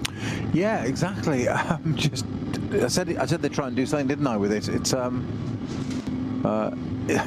we thought it had dropped out of the order, to the point that we almost, to say we'd forgotten about it would be very unfair, but it just didn't seem to come back the way we thought it would, and I was convinced they had something up their sleeve with the intel and experience in that team, and Stifler, etc., all of it together combined. I just thought there was something up their sleeve, and it looks like they have. I don't think they're going to challenge for the lead necessarily with this far out to go. Well, they've got, what, 36 minutes to go? But extraordinarily quick now. It's certainly got the pace, and you know, a strong second position would be a great result for the work they've done. And I'm still intrigued to what that first pit stop was about. So, because it was the second lap, wasn't it, Peter? I think it was the end of the first lap. Well, yes, okay, yeah, fair, yes. But we surely... Being pedantic again, okay. We thought there was something wrong with the car, because we saw Stifler coming in thinking, what's going on? And unless they'd taken damage, because they did look at the rear left. Well, there was. Remember the left rear had. I was describing that venting, wasn't I? After the left rear wheel, or after both rear wheels. But on the left-hand side, we've got those vertical ventings, and that was loose on its bracket at the bottom. But those Audis are also quite known for that. It's a bit of a weak spot. It doesn't take much, as in it can be a piece of debris on track that breaks that bracket, and that bit often flaps. How many times have we seen the GT3 Audi R8 LMS with that area of it flapping on the bodywork, and the car hasn't been anywhere near off track or anything? It's just picked up a bit of something, and there it is loose. So that wasn't overly surprising. The two aren't necessarily connected. But here it is in a very strong second position with the race with half an hour to go. I think they can be very pleased. Yeah, I think they can be very pleased, and it's a new era really for Sport PHX. They equalled Mantai's record of wins in the Nürburgring 24-hour earlier in the year, and it's a brave switch, because like we mentioned, Michelin Tire, they've won. No one has beaten them over the last decade at the Nürburgring 24 hours. So to switch away from that established winning tire brand is a big risk. But it seems that the pace is right there, particularly in these kind of conditions. And Nico Bastian, bear in mind, never raced an R8 GT3 car before, and you would never know it. He's well, you said he was class, didn't you? Yeah. Yeah. And it's interesting speaking to a few of the drivers who have switched to other brands from Audi, and they've kind of commented that the car is actually quite nervous and quite twitchy and quite difficult to get on top of for certain drivers, but it doesn't appear to be for Nico Bastian right now. But the gap back is still very much in the favour now, Peter, of Falken. Go on. Latest penalty in, yeah. Mm-hmm. It's a black and white, black flag, orange disc for no GPS signal for Shearer Sport car, but it's not the number 15. It's the 116 GT3 in Cup 2. I could hear your heart rate change then, didn't it? You should be reading children's stories. It's just building up the anticipation like that. Oh, what is it? What is it? Well, guess what it is yet? I've got the penalty screen in front of me, and I'm going, I don't know where he's reading this from, but I don't have it in front of me. Well, so another GPS signal issue. So that where is that car at the moment? Actually, in 116. It is in 11th position. So that's frustrating, very, very frustrating. Yeah. Now, one thing, and now this is something which I don't know if we will have ever had before in the Nürburgring Langstrecken series. This is a bit of trivia for you, Snowy. Have we ever seen an alternatively fueled car up on the podium overall? Not overall, no. Maybe class-wise, but I don't think so overall. I'm pretty confident to be able to say not overall. because the Fugal car, the 105, is an alternatively fueled car. So the Fugal Porsche, yes, it's a Cup. Effectively, it's a Cup 2 car. It runs with different fuel and different tires, so it can't run in the Cup 2 class. It's sitting 3rd overall at the moment. So the Fugal alternatively fueled Porsche it's certainly in the conversation. It will depend how things work out with when it pits and how long the minimum pit stop time is, but it's thereabouts for a potential. I mean, as far as I'm aware, that would be the first time an alternatively fueled car would get on the overall podium at the Nürburgring Langstrecken series. And if that were to be the case, that would be a really historic moment. To be celebrated as well. Yes, definitely. Put the marketing team in overdrive. Get the marketing team on it. Yes. If that is to be the case, there's a lot of ifs and buts there, but yes, that is very, very true. If they could get up on that overall podium, they are under threat from the number 54 dynamic Porsche, which may in the SP9 class, which may well get by them. So after all the excitement we build up, it may be 3 SP9s on the podium as per normal, but with 30 minutes to go, plenty to shake out as things go on. There's our race leader onto the Dortinger Ho now, with in fact, no, not quite yet. It's just heading on to the latter part of the Nordschleife. In fact, it's our Cup 2 leader. Yes, our Cup 2 leader coming up to Tiergarten now, the number 148. Was qualified on pole by Tobias Müller and running very, very well at the moment. They've had their last pit stop. They sit in 6th overall at the moment. The race leader, Alessio Piccarello, has just come through sector 3 with a personal best time, so he's heading towards the kind of second part of the Nordschleife right now. And we'll get a bit more of a look on where they shake out. Of course, the Sherisport PHX car is still to take its last stop. So yeah, so really Piccarello and Vulcan Motorsport in a very strong place right now. As I say that, the dynamic Porsche comes in from 4th place.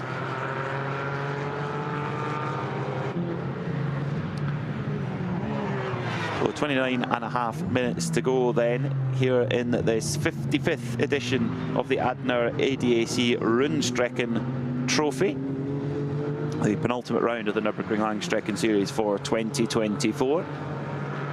And we've had it's been a fair old hiatus, hasn't it, since the beginning of August, Snowy? The teams might have to chip off a little bit of rust this morning going out and qualifying. Just a bit. You don't forget which way it goes, though. Hopefully, but no, you're absolutely right, because as I said, we had there was a rival series. There were going to be 2 series this year, NLS and NES, Nürburgring Endurance Series, and that didn't attract quite the entries it wanted to, so it got canned. So they were splitting the date, so therefore there would have been something else in between. So it was indeed it was the 3rd of August we last had a round of NLS. Plenty of time to enjoy the summer holidays, and then come back in the autumn time to get the race car back out of the garage. So as you do.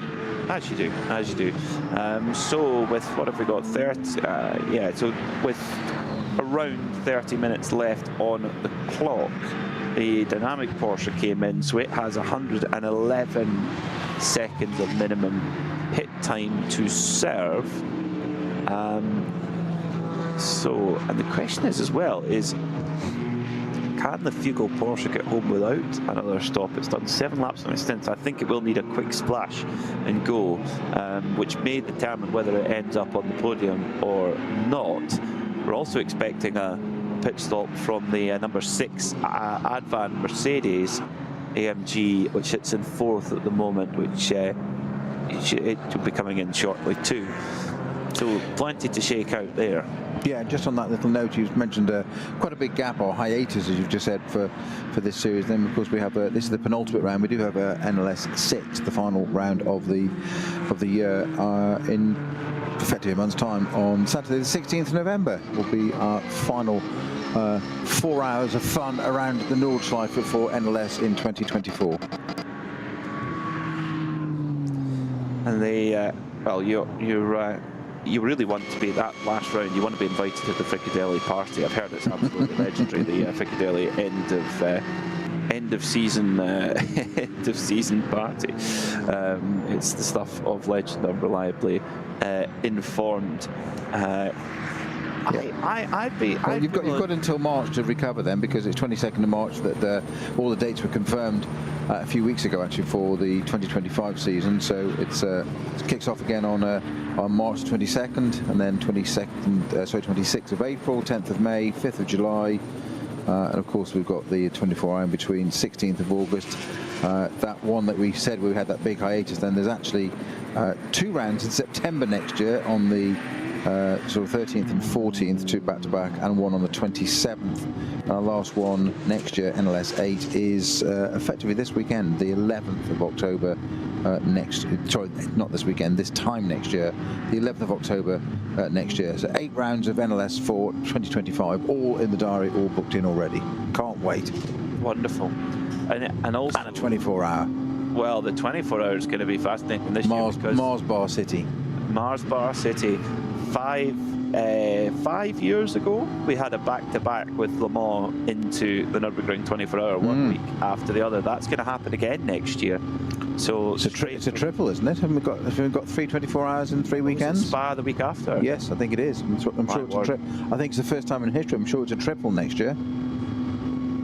Could they not just spread these dates out a little bit more? That would be quite nice. No, sleep's overrated. You can sleep when you're dead. It's fine. Oh, I love sleep. It's your job. I love sleep. What, sleeping? Well, in your case, yes. Yeah, I love sleeping. It's nice. That's where you're the pro, I'm the am on that one. If you're can you imagine being a factory driver there, going from Le Mans to Nürburgring to Spa 1 week after the other, 3 24-hour races in a row? I know, but what a fabulous documentary to make, or podcast to make about that. You know, the road to those 3. Look at that, fabulous, wouldn't it? It would. Well, Porsche did one 5 years ago where it was called Porsche. It's called Endurance, and it was basically a fly in the wall of like going from Le Mans to doing Le Mans and then doing the Nürburgring, and the differences between the 2 races. Because yes, they might be 24 hours, and they're on a racetrack. But that's about where the similarities end. They could not be 2 more different events and competitions if they tried. It's just so different in every possible way. And all the better for it. I think that variety is brilliant. There's no point having everyone having the same style. No, I think absolutely. Everyone have their own style. That's good. And then you go to somewhere like Daytona, and it's completely different again. A 24-hour race there is so different in the way that it all works. So, are we going to see? And I believe, I'm just going to say, I believe for the first time, an alternatively fueled car getting on the podium in a Nürburgring Langstrecken. Yeah, I'm just checking through on that. We had because Nesta Renewable Diesel was they've won the 24-hour race twice, but that was back in 2016. That was different, obviously. We've had Bonk Motorsport used different system. But did they get the overall? No, I don't think that's exactly what I'm just trying to look at here. And of course, we've had Teichmann Racing use a synthetic fuel mixture. I'm just going to.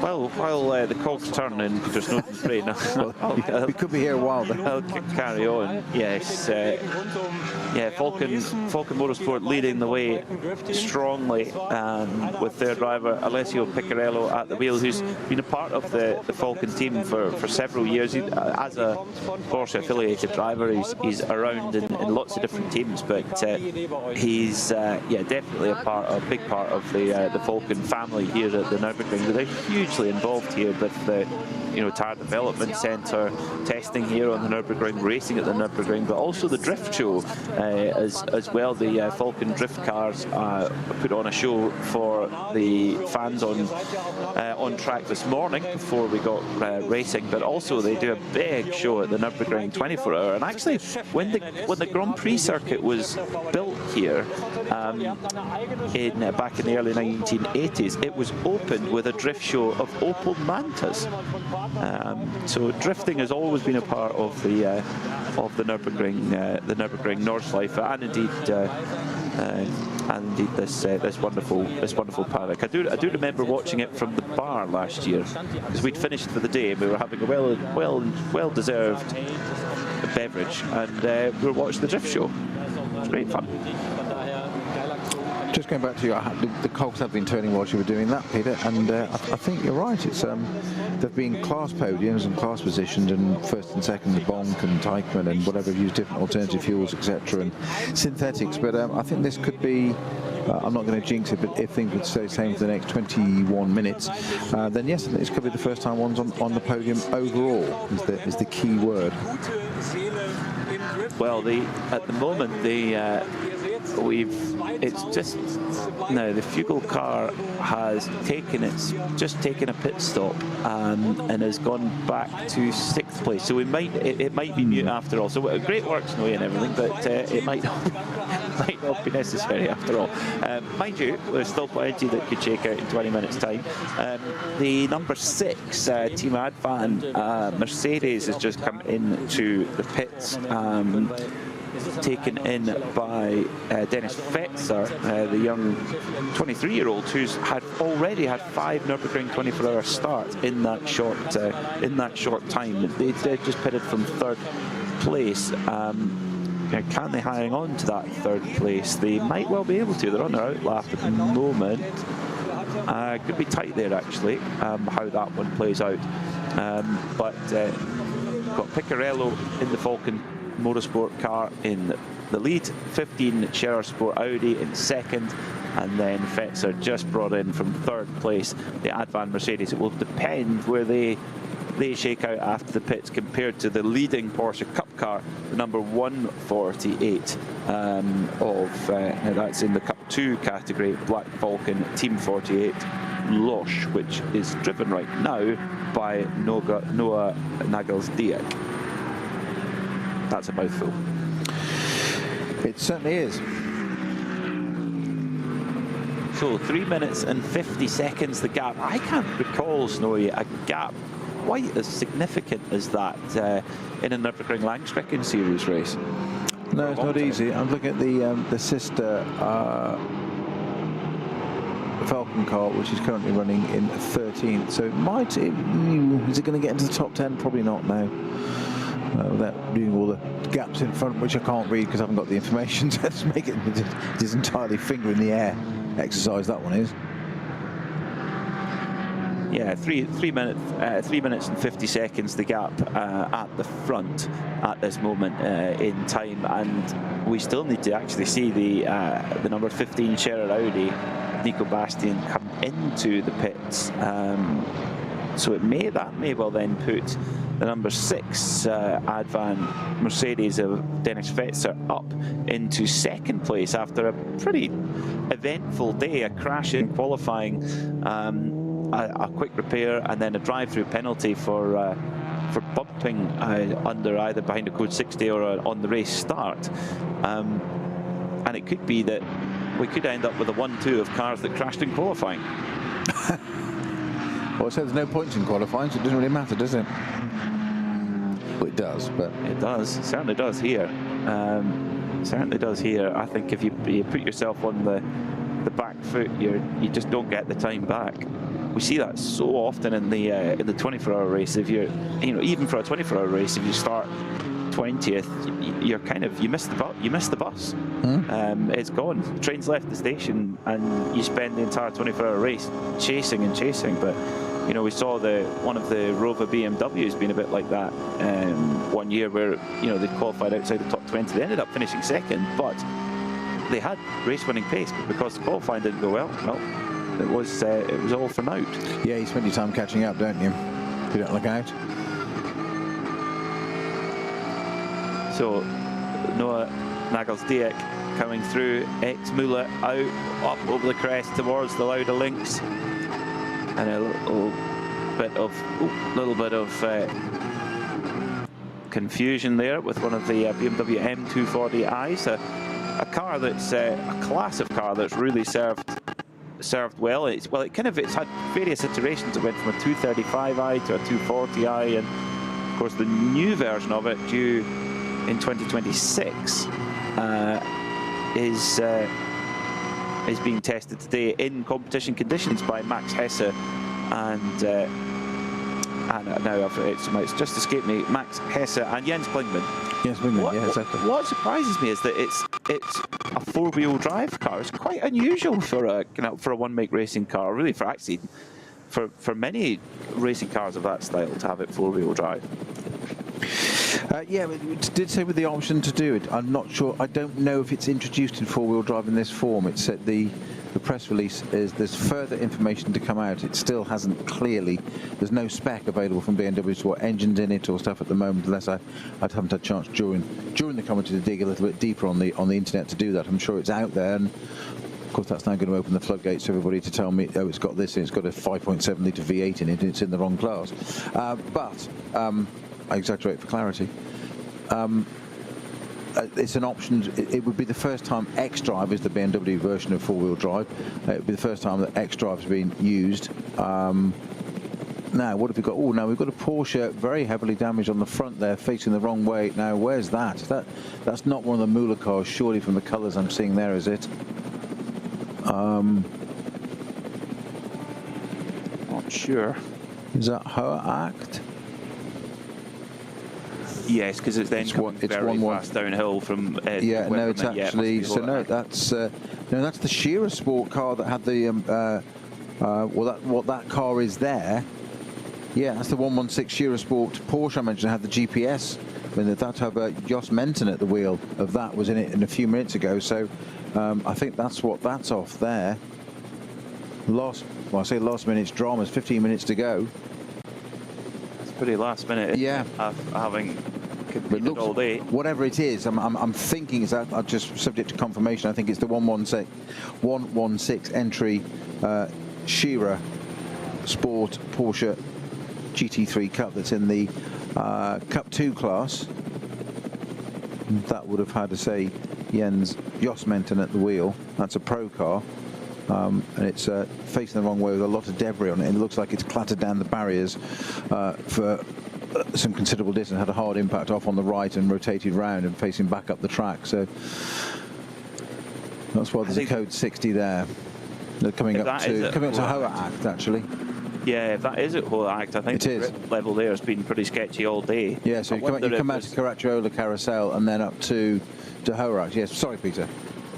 You think, of course, when Klaus Bachler went off there earlier, was that as a result of very, very low grip? Or indeed, because he went into the barrier pretty hard and there's a lot of coolant and stuff and fluids in the front of the car. Has that then leaked then all over the circuit and it's just not, the grip's not quite there? Maybe it could well be a factor. Now, quick driver change, interestingly. Nico Bastian has jumped out of the number 15 Shearer Sport Audi at the.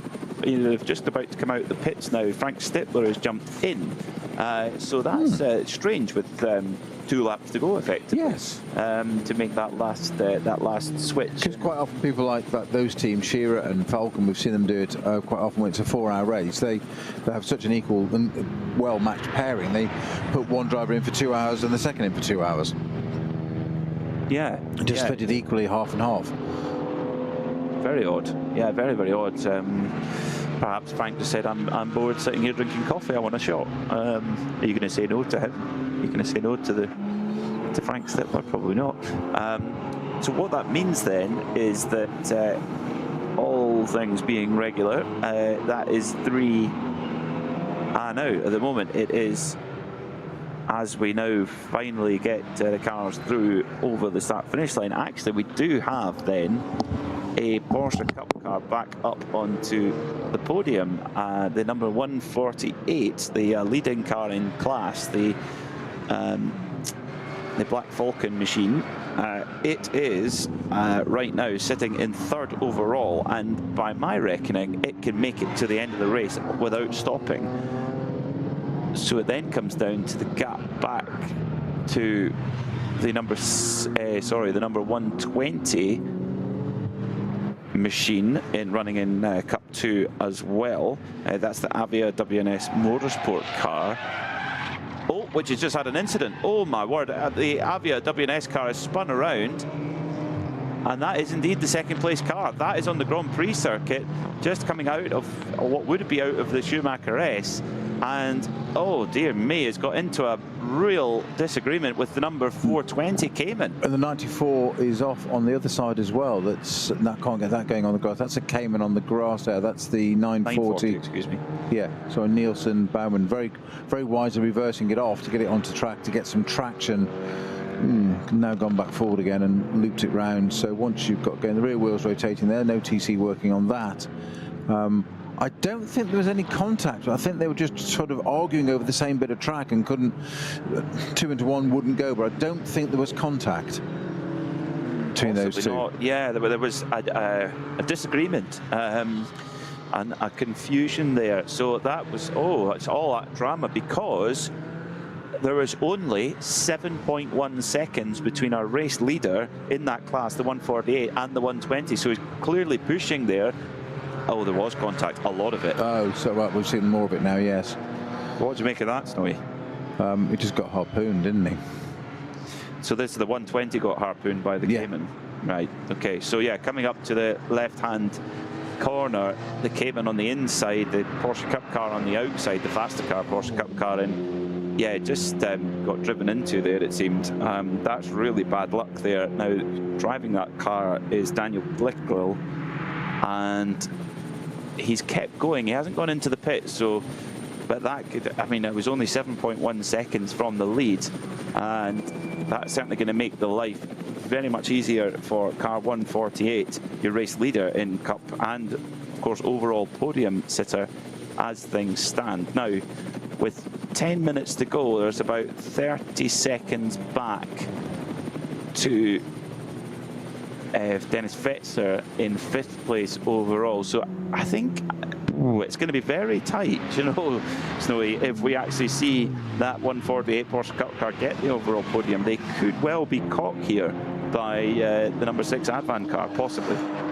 Yeah, well, drama right to the end, and just there's a lovely, lovely camera shot back down the pit straight now, and it's bright autumn sunshine. Ridiculous. Never would have believed that earlier on. Thanks to Oliver and our hard-working pit team, there has been an alternatively fueled car on the overall podium, which finished 2nd, the year 2000, Abt Audi A4 Quattro with natural gas. Christian Abt and Christian Menzel. Excellent knowledge. Excellent knowledge. Well done. Thank you, Oliver. Yes. And I presume A4 Quattro, would that would be a DTM car, would it? Or too early for that, maybe? I doubted DTM would have been in then. Or in this race for that matter. Yeah, the DTM cars came in about 2002, 2003 with the Astros. Remember the V8 coupes? Yeah. Yeah, that's great knowledge there from Oliver and our pit team. So, of course, that's in the 24-hour first year 2000. Yeah, so that's very, very interesting stuff. I should know, I was in that race. There you go. What were you driving? Mitsubishi. What kind of Mitsubishi? Evo 6, 5, 4, 6, 7, whatever it was at the time. 7, I think. Quite a good car for the Nürburgring. Yeah, it was fun. If you're doing like 24-hour, yeah. 4-wheel drive? Oh yes, Yeah, very handy. Very, very handy for this place. Well, no, it didn't rain. So it wasn't there. Ah, well, yeah, you were doing your rain dance, so that's why you love the rain so much. Exactly. Your Mitsubishi would come into its own at last. So just under 8 minutes left on the clock, and our race leader right now is just about halfway around the lap. So when Alessio Piccarello reaches the line, that will be him heading on to the last lap of the race. He's due in just under 6 minutes till he gets to the start-finish line. So yes, it will be one more lap to go when he reaches the start-finish line. And I mean, who could have... There's lots of things we couldn't have predicted. A, the fact that it's been dry for 3/4 of the race, and B, the Falcon Tire Porsche actually even making it to the start, having ended up hard on the barrier. Another car that's been hard on the barrier is a Porsche Cup car off. It is confirmed.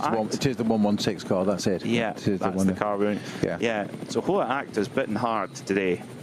I think going back to your comment about the alternative fuel car, it would have been the first. It would have been the series of VLN, as it was called then in 2000. It's not the 24-hour. That year, because I always remember this, that year 2000, it was won by a Porsche. One of the drivers was somebody called Bartels, never heard of him. Some bloke called Maylander. He does quite a lot of F1 now, doesn't he? Mm-hmm. Yeah, he's usually at the front. Exactly. Yeah, he's led more F1 races than anybody else. Yes, when you think about the drive, well, we were talking about at the Prios, the Prio family outing with Ben Barker, as well. We thought, has Andy got to get his permit? But of course, he won the race at GTR as you went away in 2005. Has he got? But in reality, the question is still valid because he will have to get his permit. So last one, the number 4 Porsche in for a splash and dash. So having got up to 11th. With all its fresh bodywork, it's come in for a little splash and dash. No driver change, no fuel, no tyres. Obviously fuel, because that's a splash and dash. Yeah, it's I kind of a story of what could have been for that car. Unfortunately, it's just a couple of incidents mid-race. Without that, they'd have been right there. Because while the sister car, the number 3, was struggling away on dry tyres, they still had the wet tyres on. So they had the opportunity to be on the right tyre for longer. But there's a couple of little mistakes, couple of little things happening here and there. It's just what this place is like, isn't it? It's just never your turn.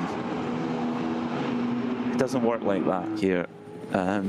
It's a tough old place. Fastest lap of the race right now is and it might well stay that way given we've got that code 60 at Hoa Act.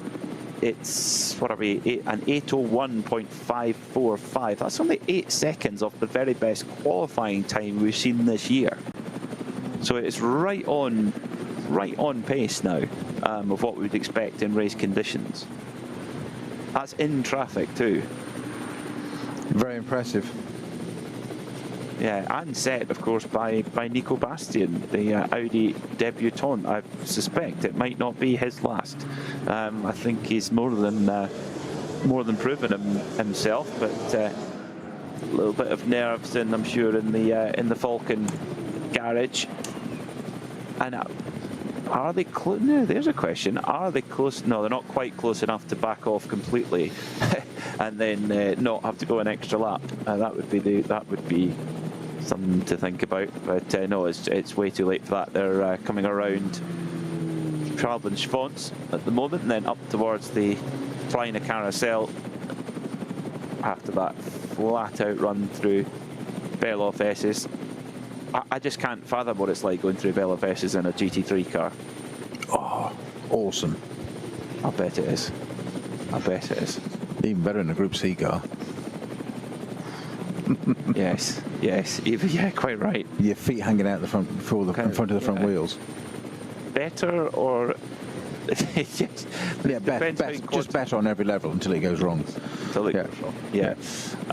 just over 3 minutes to go on the clock, but of course it's a long lap around here at the Nürburgring Nordschleife, and Alessio Piccarello took over just after the halfway mark from his teammate Klaus Bachler, and coming through Antonius Bucher now for the penultimate time. Will just be one lap to go for the number 3 Falcon squad, and this will if this lap goes to plan, as 4 wins out of 7, it would be. I mean, is this the best season Falcon have ever had? I think it probably is, you know. It's certainly a very impressive season, whatever, however you look at it. There's been a few elements that have helped that, but I mean, they've not. They've overcome a few things this race alone, haven't they? With both cars. Never mind this race leading car. I'm just going to leave it at that at the moment. 26 laps completed. It is on to the last lap now, but of course that's another 9 minutes, isn't it? It is. Yeah. I think the only thing I would say is that they're probably disappointed with how the 24-hour went. Many, I think, left. Which will stick, because that's the one everybody wants to win. Of course it is. Yeah, of course it is. Even though it's not part of the championship. Well, exactly, yeah, but it's of course a crucial part of preparation. Is if you're strong in the Nürburgring Langstrecken series, you put yourself in a great position to challenge for the Nürburgring 24. And it was interesting, you know, looking at the pace going, you know, pre Nürburgring 24. You looked at the sector times, and the Falcon Porsches looked really, really strong. But it just, come race week, things didn't play in their favour, and it didn't go their way. But in terms of their NLS performances, absolutely superb. You know, 4 out of 7 wins. If Alessio Piccarello can make it through this last 20 kilometres or so, and the gap, I cannot remember a gap as big as this one, as we've seen today.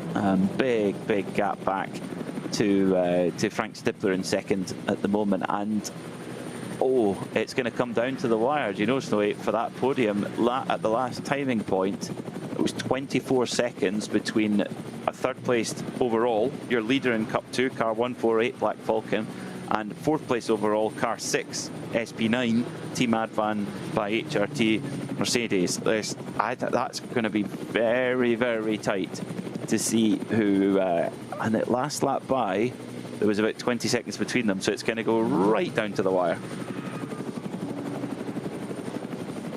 Quite extraordinary, nothing we could have predicted earlier in the day. Quite extraordinary. So Piccarello now on to the run down towards Schwedenkreuz, and then on the brakes hard for Arenberg, and he's actually in a rare bit of solace there. There doesn't seem to be any traffic around. Down towards the foxhole he goes, down that absolute helter-skelter, hitting almost the fastest you'll go in the entire circuit at the bottom of the foxhole there, then quickly up the hill towards Adenauer Forest. Now there's a little bit of traffic for him to negotiate, but right now, Snowy, what do you think is going through his mind right now after the day they've had? Probably, I'm not a religious person, I mean, he may not be as well, but probably a bit of prayer, as on please, some urgency. Just keep it going. Don't anything happening. No curveballs, no unexpected elements. It's something you've got to look out for. It's that last lap, isn't it? It's not done until you cross the line. You can't rest on the laurels because you haven't earned them yet. No, not yet. And they do have very impressive laurels here at the Nürburgring, proper gold leaf laurels. This circuit, this 25-kilometre masterpiece, has unique challenges in lots of ways. And one of them is, of course, having marshals. You need a marshal at every single post, and they must be able to see one another, and they've got to be there to deal with any kind of incident, to wave flags, to warn cars of what's going on. So a huge thank you to all of the marshals who allow us to go motor racing, and there's not really many more demanding racetracks in the world in terms of sheer numbers of marshals than here at the Nürburgring. So a huge thank you to all of you out there around the circuit. And luckily it's dried up because when we came in this morning it was pretty wet and gloomy. Alessio Piccarello goes over the bridge at Adenauer, which is a part of the circuit that's always absolutely packed come 24-hour race weekends. And you even get tents in the Aldi and Lidl car park, so limited is the available space because so many people come along. Good place to be, actually. You can go in and you don't have far to walk with your shopping bags. Did you just see that there from the helicam shot? So hence now flashing of the lights, he just nearly got caught by. I'm guessing it's not car. Porsche Cup it's car, Cup car, isn't it? Yes. Yeah, coming up the Kesselchen. Yeah. Alessio Piccarello. Again, he was behind a back marker. He just sat behind it. He being Alessio Piccarello, our race leader, and just sat behind it. I mean, just what you were asking me a few minutes ago, and Peter, what's going through your mind? And it's exactly incidents like that, because you can't let your guard down. You're on the last lap of the race, but you haven't won it. You've done all the hard work. It's so easy to cross the line, knowing the length of this circuit. The flag has, the time has stopped, the clock has stopped, but the flag hasn't dropped yet as he heads up to the carousel now. And that was coming up to fairly fast part of the circuit there. There's a back marker in the way who's also got another back marker in front of them, and it suddenly holds him up, and he goes to go past, Alessio goes to go past, and it's just almost two wheels on the grass, and it can be as simple as that. And it's a part of the circuit where there's a strip of grass on the side, so it would take nothing to connect with the barriers. So right down to the code 60 now for that. Just something to my heart stop there, but that's the 116 Shearer sort car, which they've never recovered from that part of the track there. They've left it where it is. Green flag now, so it's clear to carry on and continue. So this is at was that Hoeract? I said that was at Hoeract, yeah, exactly. So it's that always makes your heart jump when the race leader on the last lap goes slow. All of a sudden it's because it's going through a code 60 because of that incident there for that stricken Shearer Sport Porsche Cup car. Yeah, we've got the 140 Pro Sport Aston stopped as well at an approach to Callanard, I think. Yeah. Oh no. And also slightly further up, so that becomes, there's an incident there, and a 120 becomes a 60. So that's the 140 Pro Sport Aston, which is in the SB8T class, so GT4 car turbocharged, and the other car in that involved or stopped at the same part of the track, and I'm guessing the two might have come together. It's often the case, isn't it? It's the 950.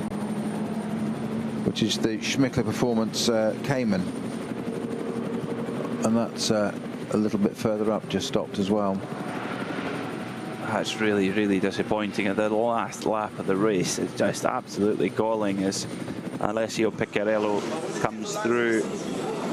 Schwalbenspons, the Falcon team, they can maybe start to smile now. It's been an eventful day. They were on pole by 15 seconds. Then Klaus Bachler was going quicker than that, and he put it into the barrier. I think he's having a bit of a laugh and a joke right now with the crew in the pits, and the crew did an amazing job to wheel that car onto the grid at the very last moment, within 90 seconds to spare before the grid was cleared, and it would have been too late. And Klaus Bachler, he repaid the team with a fantastic opening stint, handing over to Alessio Piccarello, who flashes the lights as he charges down the Dottinger Hole past the last few pieces of traffic, making sure they know full well that he's coming through race leader and about to be race winner, coming through, down through Antonius Bucca and up the hill from the Tiergarten, past the Marshall Point there. Just two more corners to go, and Alessio Piccarello and Klaus Bachler are going to win for the number 3 crew, for Falcon Motorsports and for Porsche. Checkered flag, and it's a win for Falcon. A very richly deserved one as well. They put some work in for that, didn't they, with that qualifying incident to put the car. I thought it would be lucky to start the race on the grid. I thought it would get into the race. That was never really in doubt, but I thought it would be a pit lane start, which just makes you work all that much harder. But a great job to get that car out, and it's had some repairs and stuff gone through it, and it's looking a little bit battle-scarred and grubby, but more importantly, it's on the top of the podium, which is exactly what they wanted. Not quite the result for the number 4 car. That had its issues, not in qualifying. It had its ones in the race, but what a day for Falcon team and the tyres and those cars. And for Klaus Bachler, it's just one of these seasons where it seems to come right. You know, he's the newly crowned World Endurance LM GT3 champion, where Manthey have been so strong all year long, and that's his third win in his career in the Nürburgring Langstrecken-Series. They don't, you know, you don't accumulate wins at, you know, even someone like Frank Stippler, 15 wins, and you think how long his career here has been. So a third win for Klaus Bachler and a second Nürburgring Langstrecken-Series win for Alessio Picariello for the double European Le Mans Series champ. Two young drivers who have come up through the Porsche pyramid of various guises, gone through Porsche Junior programs as well, and yeah, now up there and trusted to run in a long-standing Porsche customer program. You think, you know, the Falken Motorsport, they can kind of pick whichever brand they want to go with, but they've stuck with Porsche over several years, and well, it's really come good. Yeah, just while the rest of the cars tour the way around, just that little incident, the Aston, there was the Pro Sport Aston, but the 950 was take that car mentioned, take that out of the equation. That's the Schmickler Cayman I mentioned isn't involved in that. It was just a glitch on the timing. It was there, I promise you, but it's actually now completed the race as well. So that's it was static for a minute unless it got going again. But it is definitely the Pro Sport Aston out. So, waiting for confirmation if we're going to see the number 148 leading Porsche Cup car on the overall podium, or if we're going to see the number 6 Advan AMG of Dennis Fetzer up on the podium after having a pretty eventful day as well. I think we will do, because last time they crossed the line was 0.122, still in the favour of the number 148 Porsche Cup machine, but the sector times are very much in the favour, multiple seconds in favour of the number 6. So I don't know, Snowy, if we're going to see the heroics of a Porsche Cup car up on the podium yet again. It looks like the SP9s have they've restored honour eventually, by the looks of things so far. Not quite sure there. I've got... Because Stippler has not taken the checkered flag yet, by my reckoning.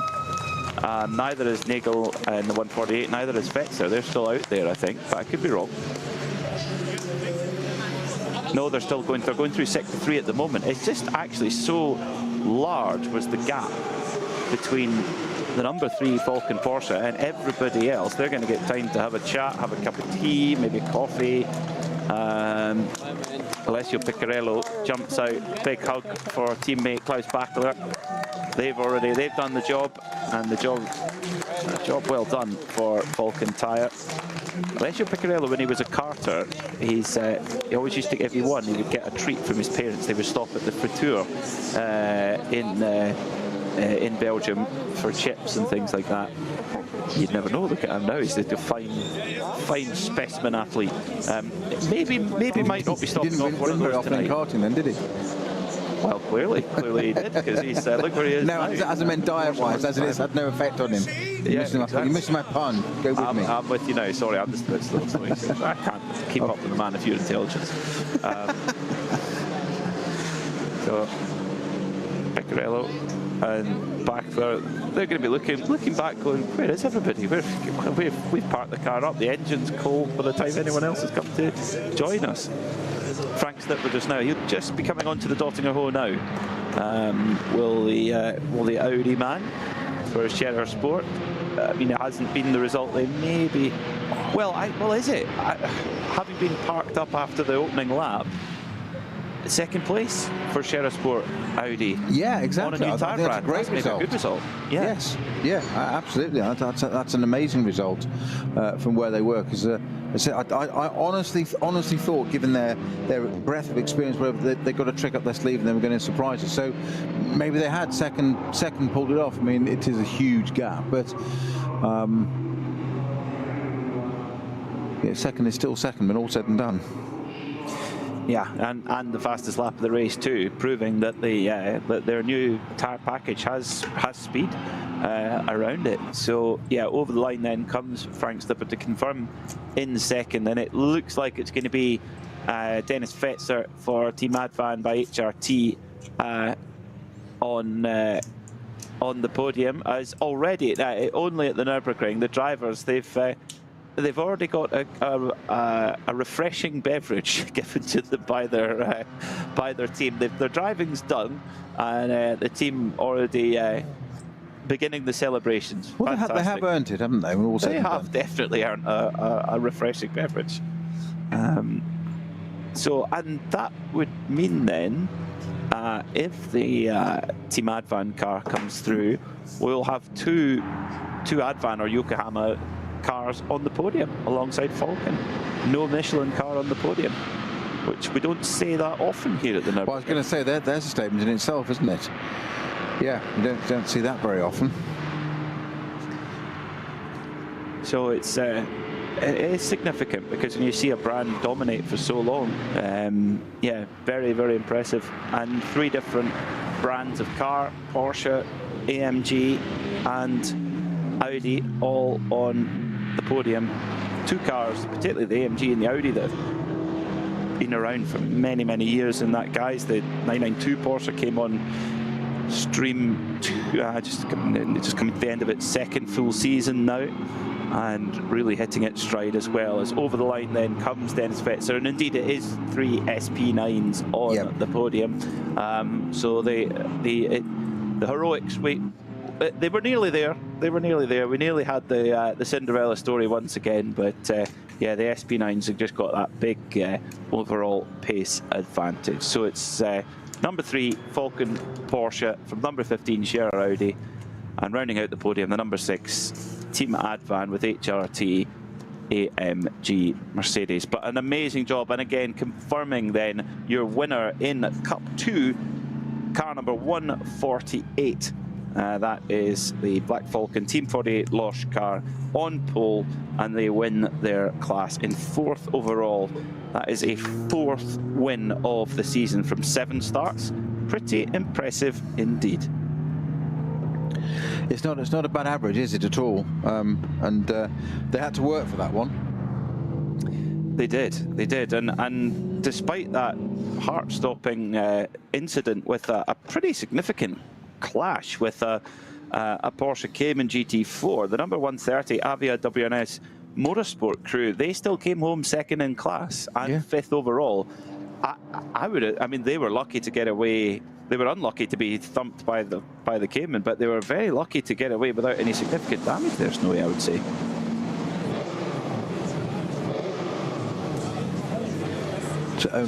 Sorry, I was going to say, but only now are we getting the 2nd place car into Parc Fermé. That's how long it's taken. Yeah, such was the dominance of the number 3 Falcon Porsche. And yeah, the 15 Scherer Audi comes in, had to pit after lap 1. That kind of put them a little bit behind the 8 ball, and they were in the pits for maybe longer than they would have liked to be. If we were being told the right story, that it was just tyre testing, I think as a tyre test goes, it's a pretty successful one. Another successful NLS race, another podium, another laurel for Frank Stippler. And I'm sure he'll climb out of this Scherer Audi like he's just been doing somebody's taxes. Because he's just the most chill guy ever. Never gets, well, I was going to say he never gets flustered. Well, there's actually evidence on YouTube that he absolutely does get flustered, but code 60s or not, he doesn't like code 60s. Apart from that, he's unflappable. Is Frank Stippler.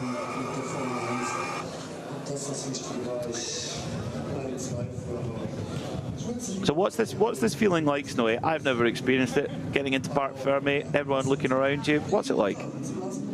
Well, you're very kind, mate. To be honest, I was always pretty low-key about it, as in there's so much thought and effort and energy gone into getting there that it's like these people that when they win Wimbledon or stuff, when they say they don't really think about it until years later. You sort of do it, and you do get this sort of mindset of like, yeah, great, you get involved with your team, and yeah, brilliant, thank all the right people because you couldn't do it without them. And it's then about an hour or so or 2 hours later, if you're driving home, for instance, and you're not there long, or you're on to another. A lot of these pro drivers have a quick hard out and they're away somewhere else because they've got a schedule or a flight. And it's not until you sort of get on that plane or drive or whatever, then you suddenly go, oh yeah, I'm just an ordinary, Joe Public again, driving down the road or in a queue at an airport or sitting on a plane, and think I've just done this, and it's sort of like, oh. It can be quite an anticlimax, actually. I wonder if it'll be an anticlimax tonight for. I have to sleep here tonight, so if the mechanics won, I will drink it. I will clean it and drink some beers with them. No problem. You can do it. Klaus, ein Tag mit Höhen und Tiefen. And then we switch to German for Klaus Bachler, of course, Austrian born. Apologies there, we didn't get all of the Alessio Piccarello interview, but I think we got the most important bit, Snowy, that he said he's going to clean up the trophy and fill it with beer to drink with the mechanics. Yeah. Good lad. That's a team player, quite right. That is a team player, yes. Brilliant stuff. And that's, again, it's something that's, the Nürburgring's a special place. It's a raw, gritty place in the best possible way. I mean, if you go, again, use Frickadelli as an example. They go to race to win. They put an amazing program together with a top car, top drivers, great crew who made no mistakes when they won the race for the first time last year. But they're there to enjoy themselves too. And there's just, I don't know, it's hard to put a finger on. You have to go and see it for yourself. But it's something uniquely Nürburgring, isn't it, Snowy?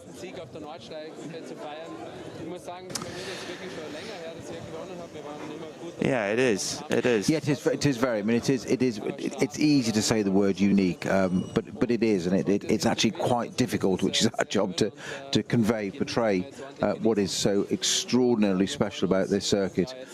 It's why it draws people back, and teams where they want to drive it in different category cars. It is something special. It really, really is. There's nowhere else on the planet like it. Not at all. And what a great job from the Haupt racing team as well.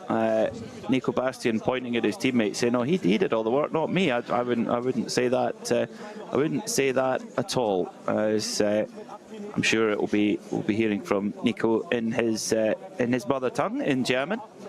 And the Yokohama caps on. Of course, a double podium for Yokohama. They'll be, I think, for Yokohama, they'll be absolutely delighted with that, Snowy, to be up there on the podium. 2 cars, 2 different brands, 2 teams, and proving that they're here to stay at the Nürburgring. Indeed, indeed. I still can't believe that it's bright sunshine in the background compared to what we had earlier and what we were expecting. That which we drove, so we mentioned we drove through on the way in this morning, and the qualifying. I honestly forget the race. I honestly believed qualifying was going to be red flagged. It was so wet and there were enough incidents. Well, I would think if you're saying that, I would think that then it's on the edge as it is, because that was my first thought when I saw it. I thought, oh, that's a bit on the edge. But I wonder what Snowy will say about it. Well, but, just from the point of view, it's not so much that it's dangerous, but there comes a point where you've got a 4-hour race. And there's not much of a gap between qualifying and race here, time-wise, in the schedule.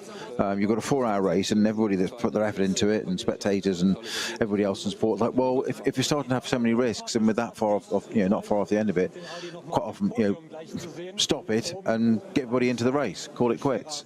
Why risk it? There's nothing to be proven. I did just think that was a possibility. But this outcome weather-wise is absolutely extraordinary. Yeah, it's always nice. I love this time of year as well. In autumn, you get the it's my favourite colours. Yeah. I really like it a lot. I'm a big rallying fan, and it's when you get autumn with the leaves on the ground, it makes it really tricky and interesting to watch. And of course, the Nürburgring is basically just like one big tarmac rally stage that goes round in a circle, more or less. Yeah, I wouldn't disagree. Yes, others might, but for those who joined us on the, now we might get this interview in English. Hold on. No, we did try, folks. We don't like to talk over anyone, but of course, German TV doing a great job speaking to all the crews and all the drivers. But from the back. oh, here we go. We struggle with some grip, but then at the end of the stint we recover a bit the gap. So we did a good job to close the gap. Congratulations, P3. So that was Michele Beretta there of the number 6 Advan Mercedes. That's all our podium finishers covered, if you like, with our German TV crew. So that leaves it to us to say goodbye here from everyone here at the Radio Show Limited network of channels from the Nürburgring. For myself, Peter Mackay and Peter Snowden, thanks so much for listening. Thanks for watching if you joined us on the live stream. And remember, one more round to go of this wonderful championship, the Nürburgring Langstrecken-Series. Bye for now.